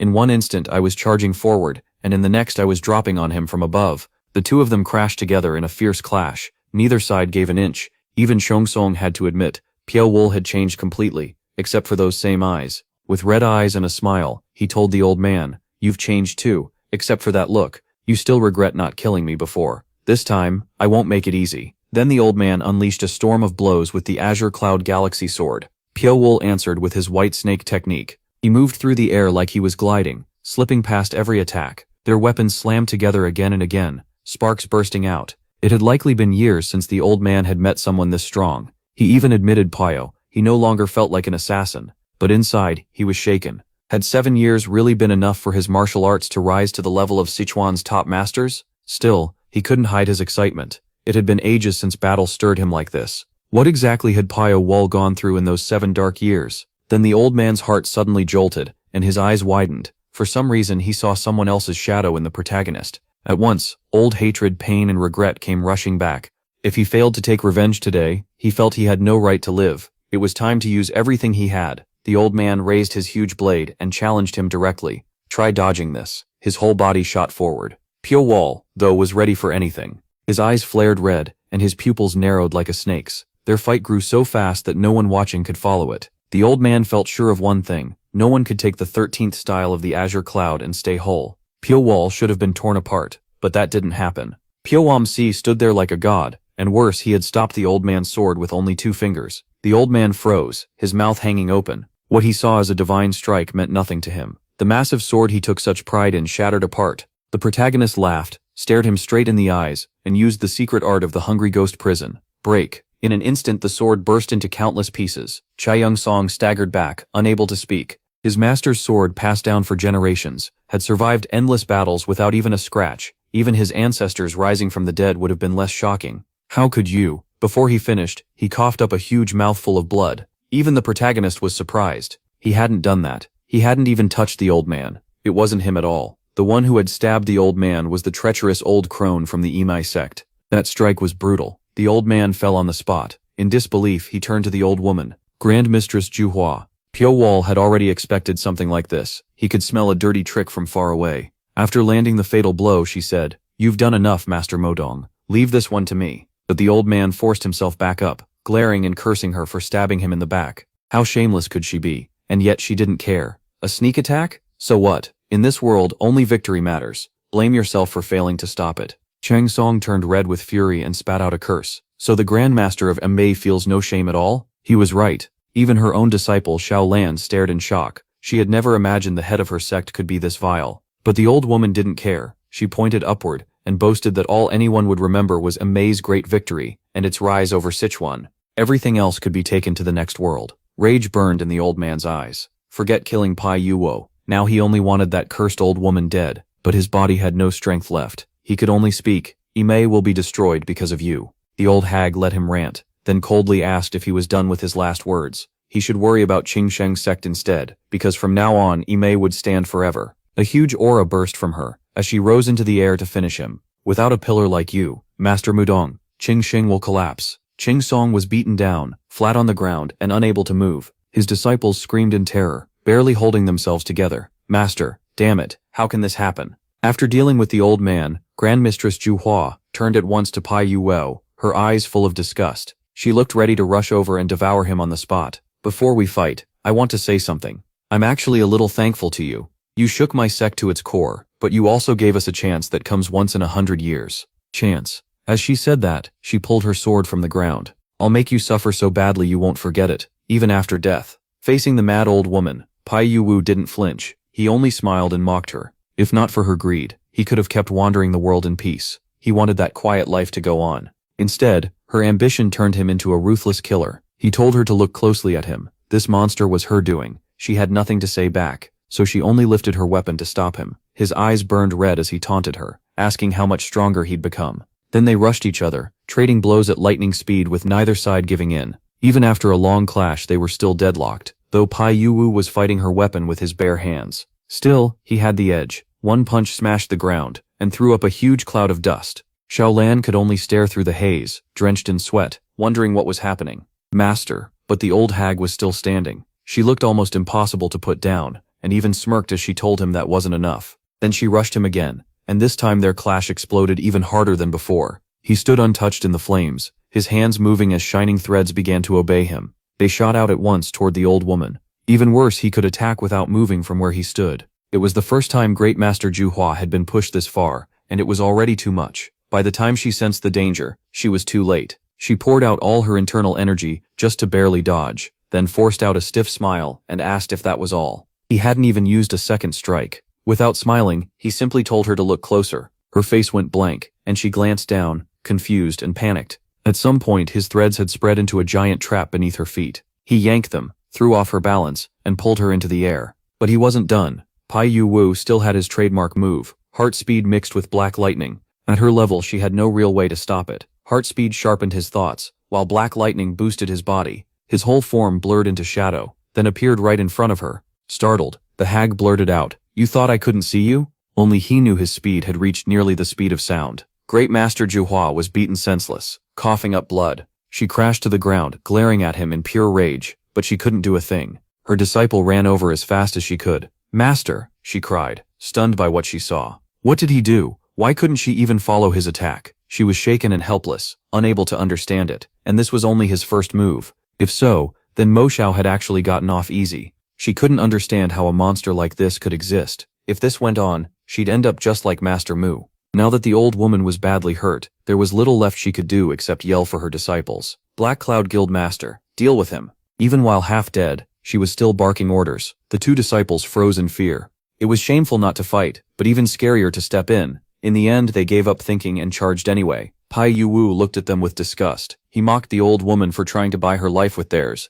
then decided not to waste this chance. If he waited they'd strike first, so he moved before they could. He only targeted one of them. Xiaolun stayed frozen in place. That fool at least had some skill with his weapon, but not much sense. If even his masters couldn't win, why would he provoke Pai Yu? The man cursed him as a fool and sneered, but the instant he opened his mouth, he was finished. Fast and clean. Only Xiaolun remained. Pai Yu rushed in to end it. She threw out a technique and shouted for him to stop, screaming it again, too scared to keep fighting. He didn't even react. His face stayed cold as he kept charging, but the one he wanted wasn't her. It was the old hag. Xiaolan was completely ignored. She didn't know whether to feel relieved or insulted. He didn't even bother to answer her attack and went right past, unable to understand it. She turned to look. How was this possible? He was already standing before Great Master Juhua. His face looked like death itself, and the old woman had no power left to flee or fight. Grinding her teeth, she snapped, asking if her disciple would really just watch her master die. Xiaolan begged him to stop, but one plea was never going to save the old woman.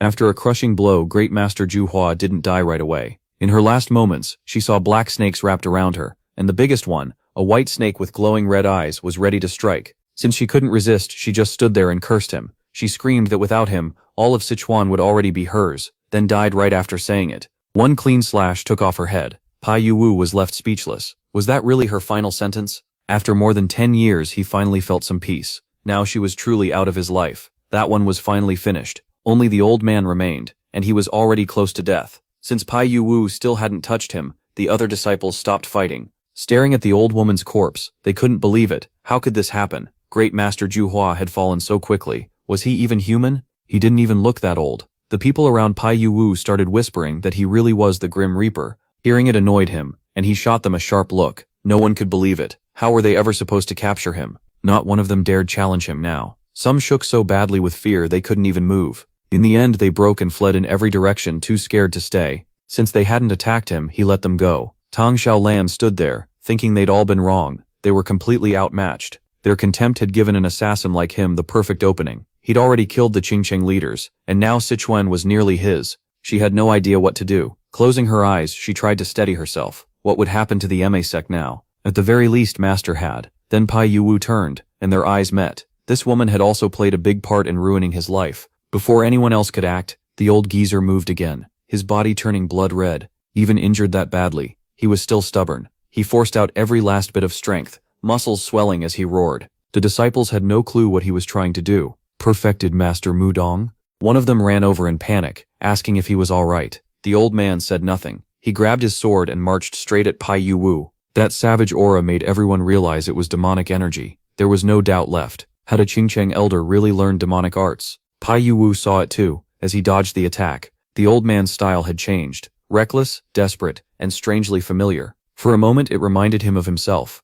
Even so, Pai Yuwu handled him without much trouble. The disciples tried to stop their master, but he wouldn't listen. He charged like a mad bull, slashing wildly. He was faster than before, and left almost no openings. Was it because he'd fully adapted to those demonic arts? Something was clearly wrong. The man wasn't in his right mind. Had that energy already taken over his mind? If the old man wanted to fight with demonic energy, then Pai Yuwu would answer the same way. He punched, and golden threads flew out, wrapping around the old geezer. The man roared in pain and cursed him. Even at death's door, he still struggled pointlessly. In the end, it only made his death worse. His body was cut into several pieces and fell to the ground dead. He had brought it on himself. The disciples rushed over, crying out for senior brother Mudong. Then one terrified man stepped in front of Pai Yuwu anyway, too scared to truly challenge him. Seeing the old man still twitching, they hurried to lift him. Senior brother Mudong. He was already on his deathbed, barely opening his eyes to look at his junior brother. Even then, the question came, how did he know demonic arts?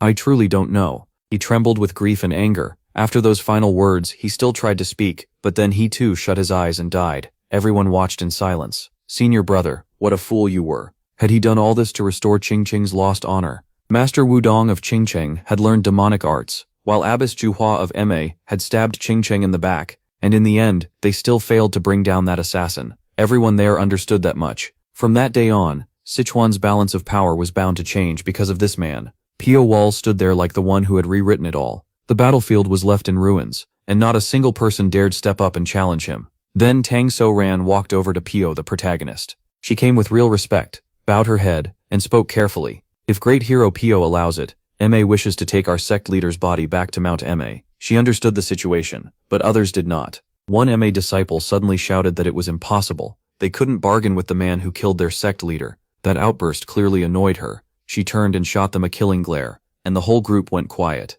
Tang So Ran knew revenge no longer mattered. Right now, staying alive came first. Pio Wol looked at them coldly. Was he going to let them live? He still hadn't decided. The elder from Qingcheng let out a helpless sigh. Like the Shaolin monks, he clasped his hands and bowed. Qingcheng also wishes to take our senior brother's body and leave.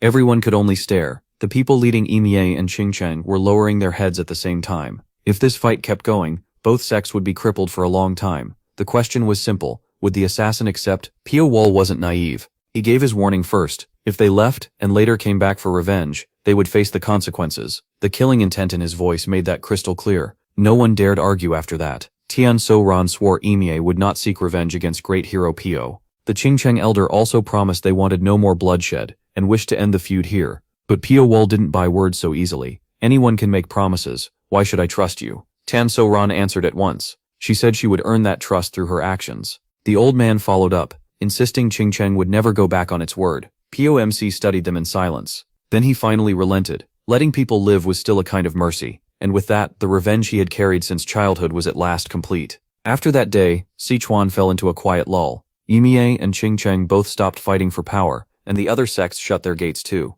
choosing to recover instead of struggle on. Many had taken heavy losses in the clash, but no one even dared think about getting revenge on Pio Wol, the Reaper. Later, someone lay back on a wooden boat, drifting wherever the current carried him. Then a voice called from the shore. Someone ran up, waving and shouting, "Brother, I'm here." The man on the boat lifted the hat from his face, looked over, and smiled. Seems my little brother has done well for himself. Still, time kept moving, and Sichuan began to shift again. No one knew what kind of future the martial world there would face. In another place, a displeased man growled in disbelief. A single assassin had shaken all of Sichuan. Looks like I'll have to go to Chengdu myself. Elsewhere, an uncle and nephew were traveling together. They were close to Chengdu now, and the uncle said he could hardly wait to see it. The nephew agreed, saying everything had changed after that earth-shaking battle. Trade had returned in full force, and merchants shouted that their reopened shops were offering half-price discounts to celebrate getting back in business. They welcomed customers non-stop, trying to pull everyone inside. Then a huge white-haired man in a red robe pushed into one of the buildings. The hostess greeted him politely and asked how she could help. He ignored the pleasantries. "Let's skip that, I want to see the master." Startled, she explained that without an appointment, seeing the master would be difficult. He pulled out proof of who he was and asked if that changed things. The moment she saw it, she covered her mouth in shock. He was the captain of the supervisory team. This man was Hong Yuxing, the one leading Shi Wusek's supervisory force. He quickly raised a finger to his lips, telling her to keep quiet. Then he ordered her to bring the master at once, and gather every record about recent movements in Chengdu. Terrified, the hostess hurried off, answering yes over and over. Hong Yuxing watched her leave, his face growing darker by the second. A cold thought crossed his mind. Could the death of the Sichuan branch leader be tied to the assassin who had thrown the whole region into chaos? Elsewhere on a city street, jewelry suddenly crashed to the ground and scattered everywhere, making everyone stop. A tall hunchbacked man snarled at the vendor, accusing him of trying to sell fake trash. Wrapped in black iron, he looked threatening enough to crush the poor man. Eyes bulging with rage, he demanded an answer. "You think less of me because I'm a hunchback, don't you?" The seller was scared out of his mind, dropping to his knees and begging. "No sir, not at all. How could I?" The hunchback gripped the bracelet tighter and barked that it had cost 3 taels of silver. The vendor was soaked in sweat. He could barely explain that the materials and work alone made it worth that much, and 3 taels was already cheap. The two kept arguing in front of the whole street. The hunchback demanded 1 tael instead, and when the vendor said that would ruin him, the man's temper rose even more. The old shopkeeper could only bow lower and beg for mercy. He explained he had only just reopened and hoped the customer would show some kindness. But the more he pleaded, the angrier the big man became, grinding his teeth. The whole thing had gone too far, and someone finally stepped in. An old man with a little girl called out, asking why the famous Iron Arhat Wei Toa had to make such a scene over this, and told him not to bully the shopkeeper. Smiling calmly, the old man added that if money was the problem, he would pay for the bracelet himself. That only made the big man look even more annoyed. He stared at the old man and asked, "Are you the shadowless monk Li Yunshengfeng? What are you doing here?" The pair really were the shadowless monk Li Yunshengfeng and Li Xiaosha. Chuckling, the old man said he and his disciple had simply been traveling and happened to pass through. Then he introduced the large man to the girl as Wu Jingyol, known as Taigong Wei Tua of the 7-Star Party, a well-known figure in Hunan's southern martial world, and told her to greet him. Li Xiaoxiao obediently cupped her hands and bowed in respect. After the greeting, the big man stepped closer. The old man repeated that if he really wanted the bracelet, he would gladly pay for it. That left the other man with nothing to say. Irritated, he clicked his tongue and turned away. He tossed the bracelet back to the shopkeeper and snapped that he wasn't some beggar. Then he kicked at the surroundings and cursed at the crowd, demanding to know what they were all staring at. Li Shenfeng frowned at the display. If Tai Gongwei too was already here, then the rest of the 7-Star Party likely wouldn't be far behind, and wherever that group showed up, trouble usually followed. Things in Sichuan were about to get messier. In a quiet place by a lake, Pio Wall sat fishing in peace. A faint ripple touched the surface, and he pulled up a large fish in one clean motion. At that same moment, a white egret flew up from the woods behind him. For once, everything around him felt calm. His expression softened, and he let the fish go back into the water. That was enough rest. Tio Wol got up and returned to the inn, where he sat down to eat. Before long, Hong Yuxing, captain of the Xiaowu clan's supervisory team, walked up and asked if he was him. He simply nodded and said yes. Hong Yuxing leaned closer, looking him over and saying the rumors hadn't done his looks justice. Tio Wol found it irritating and warned him coldly, if he came only to talk nonsense, he should leave. Hong Yuxing quickly pulled up a chair, apologized for the rude start, and said he had gone through a lot just to finally meet him. Then he introduced himself. His name was Hong Yuxing. Only then did Pio the protagonist bother to look at him. He said he'd never heard that name before, and Hong Yuxing replied that made sense. This was the first time he had revealed his identity to someone outside the Xiaowu clan. Pio Wol kept eating as he asked what the Xiaowu clan wanted with him. Wearing a smug look, Hong Yuxing asked if he truly didn't know, then got right to the point. Had Pio MC killed the Chengdu branch leader Sang Qiu? Since he had, he admitted it without hesitation. Yes, I killed your Xiaowu clan man. Hong Yuxing's face lost its color. After a moment he could only ask why. Pio Wol calmly kept eating and answered that Sang Qiu had been gathering and selling his information. Hong Yuxing shot to his feet in disbelief. Just for that? Do you even understand what kind of organization the Xiaowu clan is? He pressed him, asking if he really thought he could live beyond their reach. If he gave the order, every Xiaowu clan agent in Chengdu would start hunting him down. Pio Wol showed no fear. He finished his food, set down his chopsticks and answered with one question, so what? Then he looked Hong Yuxing in the eye and said that before any of that happened, Hong Yuxing would die first, and after him, the leader of the Xiaowu clan. Hong Yuxing lowered his face and let out a dark, ugly laugh. His eyes turned red with fury as one thought flashed through his mind. Should he kill the protagonist right here? But the instant that idea appeared,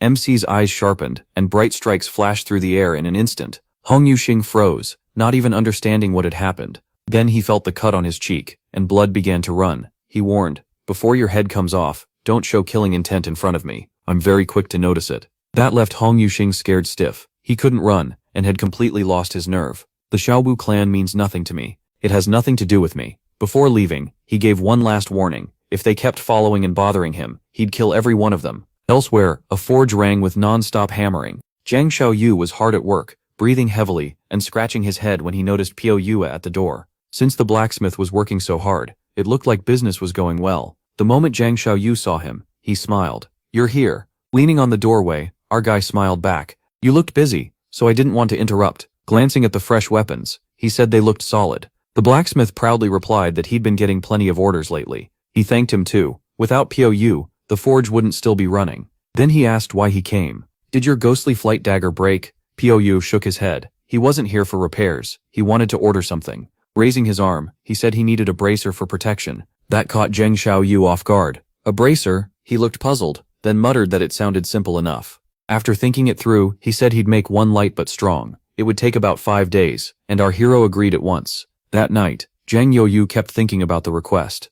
Xiaoyu wanted a bracer, but he'd never seen him use armor in a fight. That made him wonder if a major battle was coming. As he searched around, he found some leftover materials that could still be useful. Then something shifted in the corner. He froze right away and became alert. Frowning, he called out, "Who's there?" Then he flipped a sack aside. A child was hiding there. The kid sat in the corner without a word, covering his face in fear. Zhang Xiaoyu just stared, shocked. He was sure he'd never seen this child before. Who is this kid? Nothing else happened that night. Early the next morning, he returned with a plate of rice. Speaking toward the room, he said, "I'm leaving this here. Eat when you're hungry." The child still didn't move. Watching him, Zhang Xiaoyu wondered how many days this had been going on. He figured the child didn't seem bad and added, "I don't care who you are or how you got here. Just don't starve. Eat up." Before shutting the door, he said he had to go out and would be back that night with something tasty. Only after he left did the little boy lower the sack and peek out. The fear was still all over his face. Then the scene shifts. Xiaoyu was sitting by a window when Zhang Xiaoyu came in smiling.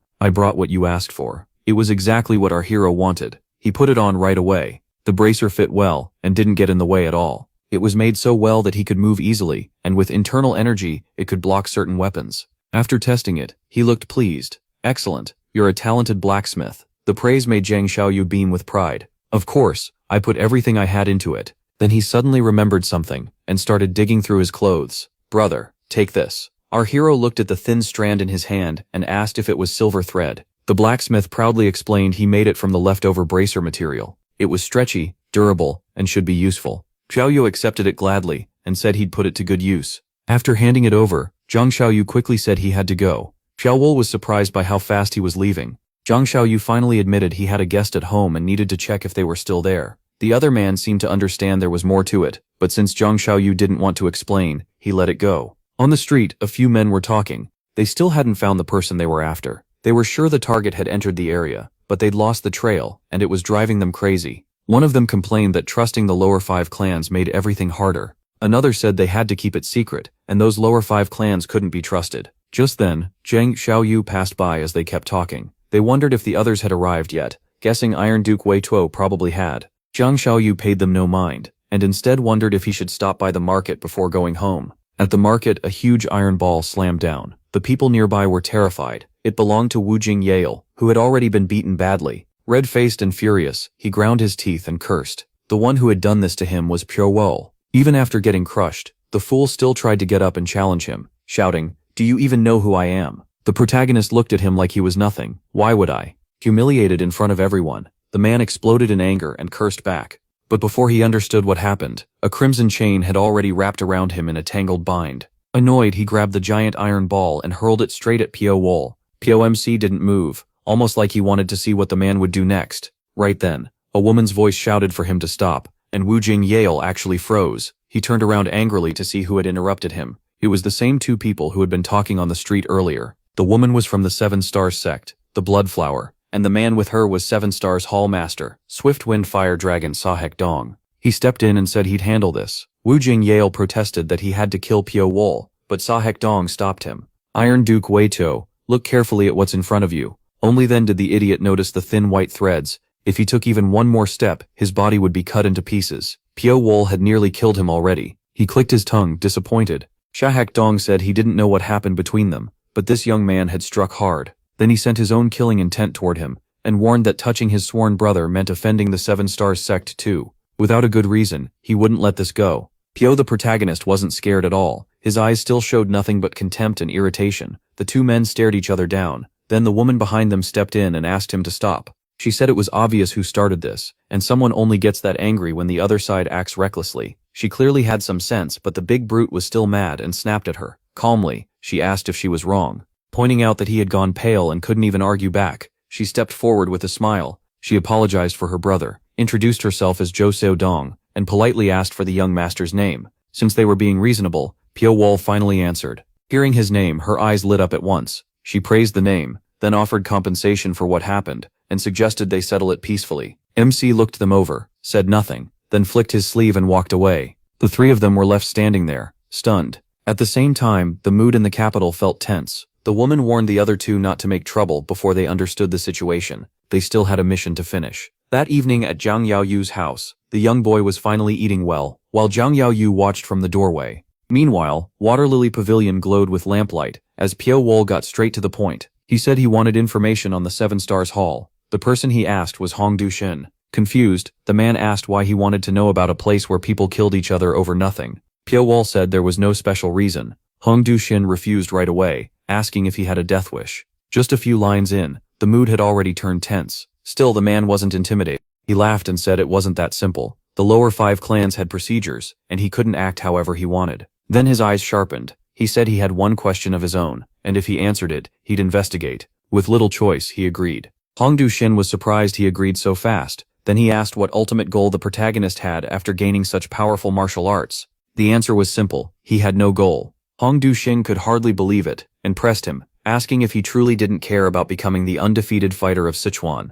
But Pio Wol was honest. He said he had first been kidnapped and forced to learn martial arts. After that, he trained only to survive. He lived for revenge, and now that all his grudges were settled, nothing weighed on his heart anymore, except reading books, since he found that somewhat interesting. Hearing that, Hong Du-shin quietly felt relieved. A monster like this didn't seem openly ambitious, even if he didn't fully believe him. Still, the word revenge caught his attention. Then Pio MC cut it short, saying Hong Du-shin must be busy, so they could end the talk there for now. After that, he turned it back on him. Now it's my turn. What do you want to know about the 7 Stars Hall? Just thinking about those three made Pio Wol's blood boil again. This man clearly didn't know why they had come. Still, he had already given his word. Fine, we'll quietly find out why they're here. Him. Before leaving, the protagonist gave one more warning. I'll be staying here for now, so contact me the moment you learn anything. The man nodded with a grin. Of course, leave it to us. That night, Pio MC went back home. Someone was waiting across from him. It was a young woman, and she warmly offered him fruit while he read.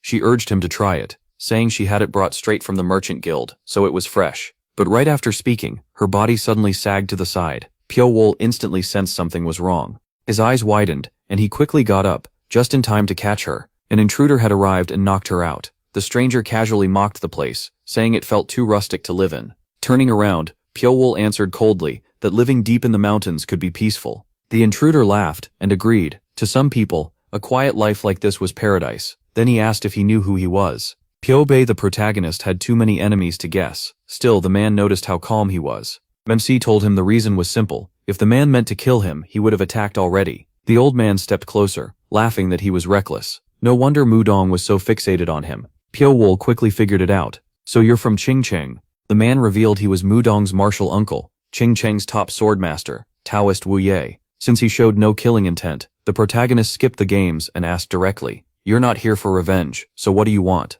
The old man remembered Qingcheng burning down, and said flatly that, because of MC, the sect was now in ruins. He asked if he knew that. He shot back at once that it wasn't his fault. He didn't deny his part in the fight, but Qingcheng had stained its own name. He hadn't forced anyone to act that way, and the old man was surprised by the answer. He admitted that at first, he had come to kill Pio Wol the protagonist, and restore Qingcheng's honor. Back then, He believed POMC's actions were unforgivable, but now, he sensed no evil in him. Looking him over, the old man felt a presence that was firm, calm, and powerful. To him, that wasn't the aura of someone truly wicked. Deep inside, he still had righteousness. It was proof, he said, that nothing in the world is useless. Then he gave a faint smile. What happened to Ching Cheng was partly fate. If a Taoist sect couldn't stay pure, it was bound to collapse. In his eyes, clearing out the rot was better than letting it grow. Hao Wu said nothing. That was the old man's conclusion to make. If a fight came, he was ready. Then the old man's face turned serious. He asked for one promise. With Ching Cheng and Yimei gone, other groups would rush in to fill the gap. If evil factions took over, the chaos wouldn't stop at Sichuan. It could spread everywhere. He wanted Pio, the protagonist, to stop that from happening. It had nothing to do with him, and Pio Wu refused right away. He said he couldn't make that promise. He had no plan to deny what he'd done, and because of that he had no right to accept such a duty. Even so, the old man looked at him with hope, believing he still had compassion instead of a heart shaped by evil. If fate allowed it, they would meet again. With that, he disappeared. Pao MC let out a quiet sigh. There was no way he could have a compassionate heart. Elsewhere, a child ate while talking with Zhang Xiaoyu. When asked his name, he answered, Num Xin Wu. Zhang Xiaoyu smiled and said it was a good name, then asked where he came from. The boy had been fed well, so he answered easily, Hefei. Zhang Xiaoyu was surprised. Hefei was in Anhui, far from here, at least 1,000 miles. The boy just kept eating and happily said he didn't know. Zhang Xiaoyu started to understand and asked if someone was chasing him. The question made the boy panic. His face went pale as he stammered that it was men in black. At that instant, a green sword strike dropped from the roof straight at the child. Blood splashed before anyone could react. Even Zhang Xiaoyu froze in shock. The little boy still had tears in his eyes, caught in the middle of speaking. Then he collapsed, and Zhang Xiaoyu screamed his name in horror. The child fell right at the assassin's feet. The killer calmly wondered if anyone had actually ordered the boy brought back alive. He was Du Samchok of the 7 Stars Hall, the Mad Wind Blood Mountain Blade. If he returned with a corpse, he'd only get half the reward. Then he noticed the child's finger twitch. Confused, he just stared. He had been sure Nam Xinwu was dead, but the boy suddenly rose again like nothing had happened. The assassin was shaken. What was he looking at? The child had taken a slash like that, and still stood up. Anyone would think they were seeing a ghost. The assassin went still. A moment later, he broke into a huge grin. He didn't know how the boy survived, but now he could collect the full reward. He even patted the child's head while saying it. But the boy suddenly caught his wrist and squeezed hard enough for the veins in his arm to bulge. Then without warning, he spun and threw the assassin through the air. The boy smashed him into the ground with terrifying strength. Zhang Youyu could only stare. Still, that wasn't enough to finish the assassin. He got back up right away. Staring at the child, he couldn't believe it. As far as he knew, this boy had never learned martial arts, so where was that strength coming from? Even stranger, the wound from before had vanished. The more he looked, the more twisted his smile became. No wonder the reward was so high. Killing the boy and bringing back the body would work, but taking him alive would be even better. Angry and nervous, the assassin swore to see if the kid could still survive after losing all 4 limbs. Just then, Zhang Xiaoyu rushed from behind, locked both arms around him, and shouted for the boy to run. Hearing his name, Nam Xinwu finally snapped out of it, eyes wide. The assassin roared and told the pest to let go, but Zhang Xiaoyu only held tighter to buy the child time. Go. The boy was still too shocked to move. Knowing he couldn't hold on much longer, Zhang Xiaoyu yelled again, asking why he was still standing there, and telling him to run. That only made the assassin angrier. With one palm strike, he blasted Zhang Xiaoyu away, but when he turned back, Nam Xinwu was gone. Cursing in annoyance, he pulled down his hat. Then he immediately went after the boy, leaving Zhang Xiaoyu behind, unconscious. Even in pain, Zhang Xiaoyu still tried to look after him, weakly murmuring Nam Xinwu's name. Later, Hongdu Xin finished digging into the matter. He told Pio Wu that the 7 Stars Hall was searching for a child. He was surprised. A child? Yes. Recently, they'd been gathering information on boys around 6 or 7 years old. When the protagonist asked why, Hongdu Xin said he still didn't know. Even after using most of the lower 5 gates, the reason stayed hidden. Just then, shouting came from outside. The moment he heard the voice, he recognized it and looked out. He asked what was happening, and a guard reported that a man had come looking for someone. Hongdu Xin went out at once. As expected, it was Zhang Xiaoyu, pinned down by 2 guards. The moment he saw Pa Wu, he shouted, "Brother." Only then did the guards let him go. MC immediately asked what was wrong. Zhang Xiaoyu dropped to his knees, looking miserable, and begged for help. Clutching his sleeve, he kept asking if he would help him. But Pio Wu stayed sharp, and answered that he would only help if it was something he actually could do. That gave Zhang Xiaoyu the nerve to explain. A child had run into his workshop, then a swordsman appeared and tried to take him. The boy had even been cut deep across the shoulder. Even now the memory sounded crazy to him. The wound had been so deep, the bone showed, so he thought the child was done for.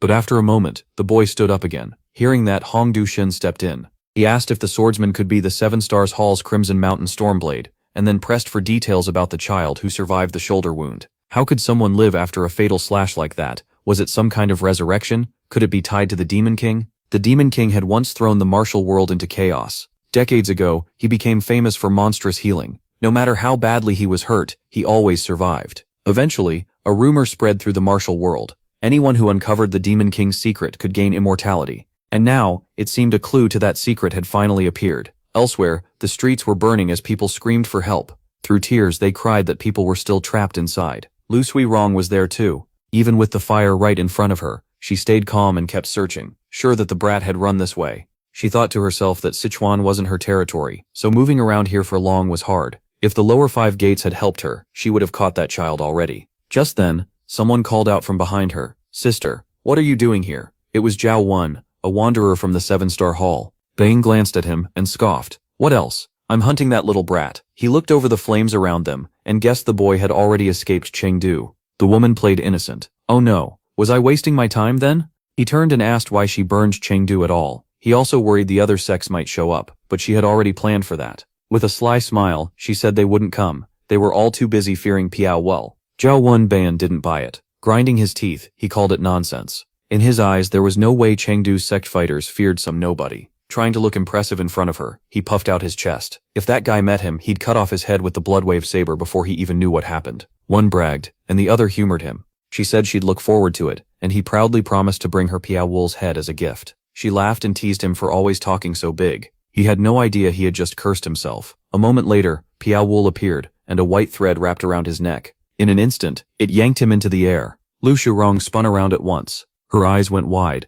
and she was too shocked to speak. The man who had been boasting a second ago now dangled there, unable to say a word. The white thread dug deeper into his neck, leaving angry red marks. Then his head was cut off in a flash, blood spraying everywhere. Lu Shurong screamed, calling out, "Brother!" By then, a whole district had already been reduced to ash. The people could only stare at what was left of their homes in grief. Liu Chenpeng and his grandson were there too, shocked by the destruction and asking what had happened. The old man could tell right away this wasn't a normal fire. He had seen something like it before, another blaze in Chengdu not long ago. While thinking about that, he suddenly stopped and turned. He recognized the person coming right away. It was Gam, the leaf-picking swordsman. The white-haired man in the black blindfold was one of the Seven-Star Hall's fighters. Gam, though blind, he moved forward with his weapon in hand, as if the heat meant nothing. Li Xiaoxiao noticed him too, and wondered what Gam could be searching for. Whatever it was, it had to be important for him to move in such a rush. Then the old man's eyes widened. He asked if she could feel it, that killing intent. His granddaughter wasn't ordinary either. She said of course she could.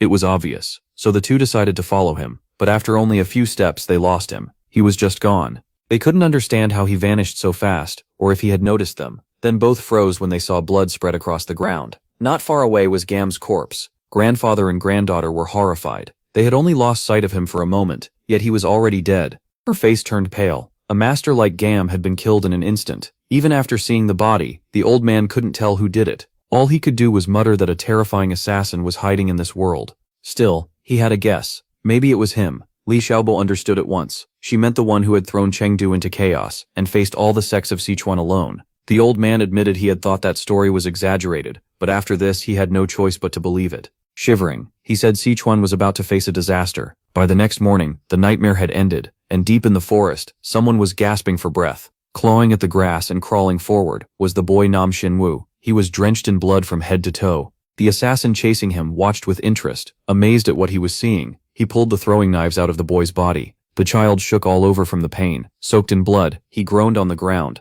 but still refused to die. At last, the assassin understood the secret. No martial artist should survive after losing that much blood, which was exactly why so many people wanted to capture him. The boy was terrified. Through tears, he begged for his life and said they had the wrong person. The assassin only sneered and ignored him. "Wrong about what?" he said. "The martial world isn't about right or wrong. People kill without a second thought." He said it didn't matter how the boy got a body like this. His master would cut him apart and study everything, from his blood vessels to his bones, until every secret was exposed. Even if the boy was immortal, he doubted he could survive that. He would die for the dream of immortality that everyone craved. Just as he cornered the child, another man ran up shouting that something terrible had happened. Brother Li Yu was dead. The assassin went pale in disbelief. They said the monk Mirong Dohian had found the body. Elsewhere, the huge Wujing Yule stood in the street, with fires still burning around him. He cursed the bastard causing all this trouble, and fumed over the insult. He had beaten that man up the other day, and now he burned with anger, promising to teach him a real lesson later.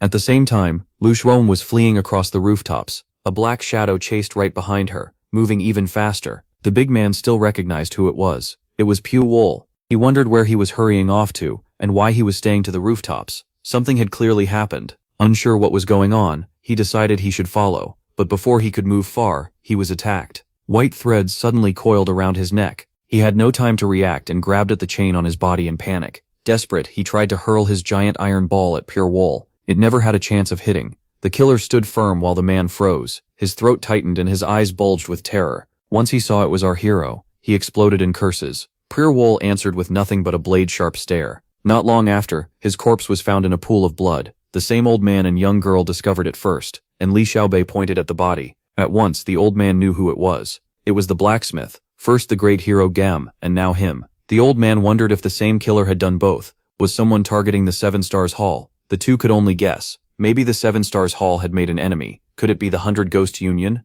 But that group had never worked in Sichuan before. So the old man thought the assassin was likely trying to throw Sichuan into chaos, though he wasn't sure if there was also a grudge against the Seven Stars Hall. Whoever it was, the killer's methods were precise and deadly, far beyond an ordinary assassin. They couldn't understand why such a monster was killing like this. To them, he seemed cruel and savage. Then the old man remembered a rumor. People who had seen him said he was young and handsome. The girl couldn't believe it, saying men like that shouldn't do such terrible things. The old man had no answer. He only said they should go because it probably wouldn't end here. She followed, asking if getting involved was even worth it, and he let out a long sigh. He said he had lived by righteousness his whole life, so he couldn't ignore a slaughter like this. And even if some in the Seven Stars Hall went too far, they still belonged to the righteous side. The girl sighed, saying she understood. Li Yunxingfeng could only wonder how far this storm would spread. In the forest, several men were running for their lives. One warned the others to stay alert because they didn't know when that man would strike. Having seen Pai Wool fight, he was full of regret. He blamed himself, saying the blacksmith's killer was a feared assassin from Chengdu and should have been killed long ago.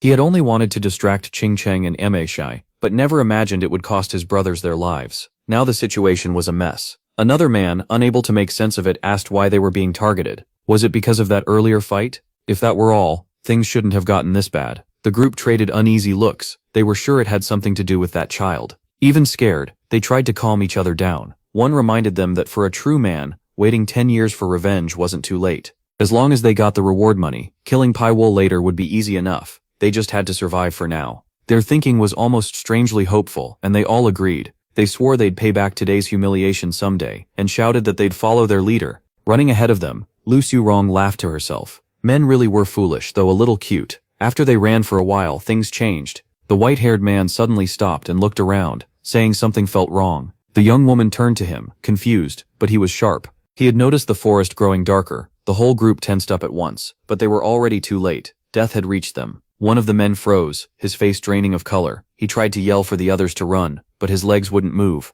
Then, in a flash, he was dragged into the darkness before he could react. A scream rang out, and the white-haired man reacted first, shouting, "Move!" But the man in the hat froze instead of running. Second brother, what was that? He became the next one taken. The fast ones had a chance. Anyone slower was easy prey. The others kept fleeing, not even noticing when his head was cut off. Others were dragged into the dark. The white-haired man tried to pull one back. "Give me your hand," but it was no use. "Don't come closer." No one dared move now. Running meant death, and staying meant death too. Only two were left, standing there in terror, silently begging it to stay away. Clenching his teeth, he asked what was going on. He'd never heard of anything like this, and said they had to reach the mountain peak fast. Then he noticed something was wrong. Wait, why are there only two of us? Where are the others? That finally made her realize how bad it was. Trembling, she cursed. They had rushed after second brother, and lost track of everyone else. The white-haired man was falling apart too. Veins bulged as he raged that their brothers were being picked off one by one, and now even the youngest was gone. Then a weak voice called out, "Eldest." Both of them looked up in shock. Eldest brother. One of their men was hanging in the air, blood dripping from his wounds. Before they could even see clearly, countless threads cut him to pieces in an instant. Both of them screamed. Only then did Wool step out of the darkness. Lu Shurong was terrified, but the white-haired man still wanted to fight. His rage exploded, and he charged straight at the protagonist. The protagonist didn't even flinch. With those red eyes fixed on him, he waited as the man threw a direct punch. The second he moved, he had already lost. Threads coiled around his arm, and his fist only brushed MC's cheek. He kept throwing punches, but he dodged every one with ease. The more he attacked, the more confused he got. He thought he could do it, but he couldn't land anything. He had been aiming for weak points the whole time, yet Wall slipped away every time, like he was hitting an afterimage. He used his strongest attacks, tearing up the forest, and still couldn't touch the protagonist. Spent and pale, he stood there shaking as sweat poured down. When the dust cleared, Wall was still standing, untouched. Now the man was cornered. How was this even possible? It felt like MC could read every move before it happened. Then Lu Rong suddenly cried out, "Big brother." That made him glance her way. Wall hadn't even touched her yet, but now she had his attention. He instantly sent razor-thin wires flying at her. She panicked, not knowing what to do. In a rush, she threw up her hands to defend herself. Backed into a corner, she used all her power and charged, but a white thread was already around her precious big brother's neck. No matter how hard she cried out, he would die. Her power burst out wildly, but Wool didn't care. Holding the brother by the face, he demanded an answer. Why were they trying to capture that kid? So he already knew they were after Xingu. When she hesitated and wouldn't answer, he gave the wire a sharp pull. Talk. Terrified, the brother blurted out that he didn't know much. They were only following a job. Weil looked at him like he saw right through the lie and got ready to kill him. Lu Xiaorong's heart nearly stopped. She shouted, "Wait, let's talk this out. You're scaring us." Then she forced down her killing intent and answered more calmly. She claimed they didn't know much either. Seeing at least some respect in her attitude, he loosened the thread on the man's neck. But the brother immediately tried to use that chance, gathering a ball of lightning in his hand to strike. Before he could move, he saw Lu Xiaorong take a dart to the head and die on the spot. That crushed whatever fight he had left. He rushed to her side. "Lu Xiaorong, little sister." Grief drove him mad. His brothers, his sister. He screamed that he'd kill Wall. He charged blindly, and the protagonist simply closed his eyes. His body slowly changed, white hair turning black, as he raised his hands into position. Nimistia's power was overwhelming, and moments later, the man joined the rest of his dead comrades. He died staring at Wall, like he was looking at death itself. Now the only one left was the unconscious Jingwu. He picked the boy up over his shoulder and walked away, wondering if this kid really was the Demon King. Just a moment ago he was nearly dead, but now his breathing had steadied. Could someone like that really exist? Was this the secret of immortality? It sounded ridiculous. Humans are born to die. How could anyone break that law? And even if they could, there had to be a price. Then Wall's face changed. A ghostly white figure had appeared in front of him without a sound.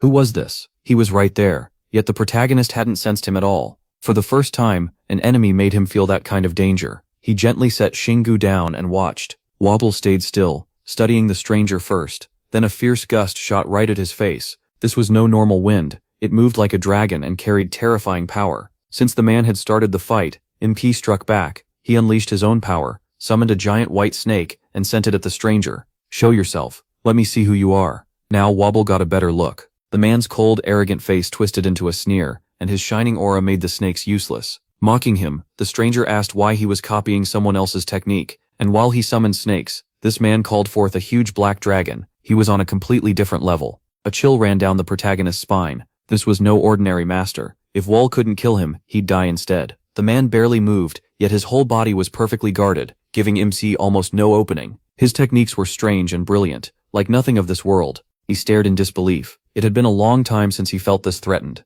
Usually he won without effort, but now he was being battered bloody, even taking a hit to the face with no answer. No matter what Wall tried, it felt like an ant fighting an elephant. After a while, the man stopped and smiled, almost amused. The protagonist had actually survived the blow. In that short exchange, he had even broken the technique and stayed alive. More than that, MEC seemed to have broken into a new level. His aura surged, and for the first time the stranger started to sweat. Had he just awakened Wall's potential? Heat poured off his body, melting even his iron gauntlets. Now it was simple. One of them had to die. The protagonist had to win no matter what. He rose into the air, spread his limbs, threw back his head, and roared. The other man stayed calm. He flicked a hand, and blue light burst out to stop Wall. Holding 2 fingers before his face, he chuckled. Now this is getting interesting. Then a massive black dragon appeared. MC realized the man still wasn't truly serious, but if the fight dragged on, that would only hurt him. They crashed into each other head-on, neither willing to give ground. The forest was blown apart. When it all settled, the man was still standing. Even he wasn't sure if it was over.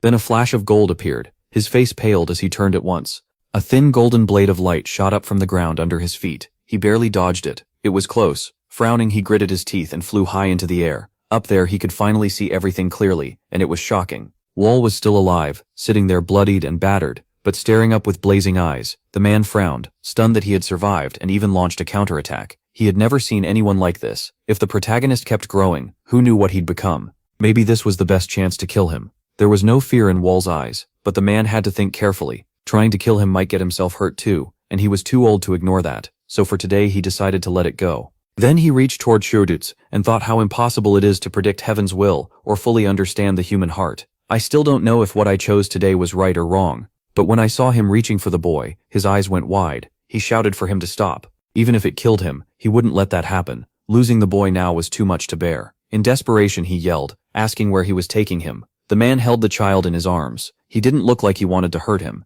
He only said he was taking the boy to keep him safe, and Big Go couldn't make sense of it. Protect him? What do you mean? They stared each other down. The man calmly apologized, then said he couldn't explain and didn't have to. Big Go clenched his teeth and refused to give in. Then you're not taking him. The other man just threw his head back and laughed. Why would I need your permission? I don't know why this child is here, but he should never have been in this place. If he stays, all of Sichuan will fall into chaos. Big Go might live through it, but everyone around him would die. That's why the man said he had to protect the child. It sounded noble, but Big Go still didn't buy it. Why should he believe even one word? The man sneered. Believe it or not, it changes nothing. Then he made it clear, he hadn't backed off out of fear. Big Go was gifted and fought in a strange way, but that wouldn't work on every martial artist. The air between them turned sharp. Big Go asked his name, saying he should at least give that much first. The man laughed, and agreed. He introduced himself first. I am Bong Juan. Big Go repeated the name under his breath. That was all he gave before slowly rising into the air. Then he left behind a strange warning. When the sun sets, and the heavenly sun appears, the blood-red heavenly cycle will open. He told everyone in the world to stay on guard, then disappeared. Big Go dropped to the ground, too drained to chase him. Maybe this was just how fate dealt its hand. Still, the bitterness wouldn't go away. He hated being played like this. Elsewhere, a man stared at a pile of corpses in shock, and asked if these were Hongdo Shinshin's men. He stood before the bodies, with his hands behind his back. All 7 of them had been killed in a single night. The 7-star Hall was famous in Hunan for a reason.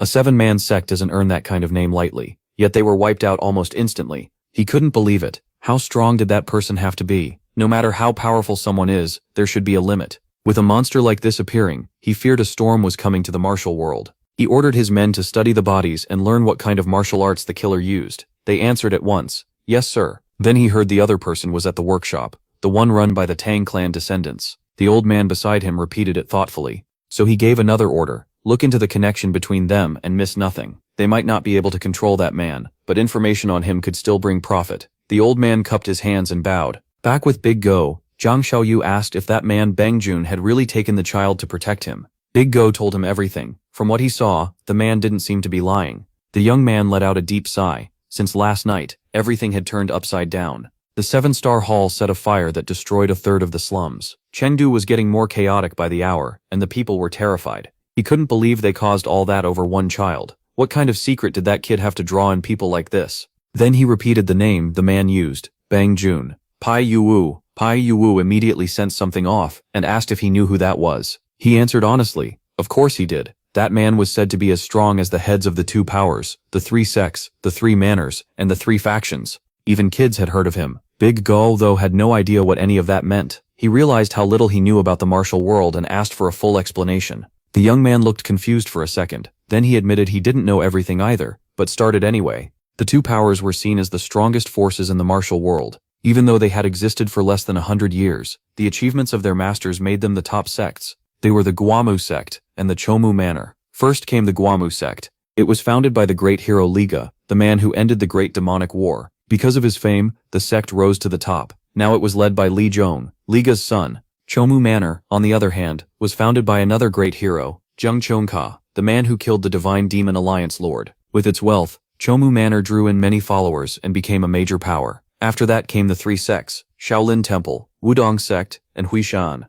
Then came the 3 manors, Divine Moon Manor, Ghostly Sword Manor, and Martial Sword Mountain Manor. Their history was short, but people said the power they hid was terrifying. As for the 3 factions, they were Dragon Heaven Valley, Martial Sword Alliance, and the Tuchin Society. It used to be 10 factions, but after the Great Demonic War, only these 3 were left. He explained everything he knew. The leaders of those 11 forces were treated like rulers of the martial world. Then there were the wandering masters with no group at all, yet strength equal to those 11 leaders. They were called the 8 constellations, including the 3 sovereigns. The Wind Sovereign, Big Go met was one of them, along with the Sword Sovereign and Martial Sovereign. The rest, he didn't know much about. Pio Wool finally understood. So there were at least 20 people as strong as the Wind Sovereign. For Big Go, this talk changed everything. The martial world was far bigger than he thought, and he knew almost nothing about it. He felt like a frog trapped at the bottom of a well. Even so, he got back on his feet. Now that his mind was clear again, he swore he would find that child. Zheng Xiaoyu answered softly, saying he didn't have to.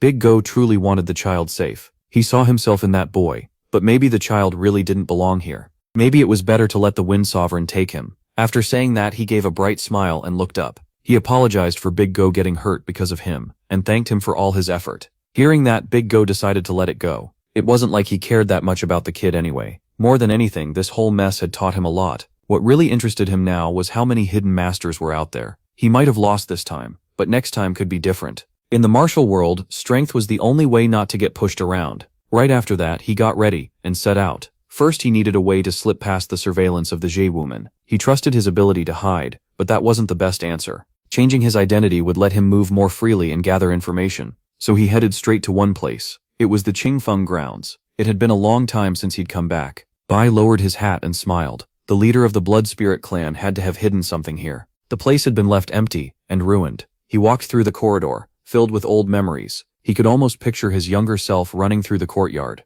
Then he noticed the well. Back then, life had been strangely happy with the other kids who lived through the same pain. The well was still there, but all those people were gone. He remembered them splashing water and playing while he lay in the grass. Time had vanished in a blink. And then there was little Li Sao. He had never forgotten any of their faces. After the Blood Spirit clan was wiped out by the MA sect, no one was left to care for this place. There were signs someone had searched through it before, but nothing important seemed to be missing. That meant the thing he came for might still be here. The Blood Spirit clan leader Gudu Gong was a cruel man who treated children like tools. People like that would do anything for money. They hid behind the name of an assassin group to make it, and in the end the MA wiped them out. If they had found the most valuable treasure, it wouldn't have been somewhere any thief could reach. He looked up at the ceiling and adjusted a few wires. A moment later, he smashed a large hole open. With one light jump, he was in the attic. Just as he thought, a wooden box was hidden there on the roof, untouched by anyone else. He couldn't hide his grin. He knew it. That night, somewhere else, a short old man skipped along, laughing like a landlord, after a huge payday.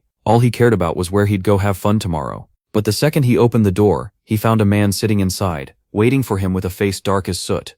The old man froze on the spot. His face turned red, and he spun around to run, screaming for help and asking who was there. The man stayed calm, and told him no one was coming to save him. That made the old man stop. Then he noticed his subordinates hanging from the rafters. Pio Wool didn't waste time. He went straight to the point. This old man had gotten rich from years of dirty business. Before much else was said, the old man guessed it. Was he Dark Moon? Pio Wool played along and said yes. The old man dropped to his knees and bowed over and over, begging for mercy because he hadn't welcomed him properly. He asked to be forgiven, saying he never thought Dark Moon would remember him. But inside, he was panicking. Why had Dark Moon shown up again after 7 years? Still acting pitiful, he cried that he had never forgotten the help he got when he was poor, and would gladly hand over all his riches. Shaking all over, he kept his forehead pressed to the floor. After a while, when nothing happened, he slowly dared to lift his head. The room was empty. Only then did the old man finally breathe again. He let out a long sigh, still trembling. Dark Moon was back, and from now on he'd have to pay tribute every year like before.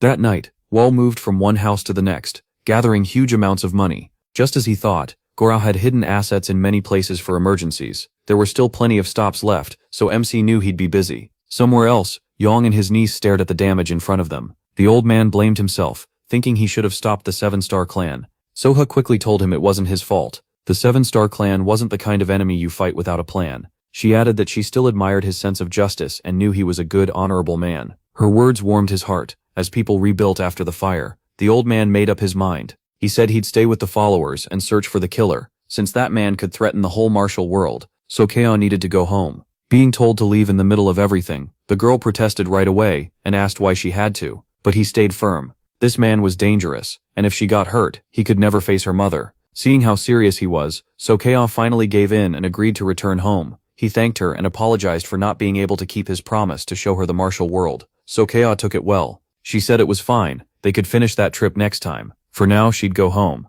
but she'd definitely come back later. The old man was deeply touched. Soha clasped her hands, bowed, and asked him to stay safe while she was gone. He promised, and the two parted ways. The scene shifts elsewhere. In the dead of night, a long staircase stretched upward. A group carrying coffins climbed the steps. They moved in silence, heads lowered in grief. At last they reached the open gate. The coffins were brought into the courtyard, and their leader dropped to his knees. He cried out to Heobun, the Dharma master who ruled over worldly life and death, saying his useless disciples had suffered a terrible tragedy and begging for vengeance. The people inside were startled, and a man turning prayer beads spoke first, asking who they were. Then he recognized them, the disciples sent to Sichuan City. He was Heobun of the Little Lian Temple. They answered that he was right. They were the disciples sent into the martial world under the previous Dharma master's orders. Frowning, Heobun asked why they had come back when they had been told to build a base in Sichuan City. The whole group threw themselves down and begged him to understand. They said the Lian Gate had lost both its gate master and young gate master to the Qingcheng sect, and they had been chased out like stray dogs.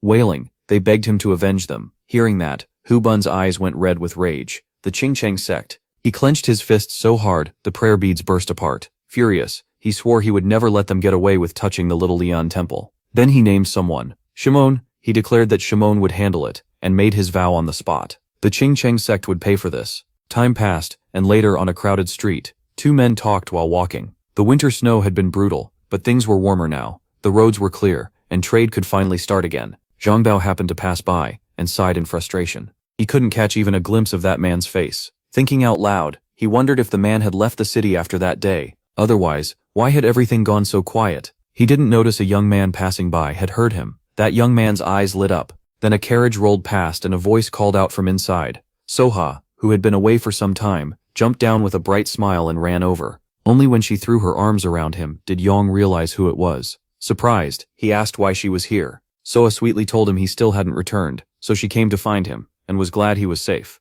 Looking at the carriage, he worried. She had only just gone back, so had she really traveled through all that snow alone? Cheerfully, she pointed to the carriage and said she came with a friend. Curious, he asked if it was a boyfriend or a girlfriend. A young woman stepped out, bowed and introduced herself respectfully to Yong. He froze in surprise and asked if she knew his niece. Inwardly, he couldn't believe it. Why was someone like her here? She calmly explained that she and Soha had known each other a long time, and this was their first long trip together. Realizing she came because of Soha, he asked her to forgive the girl's rudeness. Soha flinched, and the other girl quickly added that she had business here too. The Young Ladies Association was gathering in Golden Heaven City, and only then did Yong learn about it. If they were here, then many gifted young talents would be coming too. Soha playfully said it wasn't everyone, just a few from their group. Yong nodded and said he understood. He reminded them where he was staying, and told them to visit the Ju family manor after their business was done. They agreed, not knowing the young man from earlier was still watching. At a small diner, a boy inside started waving wildly the moment they arrived.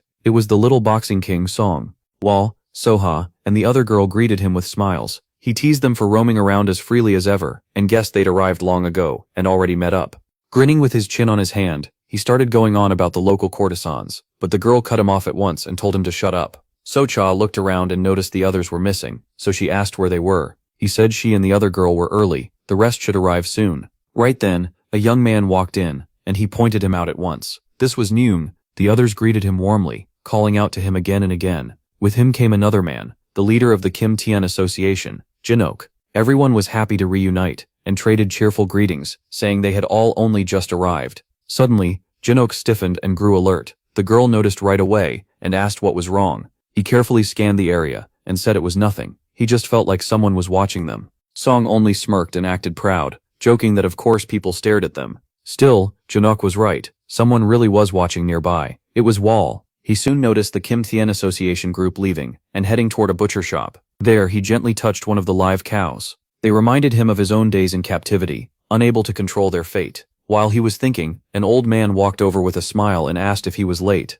Wall grinned and said of course not. The old man patted the cow and remarked that it looked like a busy day. He asked if he could handle it. Putting on a sad face like an actor, the protagonist said he could, but only for today. After this he'd have to quit. The old man sounded disappointed, and asked if something important had come up. MC quickly denied it. The old man laughed, saying people his age just like to be curious. Then he admitted he'd always wondered why such a strong young man came to work here. The way Wall could put down a cow without causing pain was incredible. He even noticed something else. His hands carried the feel of someone used to killing. Still, he told him to finish today's work well and come back any time if he ever needed a job. The protagonist gave a small nod and answered respectfully. After the old man left, MC thought about how much time he'd spent there and what he had learned. Any living thing dies at once if its vital point is struck. But that point doesn't stay still, it keeps moving, and if you learn its pattern, you can catch it. Today would be his final test. Looking at the harmless cow in front of him, he raised his hand to strike. He brought his hand down on the cow's head and quietly apologized. The cow shut its eyes, and that was it. He had hit the vital point perfectly. The huge animal died without even a gasp.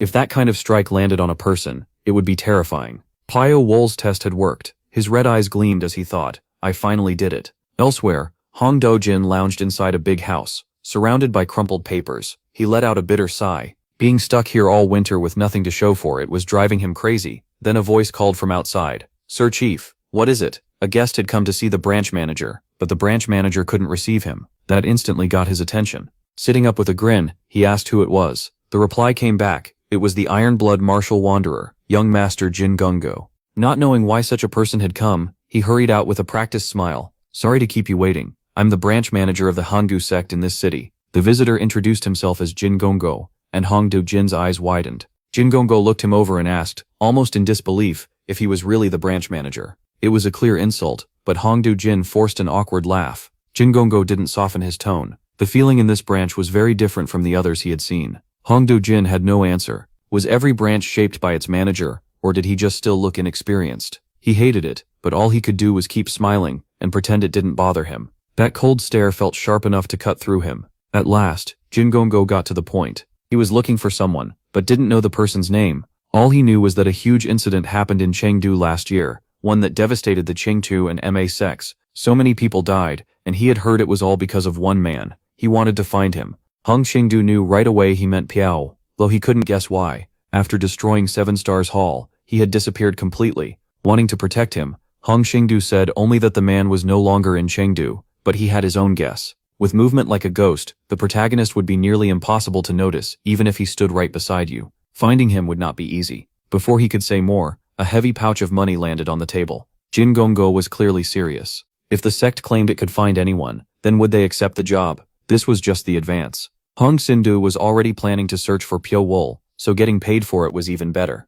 He agreed at once. Promising to do everything he could, he accepted the request. Satisfied, Jin Gongo bowed and said he would wait for good news. Jin Gongo, leader of the Jintian Society, was known as one of the greatest young talents in the world. As Jin Go Myong's grandson, many believed he would one day surpass even one of the 8 stars. Yet ever since he was young, he always seemed to be searching for something. Elsewhere, 2 people spoke outside a door. As soon as one stepped out, the other asked if he had learned why they had gathered in Chengdu. The answer was an apology. There hadn't been enough time to investigate. Still, they were sure those people hadn't come to Chengdu for no reason, so he was told to find out quickly. After that, they went their separate ways. On the main street, a group walked along, looking around as they talked. One of them turned to Suao Hen and asked if it was his turn to perform today. He smiled, admitting he was nervous because his skill still wasn't that great. The others told him to just do his best. They had all been the same before. Their talk was overheard by Gan Sorang, who was standing outside the inn. Then she spotted Jin Gongu coming over and greeted him with a bright wave. He asked if only the 2 of them were here. She said Soha had gone with the great hero Du Shinfu, while Pyo Wall and brother So-gun had gone out to scout.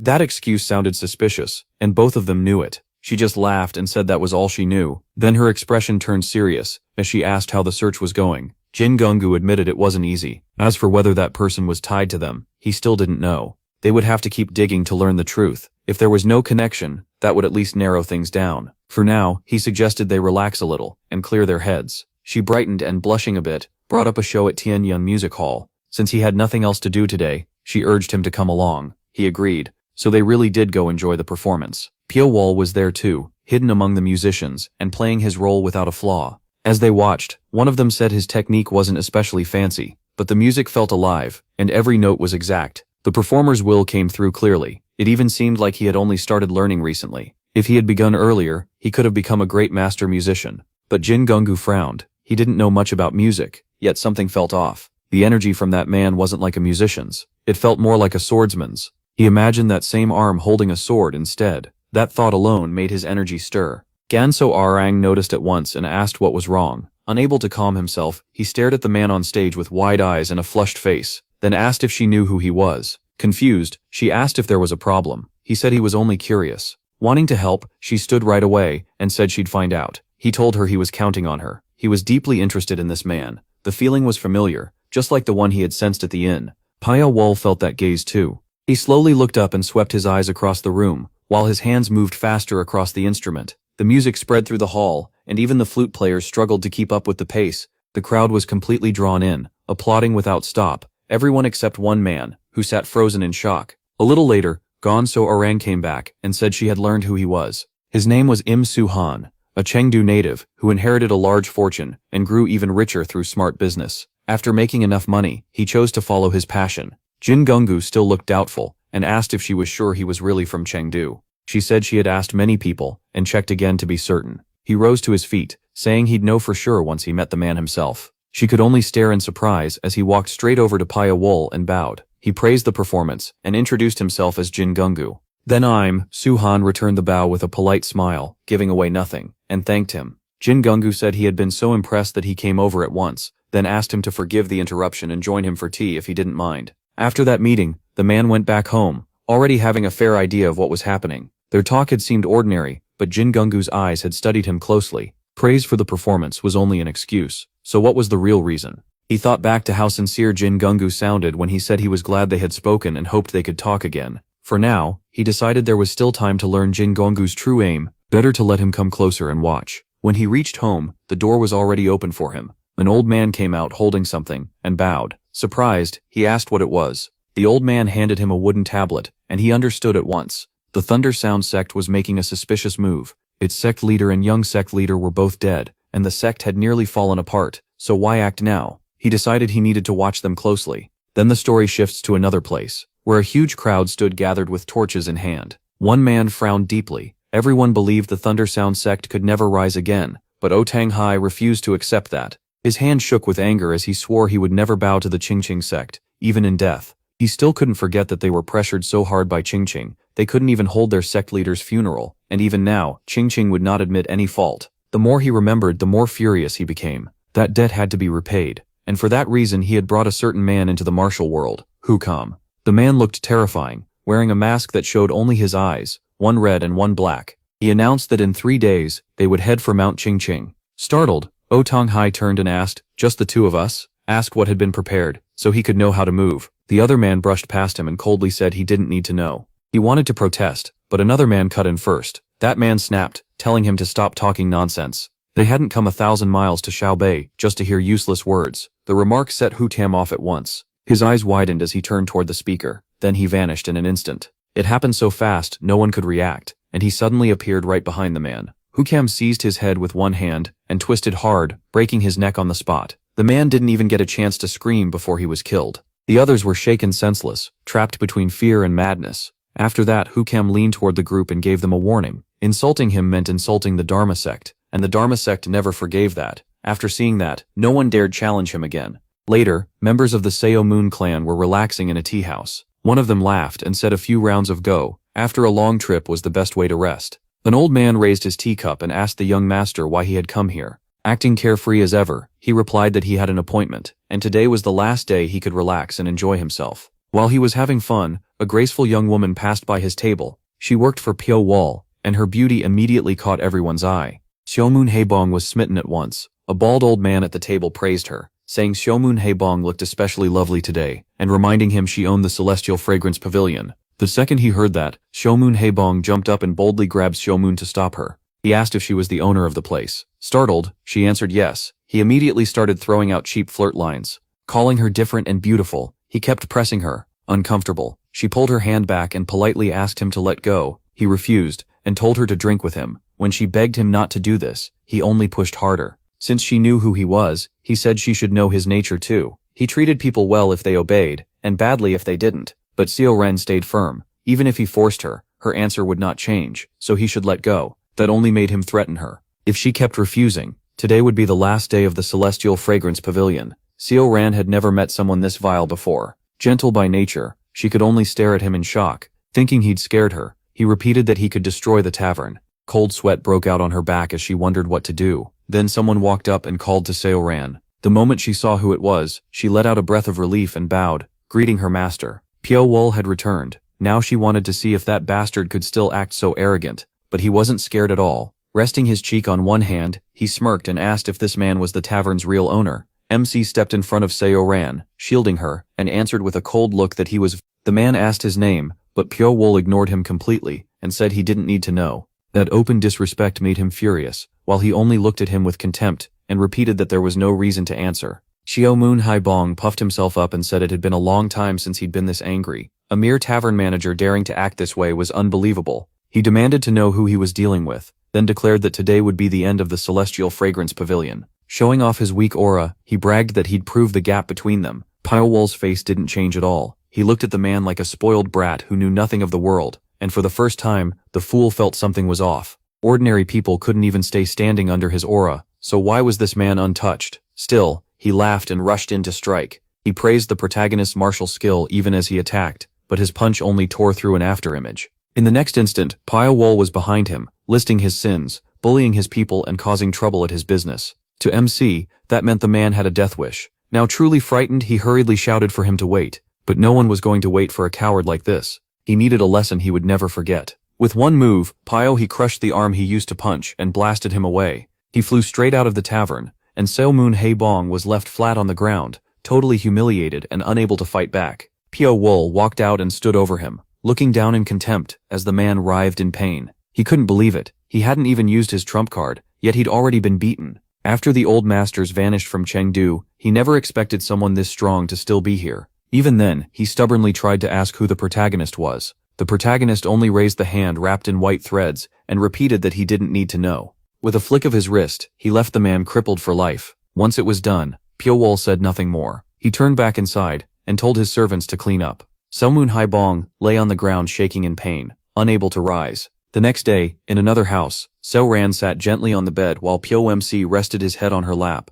looking down at him warmly. She said what happened last night was no small thing, and thanked him for saving her. But she warned that the little fist king, Seo Moon Haibong, hadn't come alone. She worried his companions might come looking for trouble. Piao Wol hadn't thought to ask before, but now it hit him. He sat up right away, and muttered that she was right. That girl really did have a cursed tongue. Just then, a voice came from outside, saying a guest had arrived. It was Seo Rang. She told the gatekeeper she was a friend of that ruffian guest, and asked if she could greet the master of the house. She smiled without looking nervous at all. From inside, Piao Wol allowed her in. Only then did her face grow a little tense as she opened the door and walked in. The moment she saw him, her eyes lit up. He sat there with the lower half of his face covered in black cloth, but what she felt from him was something else entirely, the presence of a giant white snake. The strange aura left her shaken. Even so, she politely asked if he was the owner of the Heavenly Fragrance Pavilion. He didn't waste words, and simply offered her a seat. He told her to sit. Then he explained that Seo Moon Hai was the true owner, while he was only helping manage the place for now.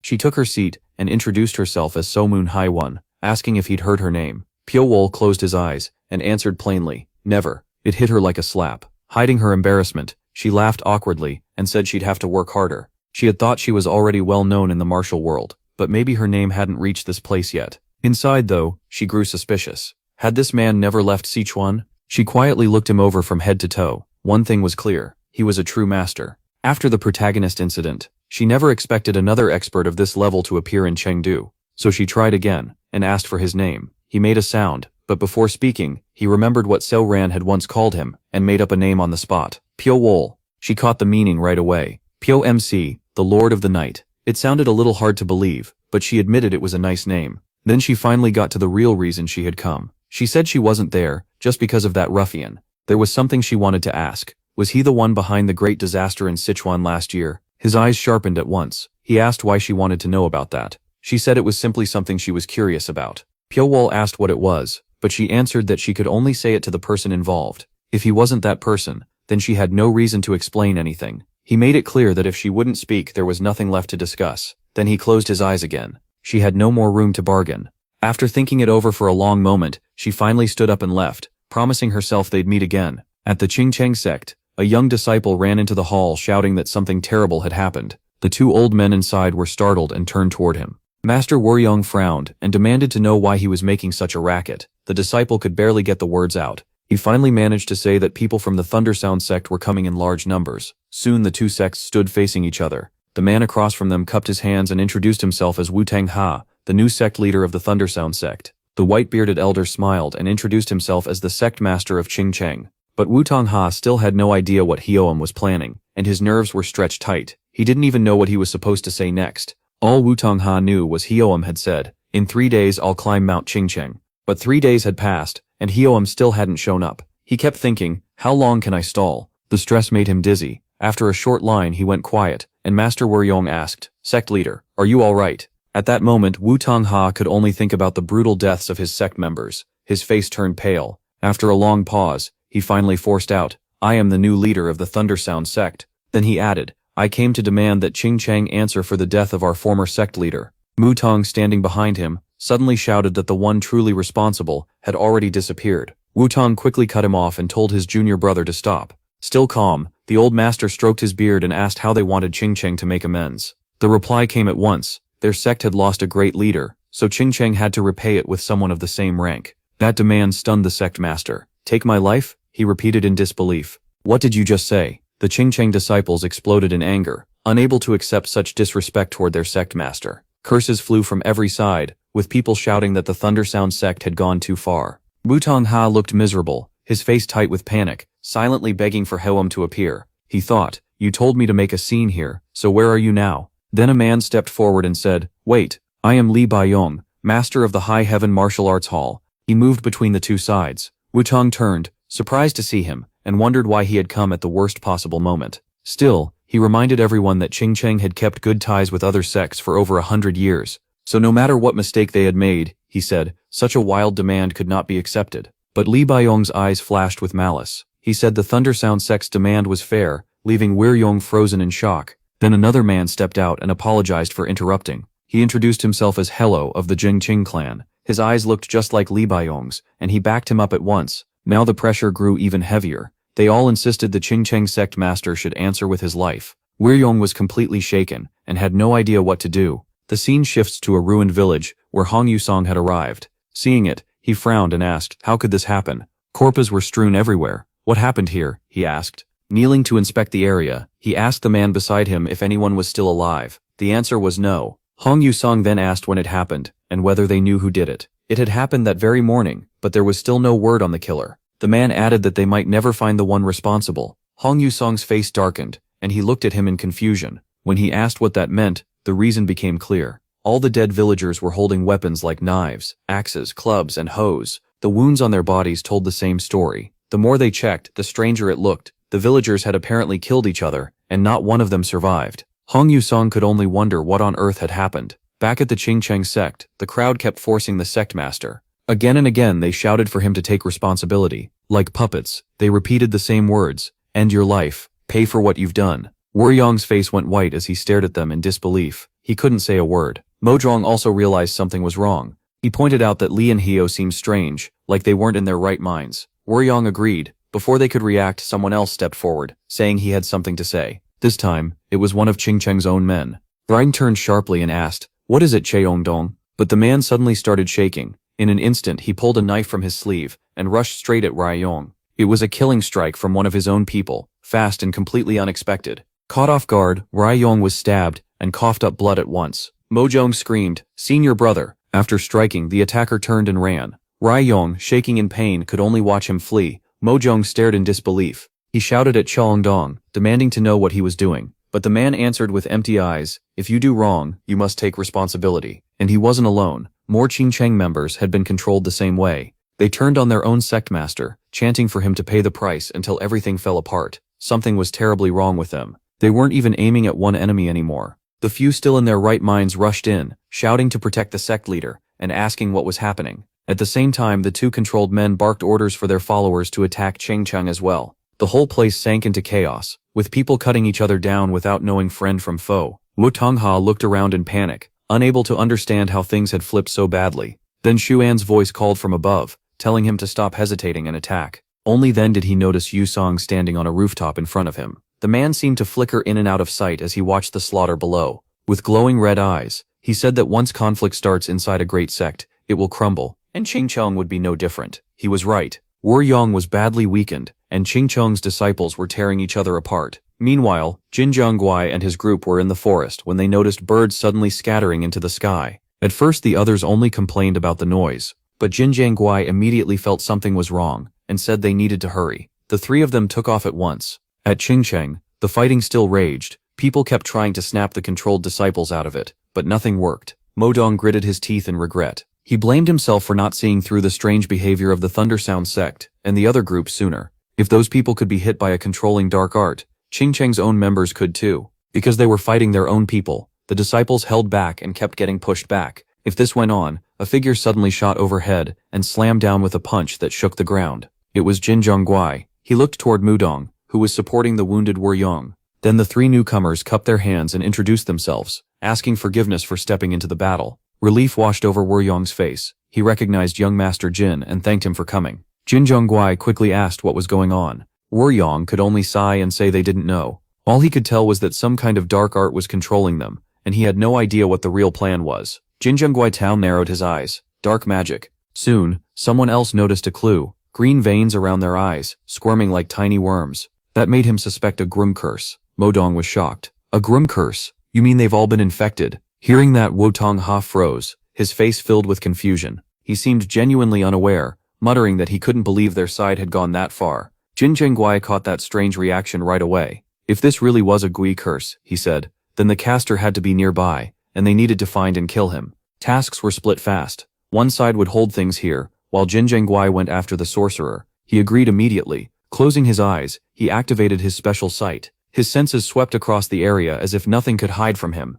Soon he shouted that he had found the target. Then he vanished. Moving like lightning, he leaped across the area and struck without warning. His attack hit one exact spot. When the dust cleared, no one was there, at first, but his guess had been right. A dark figure had been hiding there, and Xuan was forced out. With blood-red eyes, Xuan asked how he had been found. Jin Jianguai leveled his sword and demanded to know why he had set all this up. Of course, Xuan had no intention of giving a straight answer. He only laughed and repeated the question back at him. Jin Jianguai's eyes burned red, as he warned that if Xuan wouldn't talk, then he would destroy his dark arts himself. As he said it, he drew his sword. The two faced off, ready to fight. Jin Jianguai's strength was no joke. He unleashed a crimson blast that crashed down and blew the ground apart. The attack showed just how terrifying his power really was. But Xuan dodged it, slipped behind him, and mocked him with a quick "not bad." Then he disappeared again. Jin Jianguai watched him escape, frustrated. He hadn't finished the job, but he hadn't lost the trail either. He remembered the guilty, frightened look Wu Tongha had shown earlier, but there was no time to dwell on it. Jin Jianguai returned, and seized Wu Tongha. After everything that had happened, Wu Tongha was shaking with fear and anger, cursing the Gu curse. Jin Jianguai glared at him and demanded, "Who cast the Gu curse?" Jin Jianguai glared at him and demanded, "Who cast the Gu curse?" Tonghai was cornered, but he still shook his head. I don't know him. No one bought that. Jin Jianguai moved in close and asked, "You really don't know? This is your last chance. I'm only asking once more." His red eyes flared and the threat was clear.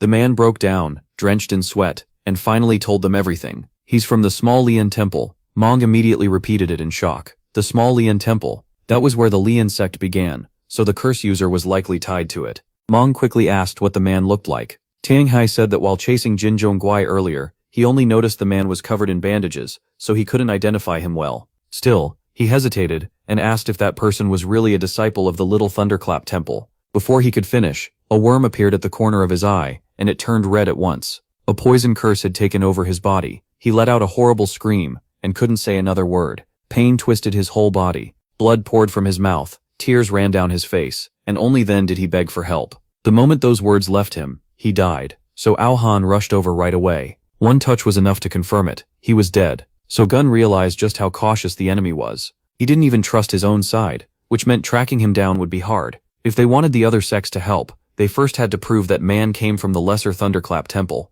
Asked what to do next, Elder Judong could only hesitate. He admitted his sect no longer had the strength to keep fighting. Their disciples had already suffered heavy losses. Lowering his head, the old man said recovery would take a long time, so his sect wanted no further part in this. Jin Zhonggu's expression darkened. He found that hard to accept, and asked if they were really letting this grudge go without revenge. But the elder cut him off. "A gentleman can wait 10 years for revenge," he said, and swore that even if it took 100, the Qingcheng sect would repay today's humiliation tenfold. Since the decision was final, they let it go. Jin Zhonggu bowed, and said he would respect it, then wished for the Qingcheng sect's recovery. He thanked them all. After saying goodbye, and leaving the Qingcheng sect, the three talked over their next move. They agreed they had to keep hunting him. A man who could control minds was too dangerous to leave alone. Still, Sogun wondered if they could even find him after so much time had passed. Jin Jonggu thought back to the chase. Based on the blood he left behind, the man's injuries had to be serious. An ordinary doctor wouldn't be enough, so he'd likely seek out a well-known clinic.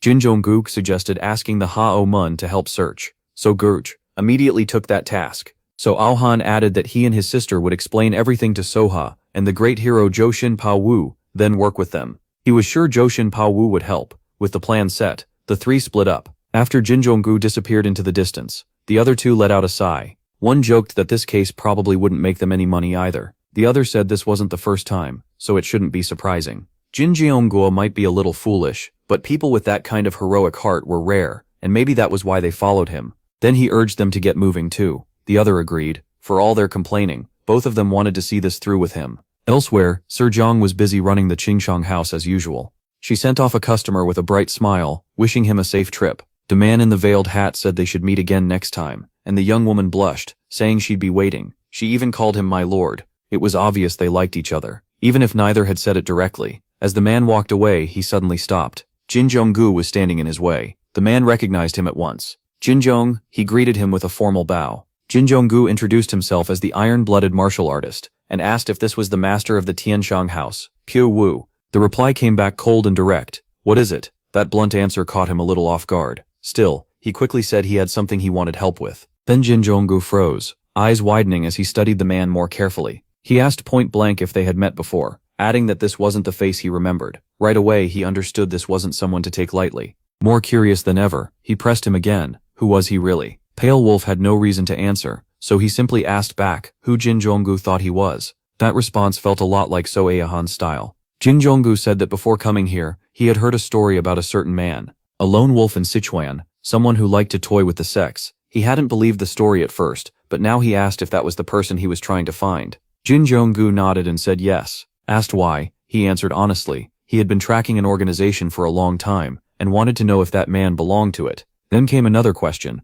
What would he do if he did? Jin Zhongguok's answer was firm. He would fight him, bring him down, and do whatever it took to uncover the truth. That had been his goal from the start, and he asked once more for the man's identity. Was he Limso Yihuan, the master of the Tianshang house, or the killer who once threw Sichuan into chaos? Which one was the real him? His attitude seemed decent, and he clearly knew a lot. So Pio Wu took off his hat. Jin Zhongguok stared without even blinking, searching his face for any lie. He asked if this was his real face, and the man said yes. He added that he rarely showed it. Since he had answered, it was now Jin Zhonggu's turn to explain what he really wanted. That seemed fair, and with a snap of his fingers, Jin Zhonggu agreed. He tossed something over, and the man caught it at once. It was a round gold coin, the 9 dragons. He asked if the man knew them, but he didn't. His confused reaction made that clear. So Jin Zhonggu explained that people using this symbol had started appearing recently. They had no known ties and never contacted each other, but they all carried the same mark. The symbol was spreading fast, and those people kept stepping into conflicts to chase power and profit.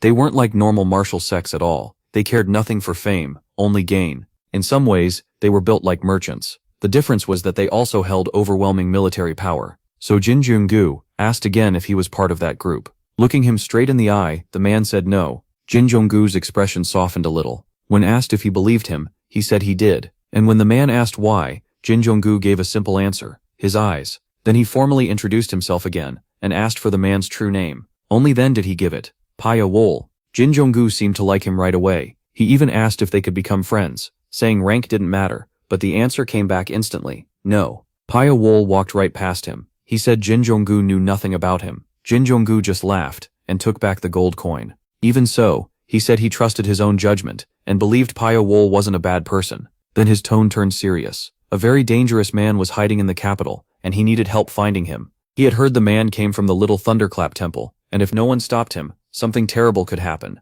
So he asked Paya Wol to help track him down. He added that they could talk properly after it was over, then flicked the gold coin over once more. Paya Wol caught it, but he still refused. No matter what Jin Zhonggu said, it wouldn't change his mind, and he turned away. Watching him leave, Jin Zhonggu thought about the man who had once shaken Sichuan. How many people could really see what was in his heart? From what Jin Zhonggu had learned, he seemed more like a victim than a true villain. So he stayed confident and smiled, promising they would meet again. Then the scene shifts to a small room soaked in blood. An old man lay there barely alive. Forcing out his words, he gasped that they dared kill him. He cursed Hulkema and the others, warning that they would regret bringing such murderous intent against him. In a small tavern, the blonde Jimin Pyong Haibong sat drinking, still wrapped in bandages because his wounds hadn't healed. He was furious over the beating he took from the main character and slammed his cup onto the table. As he cursed, one image kept filling his mind. Pruo Weiss, that master of the night. He couldn't believe the man had done this to him. He swore that once his body healed he would get revenge. The madder he got, the more wine he demanded. He was so on edge that everyone looked like an enemy, and he shouted at the room.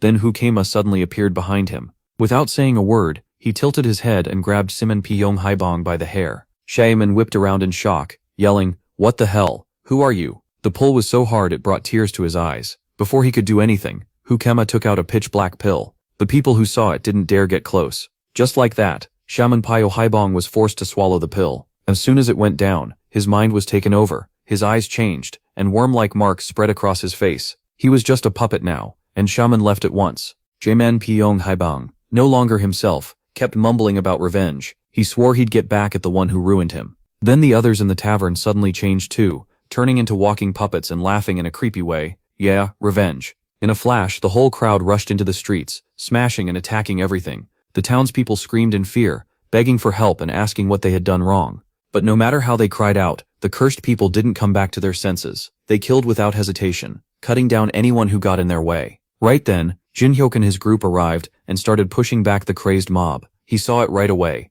This had to be that man's doing. Who else could it be? The puppets at Mount Chingcheng weren't enough, and now he'd brought chaos to the capital too. Jinhyuk wondered why he still hadn't shown himself. This riot clearly wasn't the real goal. He had to be after something else. The net is closing in. He's getting desperate, so he's making his move. First we deal with this. While he spoke, Gua came running over like she'd seen a ghost, shouting that something terrible had happened. They turned to her at once. What is it? She was shaking so badly she could barely get the words out. So Ulman. He went back to the Heavenly Fragrance Pavilion. Then a shout rang out from far away. Fire! The Heavenly Fragrance Pavilion is burning. The flames were rising fast, and Jinhyuk's face went pale. No way. Then they all ran over. Inside, the women were screaming for water and shouting that Hyang still hadn't come out. The place was almost fully swallowed by the fire, and someone inside was coughing hard. It was So Ulman, holding Hyang down and yelling at her for rejecting him. He'd completely lost his mind, still screaming at her even after she had passed out. The other three arrived and shouted his name. Shulman froze and looked over. They all saw the same twisted look they had seen at Mount Chingcheng. It was obvious that bastard had used his technique on Shulman. Gu Xiao cried out that the fire was spreading and they had to get him out now. But Jinhyuk realized the woman was already dead. He quickly decided their first job was saving Shulman. He called to him again and again, telling him to calm down, come over and leave the woman. Only then did Selman seem to wake up. He looked around, saw what he'd done, and was horrified. Ah, this. He jumped to his feet and staggered back, but he was still raving like a madman. He kept blaming that man, shouting it was all his fault. His mind kept breaking apart until he was completely beyond saving. Jinhyuk said there was no way to bring him back. Then someone stepped through the flames. It was Wall, and he looked furious. His eyes were red, his face colder than ice. He walked forward with iron guards on his hands, white threads already stretched out. In an instant, dozens wrapped around Sulmin's neck, and with one pull, his head was ripped clean off. Nothing needed to be said. Even that death felt too easy for what he'd done. The others could only watch, unable to stop it. Sulmin's head rolled to their feet, and the whole group went stiff with shock. Jinhyuk, acting like he couldn't see what was obvious, still demanded to know who the protagonist was, and how he dared attack Sulmin. The protagonist ignored them. He knelt and quietly pulled the dagger from Hyang's chest, remembering the night before, when she softly asked, "Master, do you have a wish?" He had looked at her, confused, and repeated, "A wish." Then she leaned in and whispered, "You always listen to what we want, but you've never told us your own." For the first time he opened up. "I've always dreamed that I could build a world with no more darkness or sorrow, and you still haven't told me your wish." Her face turned serious as she looked at him. "My wish is so big I don't even dare say it. So if I can watch your dream come true, that will be enough for me." She had clearly fallen for him, and he didn't hate that. But now, she was only a cold body. Even Jinhyuk had nothing to say. Wall's eyes reddened, but he never looked at them. He stared only at the woman he cared for. She had wanted to see his dream, yet left before that world could exist. He promised she wouldn't go alone. Darts and threads rose into the air, aimed at the other three. He clearly had no plan to let any of them leave. So Gansung quickly drew his sword and held it near his neck to trigger his art. White Moon's 18 forms. In his eyes, Sulmin deserved to die, but anyone defending Wall should die too. MC meant it. The darts shot out like lightning, spreading everywhere. He alone was enough to handle all three of them. Gansung rushed in, but Guhua couldn't just watch. She jumped forward and cut down several darts dropping from above. The two of them fought together with their swords. Then she noticed the darts were changing direction on their own. Could it be he was moving them with his energy? Their attacks were as sly as poison snakes, impossible to read. Wall didn't even need to move. Gunzong got right up to him, thought he had the edge, and even smiled too soon. He thought it was over, but his threads had already formed a web around him. It would take a miracle for those two to live through this. Only Jinhyuk was clear-headed enough not to rush in. He saw the danger and shouted for them to move, but it was already too late. Blood had been spilled. Guhua was badly hurt, and Gunzong was grabbed by the throat in a tangle of wires. Wall had caught both of them at once. They hung in the air, struggling uselessly. The only mercy was that he hadn't killed them yet. Now Guhua was truly terrified. He hadn't even moved, yet he crushed them with those darts alone. She felt completely helpless. A single dart hovered in front of each of their faces, ready to pierce an eye at any second. Jinhyuk couldn't just stand there anymore, so he drew his sword and used his art. Ninth Revolution Heaven, Annihilating Sword, Third Form, Soul-Severing Slash. The technique was powerful, a single horizontal strike filling the whole room with pressure. Because of it, the other two broke free. The slash kept going straight at Wall. After the attack, the protagonist was unharmed, but the other two were saved. They both knew Jinhyuk had just saved their lives. Gunsang had never seen anyone this strong, but he still wanted to charge again, until his ally stopped him at once. That's enough. Gunsang stared at him in disbelief. Jinhyuk had already made up his mind. Stop, we have to bear it. Even after nearly dying once, the idiot still wanted to fight and shouted back, asking what he meant by that. Was he really saying they should retreat? Weren't they supposed to avenge their sect? Guhua finally cut in coldly, telling Gunsang they had to endure it. She understood the situation at least. By now it should have been obvious. They were no match for that man, but Gunsang still couldn't accept it. He clenched his teeth. Guhua had always been proud, and as Han Chan's disciple, she had reason to be. So hearing someone like her say endure it, left him no choice. In the end, he lowered his head and said nothing more. The fighting stopped. Jinhyuk sheathed his sword, stepped forward and called out, "Wall." Then he tried to make a deal. Let's set our grudge aside for now. But MC's answer was simple. Who did Jinhyuk think he was, and why should he agree? Jinhyuk explained that he was probably blaming them for this, but a weak creep like So Min could never have caused it alone. Someone was controlling him from the shadows, and they had already been tracking others under that same control. All of them showed the same signs. He was doing this to distract them and slip away, so the real priority was catching him first. After that, they could deal with what happened here. If they stayed busy fighting each other, the real culprit might already be out of the city, and this could happen again. Jinhyuk asked the protagonist to accept that. The protagonist said very little, only holding Hyang tightly in his arms. Then he stood and looked straight at them. And if I refuse? Jinhyuk's face turned pale, and he let out a helpless sigh. Then he'd have no choice but to fight. But if they did, Wall wouldn't get the real killer behind her death. Was that really the better choice? He had a point. MC looked down at Hyang for a moment, then turned away in anger and walked off. Only then did the others. The three of them quietly let out a breath, finally easing up a little. He stepped out of the flames, and that was answer enough. As the fire died down, the girls gathered around Solran and wept, crying, "Why did this happen, Sister Solran?" Before Pu Wol left, he gave an order to his most trusted subordinate. "I'll be gone for a while. You're in charge of the Heavenly Fragrance House now." Lei Sol ran to rest somewhere warm and quiet, somewhere the sun reaches. Holding back her sorrow, she placed a hand on her chest and answered, "Leave it to me. Please, focus on what you need to do." Only after hearing that did he move on. Then he noticed Jin Jeomgar already waiting for him. Going after the culprit? Pyo Wol walked right past him. Finding him isn't hard. What matters is finding the one behind him. Jin Jeomgar watched him go, frowning in surprise. Was he talking about the Little Lane Temple? Elsewhere, Hanga Rang was walking alone. Her thoughts stuck on the other two. Brother Sogun was tied up with the Munpyo Him case, while brother Ji Yoomgu had gone after him. At this rate, Ji Yoomgu was going to struggle if he kept trying to handle everything alone. Lost in those thoughts, she slammed into someone passing by. She turned at once. "I'm sorry. I was distracted, and didn't watch where I was going." But the second she saw his face, she jolted and shouted, "It's him!" It was Hugh Kam, the man they had been hunting. A greedy look flashed across his face. This time she wasn't getting away. She froze in fear, mouth hanging open, as Hyo Kam struck. In one clean move, Ga Rang was knocked unconscious on the spot. The bastard threw the beautiful woman over his shoulder and laughed. "Hee. You'll be perfect material. I'll take you to the Little Lian Temple and turn you into my strongest puppet. I can't wait to see Jinji Yoomgu's face when he learns the truth." The scene shifts to another place, where two people stood across from each other in a courtyard.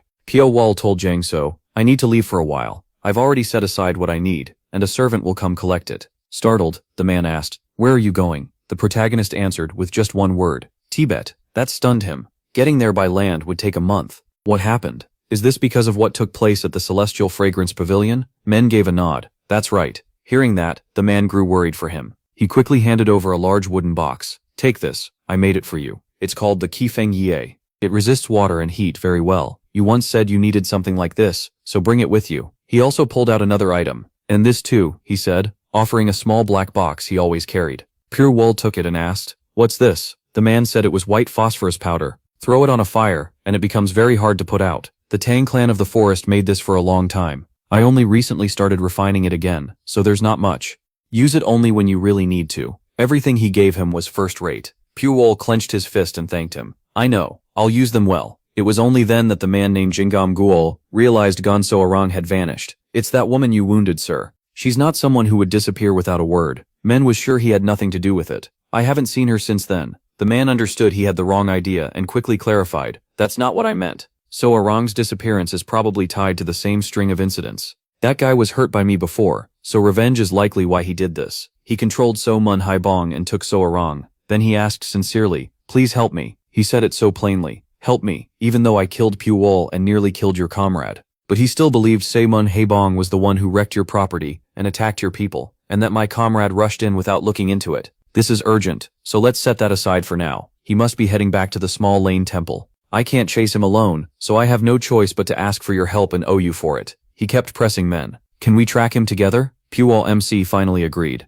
If that's the case, stop talking and follow behind me. He had sworn that nothing alive would slip from his hands. The two traveled without rest and reached their destination a full day later, only to find a house full of corpses. Jingam Guol looked at the bodies with bitter shock. How could he do something this horrible? Men searched the place for clues. This house let him watch your people. If he wanted revenge, he needed to keep an eye on all your movements. He likely controlled Seomun Haibong Guol from here too. At the mention of his dead comrade, his chest tightened. Then men spotted scraps on the floor. Just as he suspected, the man planned to head for Tibet. Were those pieces oiled leather? That would help in damp places. The cotton could line clothing against the cold, and the iron bits were for shoes to keep from slipping on ice. They found plenty of signs, meaning he would pass through snowy ground. And the only place between Sichuan and Tibet buried in snow right now was the western plateau. Jingam Guol grew tense. Then we have to go there. Everywhere the two went, they found more corpses. He killed the horses and the drivers. Looks like he switched to a boat here. There were still footprints on the ground that hadn't been wiped away. Puol studied them. There's good news and bad news. The good news is that Gonso Arang is still alive. The bad news is he knows we're chasing him. Then men stopped and handed over the coat he was wearing. Put this on. You'll need it on the snow plane, the man asked in surprise. If you give it to me, what will you wear? Rengso Du made me a new one, so I don't need this anymore. I have something else. After that he put on a new cloak, as the weather ahead turned much harsher. Meanwhile, Hayokam had already reached the icy snow-filled region. He kept looking back. They're getting close. Whoever was following him had amazing tracking skill. Who could it be? Was there really someone like that in Chengdu? Then a thought hit him. Could it be that guy? His plan to use Moonbong to lure Jingam Guol's group to their deaths had completely failed. The master of the Celestial Fragrance Pavilion, hiding behind that flawless face, was incredibly dangerous and always seemed to melt into the shadows. If he chose to disappear, that would be even worse. The more he thought, the more scared he got. Did he find out I exist? He glanced at Gonso Arang over his shoulder. If I were alone, I could have escaped any time, but now I'm stuck carrying this burden. Pa Yowol and the other man also reached the snowy plain. He urged, once we cross this, we can get back to the small Layan temple. He finally felt a bit relieved. We're here. I can't believe I made it through this cold. Without you, I never would have gotten this far. Jingam Gu looked over at men, thinking about the time they'd spent together. I've learned only one thing we share. We both know martial arts. Other than that, we're nothing alike, especially in presence. He's far sharper and far more dangerous than I am. Is that what made him the peerless assassin who wrecked the Qingchang and Ma sects? He must know many more ways to kill than the ones I've already seen. I want to know what methods he uses next, and that both excites and scares me. Suddenly men warned, something's coming. As soon as Pa Yowol finished speaking, a large group of riders rushed toward them with weapons in hand. He recognized the curved swords at once. Tibetan horse bandits. They're the biggest danger to merchants crossing the snow plain. They don't just steal goods, they kill innocent people too, without hesitation. But Pa Yowol already had a plan. He turned and said, you handle them. The man blinked. What? Me alone? Men wouldn't let him argue, and moved ahead. The snow plain is windy, and the weather changes fast, so tracks vanish easily. I need to keep following him right now. I'll leave signs for you, so don't worry. This is the best way. There was no time to waste. He drew his sword at once. Got it. I'll be right behind you. Men took another route and kept chasing the bastard. Meanwhile, Jin Gonggu stayed behind to stop the bandits, sword ready. Come on, try me. Back in the city, Sound was still wrapping his wounds. Thinking about that fight, he burned with frustration. I couldn't help at all, not even a little. Just then, someone came to his door. Young Master Nong, may I come in? Startled, he looked over. Of course, please come in. It was Soha, and his grandson. How are you feeling? We came to see how you're doing. As he said he was feeling better, a sharp pain shot through his shoulder, and he flinched. The other two quickly told him not to push himself. Actually, I came because someone told me about your situation. It was Hong Du-sin, the manager of the Lower Five Gates City branch, who had come as well. He clasped his hands and bowed. I am Hong Du-sin. Nang returned the greeting politely. It's an honor to meet you, Master Hong. Please forgive me for coming so suddenly, but I have something important to tell you. Nang was confused. Something important.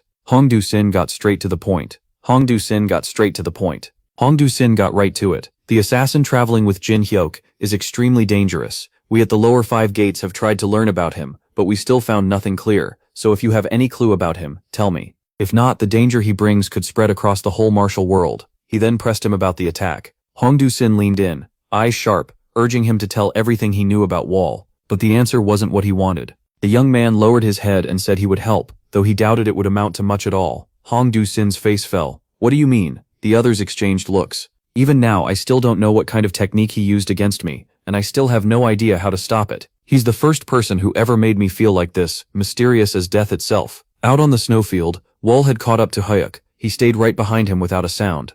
Only Hyang, hanging upside down on Hauke's shoulder, noticed first. She was stunned. Why was the Night Lord here? Then Hauke sensed something wrong. He stopped at once and spun around, but saw nothing. Still, he felt an awful unease. He could clearly track the woman's movements, and now her breathing and heartbeat were speeding up. But no matter where he looked, nothing seemed out of place. It was all too normal, and that only confused him more. He couldn't understand how Wall was hiding. His eyes widened as he searched for what he had missed. Then the fool kept moving and even mocked his pursuer, wondering if he could keep following. Of course he could. He stayed on his heels the whole time. Hyang watched, totally shocked. How could the Night Lord read every move and follow so perfectly? Each time Hauke stepped, the Night Lord matched him. With that kind of movement, there was no way he'd be found. He absolutely couldn't see the protagonist, just like no one can see their own back. Hauke's footwork looked ghostly, but next to the Night Lord, it was nothing. The protagonist moved like his shadow. Hauke once again felt that prickling on his back. This cat-and-mouse game was breaking him, so he lashed out behind him and shouted for his stalker to show himself.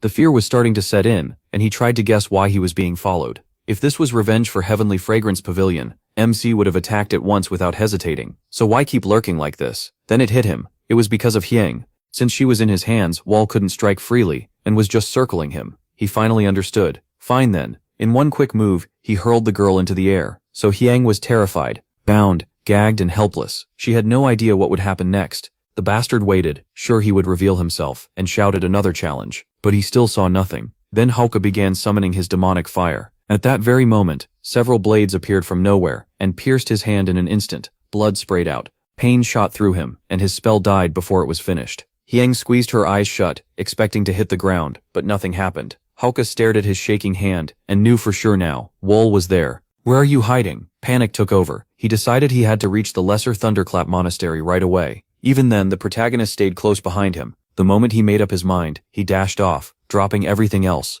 Only then did MC step out and go to Hyun, who had been left in the snow. Her eyes were still shut from pain and cold. He looked at her with pity. You've suffered. Weakly she tried to ask why he had come. Walpo only wondered if she could last until Jin Hyuk arrived. Even if she died, he still had to keep moving. All he could say was, I'm sorry. Please understand. Then he leaned in and kissed her, but it wasn't really a kiss. He was passing his energy to her. Night Lord, what is this? Warmth spread through her body, and she started to feel better. He was forced to leave her there and go on alone. He told her he had given her true chi, and that she had to hold on until Jin Hyuk came. Hyang didn't understand. Him. Her eyes followed his fading figure as she wondered who he meant, and why the Night Lord had come for her at all. Hauke arrived at a large building. Someone inside called out, asking who was there. I'm from the Lesser Thunderclap Monastery. I have an urgent report for the Tower Master. Let me see Tower Master Yukmakia immediately. At once, the doors opened. Inside, the tower's tall, grim mistress heard the report and gave a faint smile. He says he's from the Lesser Thunderclap Monastery, her servant said. He calls himself Huk. Her eyes brightened. Ah, I know that name. The hunting dog raised by the Dharma monk. Even with him kneeling before her, she looked down on him. She asked what a hunting dog like him wanted. The man was badly shaken and spilled everything. Someone was following him. That person had terrifying martial arts and stealth, and the tower had to be careful. Her contempt was clear. She laughed at him for a hunted dog coming to beg for shelter. Then she told him not to worry. Without the tower's permission, not even the Dharma monk could enter. She added that the Dharma monk hated owing favors, but now he'd owe her one. Relax, you can stay here. He bowed his head and accepted the favor for the night. Just like that, he was safe for one night. He slept peacefully in his room, sure the guards outside would protect him. Then he felt something bloody near his head. Still half asleep, he opened his eyes, and the instant he saw it, he bolted upright, heart racing. He suddenly recognized the jewelry that woman had been wearing. He never expected to see it here. Wall had finally reached the tower. As usual, a voice behind the door asked who was there, but there was no reply. The old guard frowned, confused, and another one came over. Did someone come just now? Someone had clearly been at the door, then vanished. Neither of them would have believed it even at death's door. The intruder was already standing behind them, and they had no idea when he got there. After seeing those two items, Hugh couldn't sleep anymore, and got up to check the tower. He paced around, feeling that something was wrong. Why was it so dark and so quiet? He couldn't sense anyone at all. What happened to the tower? Had the hallway grown smaller, or was it always this tight? But that didn't matter now. What mattered was the safety of the tower master, the owner of that bracelet. Holding the blood-stained bracelet, he suddenly froze. His eyes widened in fear. In the dim light he saw a figure. It swayed, then dropped. The whole body burst into fire like a living torch, and it wasn't just one. The hallway was lined on both sides with standing corpses. That was why it had felt so narrow. The sight nearly made Hugh throw up. Then flames spread to his feet, and he ran for his life. But everywhere he looked there were bodies. Here too, and here. Everyone was dead. Not a single person in the tower had survived, and no one was left to save him. By the time he understood, it was too late. Wall had already gotten inside. If that was true, then could it be? While he was still thinking, he went rigid, and the bloody bracelet slipped from his hand. In front of him hung the tower master's corpse, upside down from a beam. At that point he was completely terrified. Why kill everyone in the tower and leave the bracelet behind? Unless the protagonist wanted him to see it, why spare him? The protagonist? What are you trying to do by driving me into a corner like this? The tower had fallen. He was so scared he leaped down and ran as fast as he could. What he didn't know was that Wall had already found him. With a short blade in hand, he aimed at the fleeing figure below and threw. The blade pierced his arm and blood poured out. The man was badly hurt, but MC didn't finish him. He let him keep running. His last hope was to reach the temple, his only chance to live. Walsh watched him from afar and followed close behind into the deep forest. But then the man suddenly turned, and just like that, he was gone. He's gone. I can't see him anymore. Never before had his prey escaped him like this. The distance between them had been only a few steps, yet the protagonist vanished without a trace. No breath, no body heat, nothing. Could this be real? If Wall truly had that kind of skill, he wouldn't have been searching the forest so long without finding anything. Still, something felt wrong. He had been here before, yet somehow he had lost the trail. So he stopped wandering and headed straight for the forest's edge. This place seemed hostile, like it was trying to drive him out. There were constant tremors, plus mazes and illusions that fooled the senses. Is this some kind of formation hiding the headquarters of the temple? The Little Layan Temple has huge power in Tibet, so finding it won't be easy. Still, if he has enough time, he'll track it down, no matter what. He wasn't giving up, just pulling back for now to think of another way. After a long trek, he reached a rundown village near the Little Layan Temple. Something felt wrong. He could sense people inside, but no one came out, even though it was the middle of the day. Were the villagers really this scared of strangers? Then he noticed a small boy creeping up behind him. The kid rushed out and hurled a rock at him. It wasn't dangerous at all. The boy was just a normal villager, so Wall caught the rock with ease. Before the kid understood what happened, he shouted, telling him to get out. Right after that, an old man came running over. He panicked, and soon a crowd gathered around them. They forced the boy's head down and begged for mercy, asking him to forgive the child's rudeness. But Wall hadn't done anything. Even so, the stubborn boy kept yelling, asking why they should fear people like him. The moment MC heard that, he knew something was wrong. The old man beside him went pale and snapped at the child, warning that he'd end up like his brother if he didn't stay quiet. Tears filled the boy's eyes, but he still shouted back. He wasn't scared, even if they turned his little brother into a monster. The old man couldn't stop him. Wall had heard enough and asked who had taken the boy's brother. Braver now, the child shouted that those bastards were from the Shaolin Temple, just like him. That name was exactly what he had been searching for, and killing intent flared from him at once. Shaolin Temple? He told the boy to keep going. Shaken but angry, the kid yelled that they had already taken his brother and the other village children, so why come back? Did they need more? If so, they could take him too. Unlike the boy, Wall stayed calm and said he wasn't here to take anyone. The child still called him a liar. Using all his patience, the protagonist said he had no reason to kidnap him. If anything, he'd rather kill Guo than drag off some child and deal with the trouble. Now the boy hesitated and asked if he really wasn't from the Shaolin Temple. MC said no. At last, the misunderstanding started to clear. The old man's face turned gray as he shakily asked if that was really true.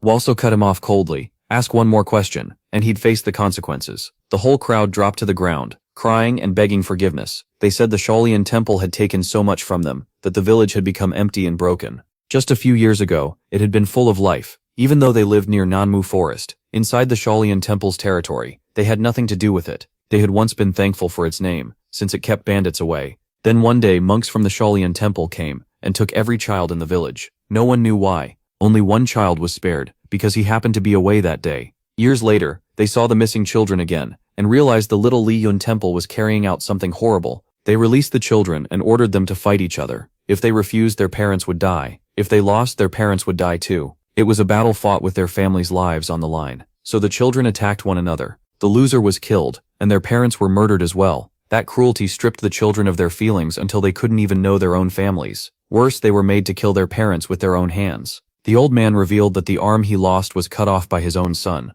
Walsall was puzzled and asked why they didn't just leave. The old man gave a bitter laugh. How could they? Those children were still their own blood. If they ran, they feared the children would suffer again. So they stayed, even if the children no longer knew them. Then he asked why he was searching for the little Laoan temple. What they had done to those children was too similar to what had happened to him in the past. Hearing it made his anger boil over, and his eyes filled with murderous intent. He vowed to wipe every one of them out. The boy who had been so bold before was frightened now, but the villagers also knew Wool was their only hope. The old man placed a hand on his chest and said he would share everything he knew about the little Laoan temple. He explained that its highest leader was called the Dharma Master. The current one, he said, was an extremely powerful fighter known as the Blood Buddha. He had reportedly mastered the temple's strongest art, the Heavenly Dragon's infinite supreme aura. The Blood Buddha also controlled around a dozen branches, which people called the 10 branches of the Blood Buddha. Under them were 300 Mara blood monks, the temple's main fighting force. Beyond that, the little Laoan temple had many other groups raised for all kinds of secret purposes. The stolen children were likely being trained as weapons for one of those goals. They didn't know the path to the temple, but they believed it must leave signs behind, since so many people moved in and out. Someone like Wall, they said, would notice what ordinary people couldn't, so he should be able to find it. Still, the protagonist felt something was off. He narrowed his eyes and pointed out that they seemed to know a lot for people who had never been there. The old man answered seriously. It was the obsession of parents who had lost their children. Wall asked nothing more. In his mind, one thought kept turning over: kidnapping children to make weapons. It felt far too familiar, and if he waited any longer, they'd only have more time to prepare for him. He needed to finish this fast. Then the young man from earlier came up to him. He begged MC that if he found Soma and the other children, he shouldn't kill them. He should save them. Back then, he had been unable to do anything. He watched them get taken away, while he hid and covered his mouth so no one would hear him cry. The guilt still crushed him. He said Soma had called out to him, but he was too terrified to move. His father tried to comfort him, saying none of it was his fault. Even they had been helpless, so of course he was scared. If he had been taken too, how could they have kept living? Father and son looked at each other and broke down in tears. It was moving, but Wall answered bluntly. He was sorry, but he couldn't promise that. The young man was stunned and asked why. His reason was simple: he wouldn't make a promise he might fail to keep. He didn't know what waited inside the little Laoan temple. It was secretive, and he'd have to sneak in. Even if he found the children, he couldn't act without knowing their condition. He hadn't come there to rescue people in the first place, but he did promise to bring back news about the children, and to slaughter every last one of those little Laoan temple bastards. That night, Wool set out again to search for a way inside, but he felt the same thing as before. The formation was active again. Still, no formation could hide an entire area forever. Then he noticed the stream. Finding the entrance by sensing it alone would be hard, but this stream had far too many large fish, which meant the food supply and conditions were unusually good. Standing in the river, Lull focused on that clue. Could it be caused by human waste? That guess proved right. At last he found a promising opening. The formation was weaker there, enough to reveal a path. Even with his sight blocked, he knew this had to lead to the little Laoan temple. If they wanted to blind him, fine, he'd use smell and touch instead. The route turned out to be a sewer line. He was about to move on when he stopped. Iron bars blocked the way ahead, but he could see buildings beyond them. He realized he had reached the edge of the formation. He tested the bars and slipped through the narrow gap like smoke. Inside, he heard guards talking. They laughed that no one could find their headquarters without permission, much less break in. To them, the idea was absurd. They kept chatting confidently, saying no one had entered this place for hundreds of years and that the rumors were ridiculous, all while Wool was already inside. One finally said it didn't matter. It was an order from above, so they just had to stay alert and keep watch.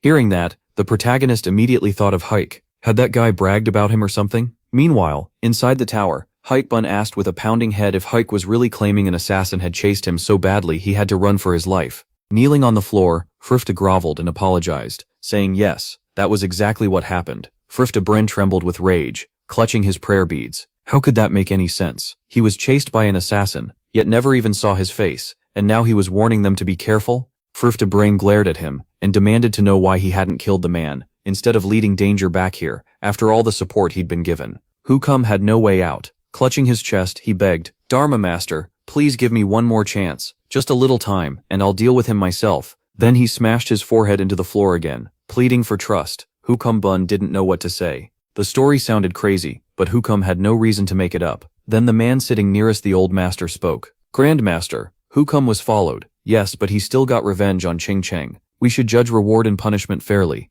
He added that Hukum wasn't the type to lie, so they needed to find the person who chased him first. The others quickly agreed. Soon they were tossing around ideas. Maybe the intruder was still in Nammok Forest. Maybe they should send hunting dogs. Maybe tighten security. Some brushed it off, saying none of that was needed, since no one could get in anyway. They even joked around. Everyone was careless except Hukum, who was clearly terrified. In the end, he decided the only one he could count on was himself. That night, a few torch-bearing guards patrolled the area, checking everywhere. But after searching, they still found nothing, and started to think they could comb all of Nammok Forest without spotting anyone. Before long, they decided Hukum's warning had to be wrong. They grumbled that he always acted important, but never delivered, and that they never should have listened to him. Eventually, they said they should head back and talk it over again. None of them realized Pyo Wall had already slipped into their group. A few days earlier, one of the men had returned from outside. He went into his room and tossed off his clothes. Then he dropped onto the bed to rest, complaining that this search was dragging on forever, and that Hukum had to be making the whole spy story up.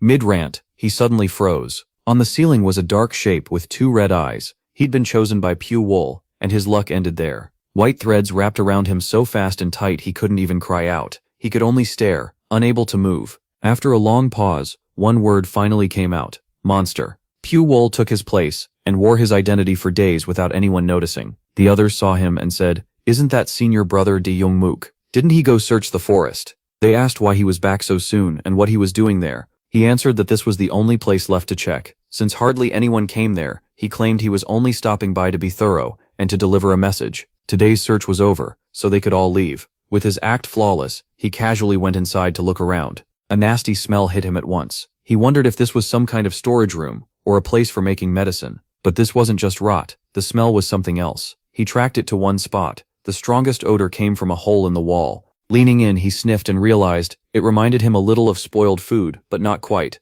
Then it clicked. Poison. He shoved his hands into the opening and tore it wider. Behind it was a long staircase leading down. Without hesitation, he followed it. Below were prison cells. In one corner, a person sat bound and gagged. Beside him stood a white-haired old man, wearing a twisted smile. You've waited a long time, haven't you? Making this took some work. The old man grabbed the prisoner's head and forced it back.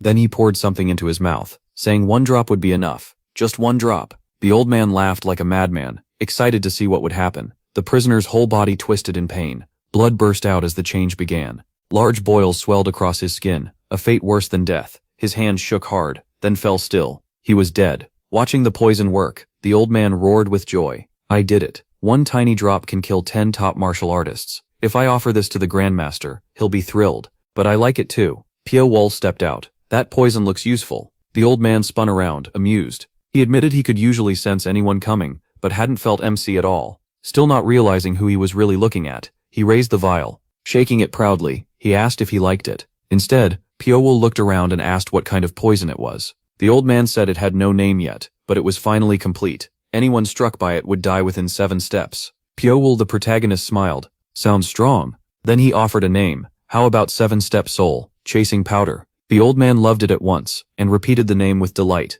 While he admired the vial, Pyo MC moved. 1 throwing knife flew straight into the old man's head, killing him without a sound. Pyo Wall quickly took the vial and thanked the dead man for handing over such a fine poison. After that, he glanced toward the nearby cell, but then another voice cut in, angry that someone was lurking there. When the blood monk saw what happened, his face turned red with rage. The radiant blood monk had been assassinated, and bodies were piled everywhere. Only then did the others admit Hukum had been right. The spy was inside the Little Lien temple and tearing through them. The old master could barely contain himself. How had one man passed through all the formations in Nammok Forest and entered their base? The others had no answer. They could only bow and endure his fury, while one explained that studying the dead radiant blood monks might reveal something. He had checked every corpse, but Dayongmok's body was missing. They had also searched all through Nammok Forest and the surrounding area, but found no trace of him. Since Dao Yongmook had gone out to search the forest the night before and vanished right before the slaughter, he was likely the key to finding the spy. The old man slammed the table. He was furious and stuck. The order came at once: find the spy and drag him back before he killed even more disciples. It had been a long time since the old man was this enraged. He swore he would personally cut off the intruder's limbs, but all they kept finding were more corpses. He exploded, asking how they still couldn't catch one rat. One spy had thrown everything into chaos, and now he was panicking over what to tell the high blood monk. Then he remembered someone. Where is Hukum? They answered that Hukum was in seclusion. That only made him angrier. With a spy loose, Hukum chose seclusion. He ordered them to bring in the Dark One at once. The Dark One was brought before him, nearly crawling as he said he had a way to catch the spy. The old master snapped that he stayed hidden while monks were dying, yet showed up now, so he'd better explain his plan. Hukum finally revealed it. He could break the forbidden technique placed on the wolf children. The old man recalled the children locked away and asked what he intended to do with those strange kids. Hukum explained that he had experimented on them, using the reverse Guanyin demonic art. It was a rare art that could be offset with Shaolin's Guanyin divine art. Human power had limits, because the brain naturally held it back. Normally, no one could draw out all of that hidden power. But through mental control he had broken that forbidden limit, and created something interesting, something he believed could definitely catch the spy. The old master still doubted him. The spy Hukum led, there had already killed one of his disciples, so if he wanted trust now, he'd have to stake his life on it. Hukum threw himself to the ground, and said that even being chased once by that spy was a humiliation he could never accept. His life was already forfeit, so he would bet everything on this plan, and asked that everyone be gathered. Seeing how serious he was, the old man thought maybe he could trust him after all. After a moment he agreed. He ordered every disciple summoned to the Hall of 10,000 Moons. In the long corridor, the hall filled almost at once, and the Dark One looked pleased. Everything was set. He called for them to come out, and figures stepped from behind a red curtain. 3 children appeared. Gian, Yema, and Little Demon walked out, each with the same blank expression. He told them that no clear clue had been found on the bodies, but after careful study he believed the spy was disguised as one of them. Since every disciple of the Little Lian Temple was gathered there, the spy had to be in the room. No matter how well he hid, there was still a way to expose him. With all the masters present, once his identity was revealed, catching him would be easy. He Pultang was getting impatient. He demanded that Hukum stop dragging this out, and begin already. Hukum turned to the 3 children, and explained that they had survived the broken forbidden technique, and gained special abilities. Gian could see the flow of true chi. Since their martial art had its own chi pattern, anyone with a different flow would be the killer. Then he introduced Yema. Even though he lost his sight, his other senses got much sharper. He can tell when someone is lying, and that sent the men into an excited uproar. Excellent. Perfect. Guanyin will spot the spy by his chi, and Yema will question him. Then they looked at the last child and asked about him. Their attention shifted to Little Demon, who was casually picking his nose. He didn't seem to have any special power yet. Still, his urge to kill was terrifying. No one knew what gift he had, but after surviving the broken seal, all he wanted was murder. Hiban still looked annoyed. So he's useless. In this temple, a survivor without a killing instinct wouldn't normally be kept. Find the spy. The Dark One thought that killing intent alone couldn't be the whole answer. Maybe it was a side effect, or maybe it meant something deeper. He turned to the boy and told him, Little Demon, you search too. The kid instantly said no, I don't want to. The other 2 searched anyway, going around the room and muttering, not him, not him, not that one either. In the end, they said the spy wasn't there. The Dark One went stiff. He hadn't expected that at all. The room filled with whispers. Had the kid found anyone? Maybe the target wasn't here after all. Old Man Han was already irritated, and now he was furious. Through clenched teeth, he reminded him, you swore you could find him. The Dark One still insisted the children couldn't be wrong. Maybe the spy wasn't among them, and was hiding somewhere else. Then Little Demon suddenly spoke. He's right there. The Dark One snapped his head around. What? The smug boy jumped up high and fixed his stare on the seated man. He's right here. You're the one we want, aren't you? The child was pointing at the person seated right in front of Hoban, my brother. It really was Songgok. Even the boy asked with open bloodlust, Can I kill you? He got more worked up and started shouting, Can I kill you? Kill. Then the iron chain around his neck shook, and rings of iron shot out toward our hero. Little Demon had gone wild. Our hero leaned back and dodged with ease, dropping the disguise and returning to his real form. His red eyes locked on the child, but he didn't strike back. That only made the boy happier. Haha, you still couldn't hit me. At last the Dark One got a clear look at him and recognized him right away. It's him, the master of the Heavenly Fragrance Pavilion. Little Demon got even more excited. That's weird. You're just sitting there, but I still can't hit you. Everyone was stunned. He wasn't sitting still at all. He was using true chi-like threads to push Little Demon's attacks away, a technique that seemed unbelievable. And really, from start to finish, he had only stayed seated while controlling those threads. Then he calmly asked, "What's your name?" The child answered right away, "I'm Little Demon." That made him remember. "So you're Au Myung's little brother." The moment he said it, the boy froze, thinking of his brother, then quickly asked, "You knew him?" "I met him, and your father in the village where you used to live." The Thehobuns there couldn't stay calm anymore. One of them jumped up and shouted, "Why are you all just standing there? Get him." A killing aura burst from our hero as he warned the old man, "We're talking, stay out of it." Then he used Samadhi True Fire and told the boy, "Little Demon, back off." The child understood and leaped away, and in that instant, our hero struck. One slash destroyed the whole building. He even used the phosphorus Zhang Zia had given him. With flames like that, no one there could be saved. The room erupted in panic. "Put out the fire. It's useless. Run. I'm burning alive. Put it out." Luo Buan watched the place burn in fury, totally caught off guard. When had he set all this up? It looked like normal fire, but even the old man hadn't noticed the trick. And since when had he been hiding in plain sight? Paya Wol told the boy, "Your parents asked me to save you." The child instantly relaxed and laughed. "So they're alive, thank goodness." He said he still remembered cutting off his father's arm himself, not to kill him but to fool the others. Watching his father endure that pain and pretend to be dead had crushed him. Then he asked how they could escape. "I told the kid I wasn't leaving. I hadn't come to rescue him. I came to kill every one of them." The child asked again, "Kill all of them?" I nodded. "That's right. Those were exactly the words he wanted to hear." His face lit up, his eyes sparkled, and he burst out laughing. He clutched his stomach like he'd gone mad. He had waited for this for so long. With a crazed grin, he growled, "I want to kill them all too." The Dark One standing nearby was shocked. "Little devil, are you betraying us?" The kid moved to my side like he belonged there. His voice dripped with contempt. "Betray you? I never followed you. You treated us like slaves." The other two children stepped forward too. "Us too." The Dark One was left with no one. He could only stare. What? Even though they couldn't remember their families like Little Demon could, they still couldn't forgive what had been done to them. Furious, the man raised his hand at the two children, but before he could strike, I fired out a silk thread and bound his arm tight. "Don't touch those kids. I've wanted to deal with you for a long time. Now it's your turn." Heo Biban just stood there, stunned by the fire and chaos, unable to think of a way out. One of his men shouted, "My lord, this fire isn't normal. You have to leave." The old man roared back, refusing to accept it. "So we just watched that assassin butcher our disciples? But if they didn't retreat, the flames would swallow them all. They couldn't sacrifice everyone for one man. They had to escape first and catch him later." The old man was so angry a vein bulged in his forehead, and he ground his teeth until they nearly cracked. He was furious but helpless. Hugh Kem had claimed the children were fully brainwashed, and now every one of them was rebelling. These insane brats. How dare they act like this in front of me? He brought his hands together and gathered power, ready to wipe them out. "You beasts, I'll blow all of you away." He was no weakling. He summoned a huge fire dragon and sent it straight at me, but I wasn't dumb. I dodged it and took all 3 kids with me. When the flames cleared, he was left alone, looking around in confusion. Where did they go? Where is he? How did that bastard vanish? Even then, one shameless flatterer said, maybe his lord's mighty attack had crushed them all, but at least one of them kept a clear head. "No way, he's alive." Heo Bun roared, "Find him. I don't care what it takes. Capture and kill him." They chased after us while I fled with the 3 kids, leaving a trail of blood behind on purpose. Heo Bun's group followed it right where I wanted. "This way. The blood leads here. Maybe they were hurt by your attack. I already sent the front line ahead. They should be here soon." But Heo Bun had learned something. He chose to go in himself. "I'll check it personally." The Dark One, who had somehow survived, followed and asked if this was beneath the Hall of 10,000 Laws. Then a thought hit him, and a chill ran through his body.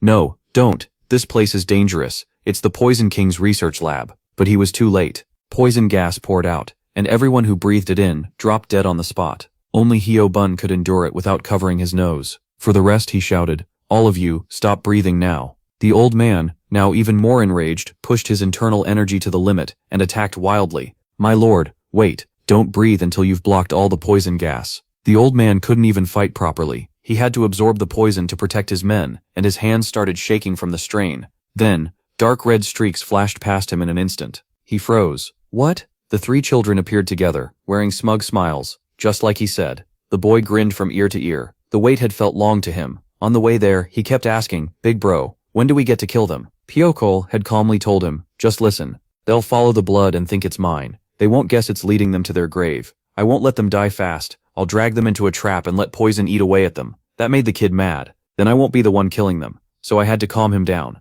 The poison won't finish all of them, and I don't need to waste my strength on the leftovers. You've waited a long time for this, right? Do what I say. Wait a little more, and you'll get your chance. That finally satisfied him, and his eyes lit up with pure excitement. Awesome. Then Little Devil declared, "As long as I get revenge, I don't care if I die. What about you two?" The other children answered at once. "Me too." The boy grinned so wide he could barely contain it. "Good. Haha." Then he let his violent power explode and went berserk. It was time to fight. The three kids charged Heobun like starving beasts. He was stuck in a terrible spot. Grinding his teeth, he cursed them. "Just wait. Once I break through this poison gas, you're all dead. The second I use my Samadhi True Fire, you'll all." He raised a huge fireball and roared, "Disappear." But those little monsters didn't flinch. Not one of them stepped back. They were ready to die if it meant taking him with them. The old man threw his head back, killing intent pouring off him. He roared, "Then all of you can die," and raised both hands. Fire burst out at once, blasting a huge crater through the area. Even that cursed dark demon survived and stared down from above. What just happened down there? Only Heobun was still standing, and he understood right away.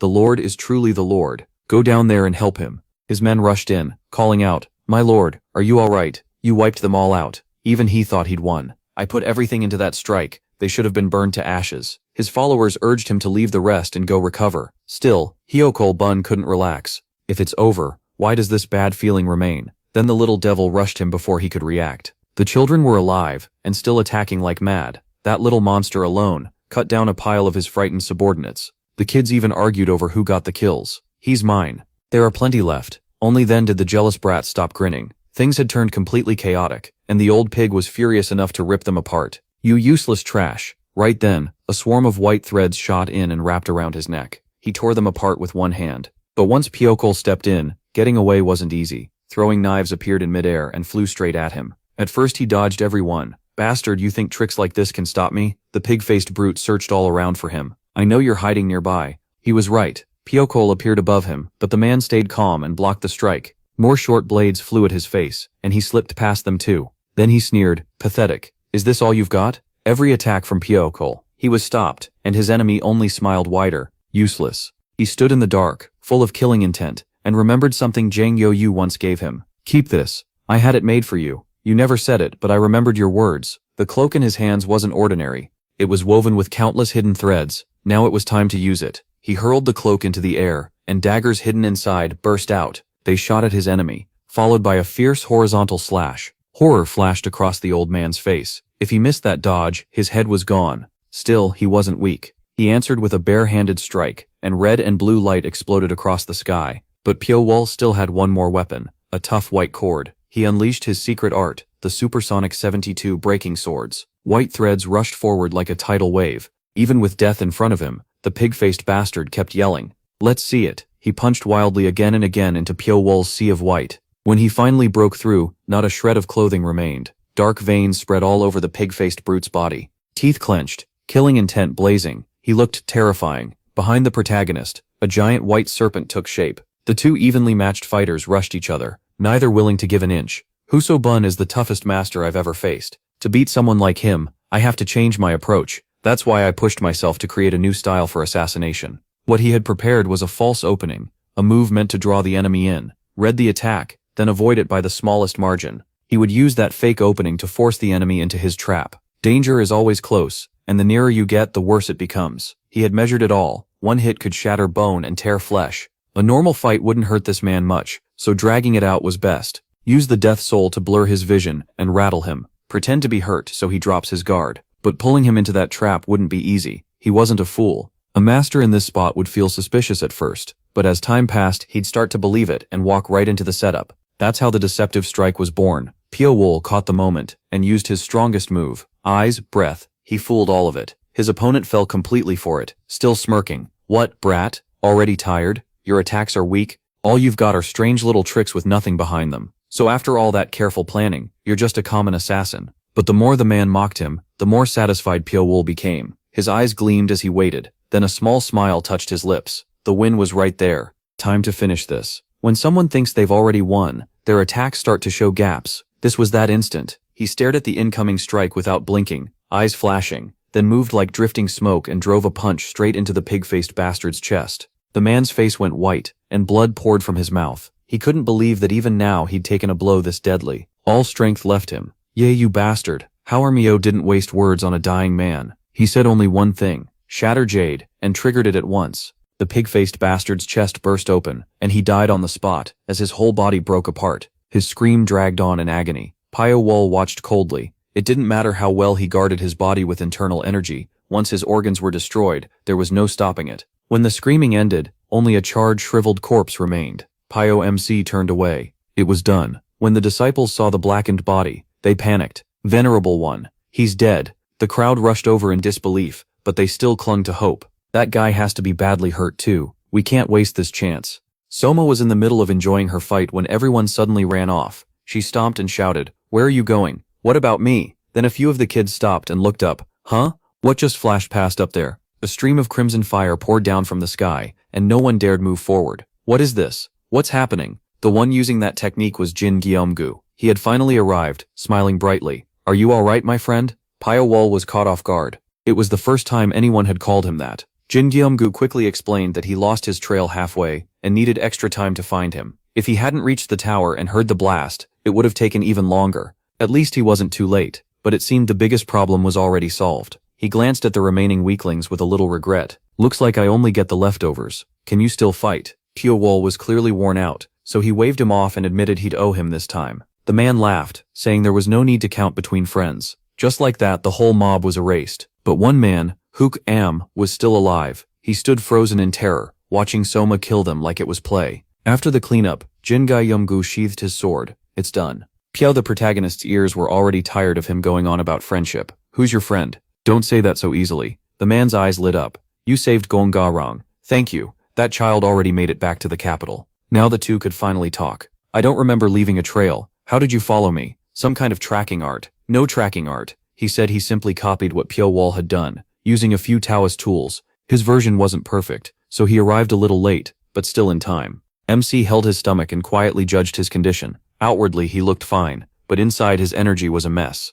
If this kept going, things could turn bad fast. He had known the Little Layan Temple had strong techniques, but not a master on this level. How had someone like that ended up this way? And what dirty trick had been used? The other man was also staring closely at him. Pyowol was truly curious about his state. Then he spoke first. "So, should we return to the capital now?" But he shook his head. "Not yet. There's one more thing to finish. I haven't forgotten Hookem. He's still out there. First, I'll burn this place to the ground." Meanwhile, that dark fiend was racing through the forest in panic, like a demon was chasing him. "What do I do now? Even the minor Layan temple is gone. Where can I hide?" Then an idea struck him. The Patala Palace. Right, he won't chase me all the way there. It's too far. No matter how skilled he is, he can't track me that far. Too bad for him. Our hero didn't need to go that far, because he was already right behind him. White threads shot from the trees and wrapped around him completely. This time even wings wouldn't save him. He still managed to struggle and duck behind a tree for a breath, but before he could catch his breath, a rain of threads dropped from the trees and wrapped him up tight.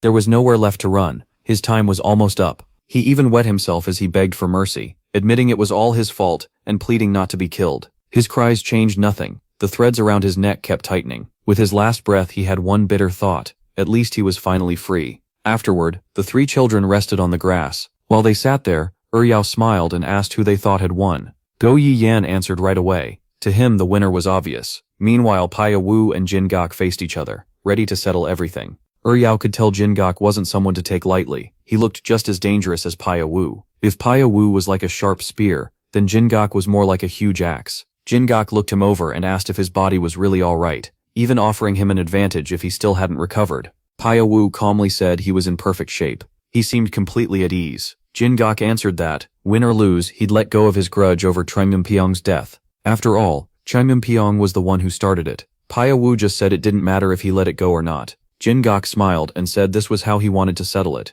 He didn't want to keep living while owing anyone, and debts had to be repaid. Paya Wu really couldn't understand why he was so set on this. He said Jin Gok lived in a very complicated way, but Jin Gok only smiled wider, full of battle spirit, and thanked him for granting his wish. His eyes flashed, and his white hair turned black, showing how serious he was. Paya Wu said there was no need to thank him. He wanted answers too. Off to the side, Soma watched with excitement, snacking as he hyped up the start of the fight. That day, the two clashed again and again, neither able to overpower the other.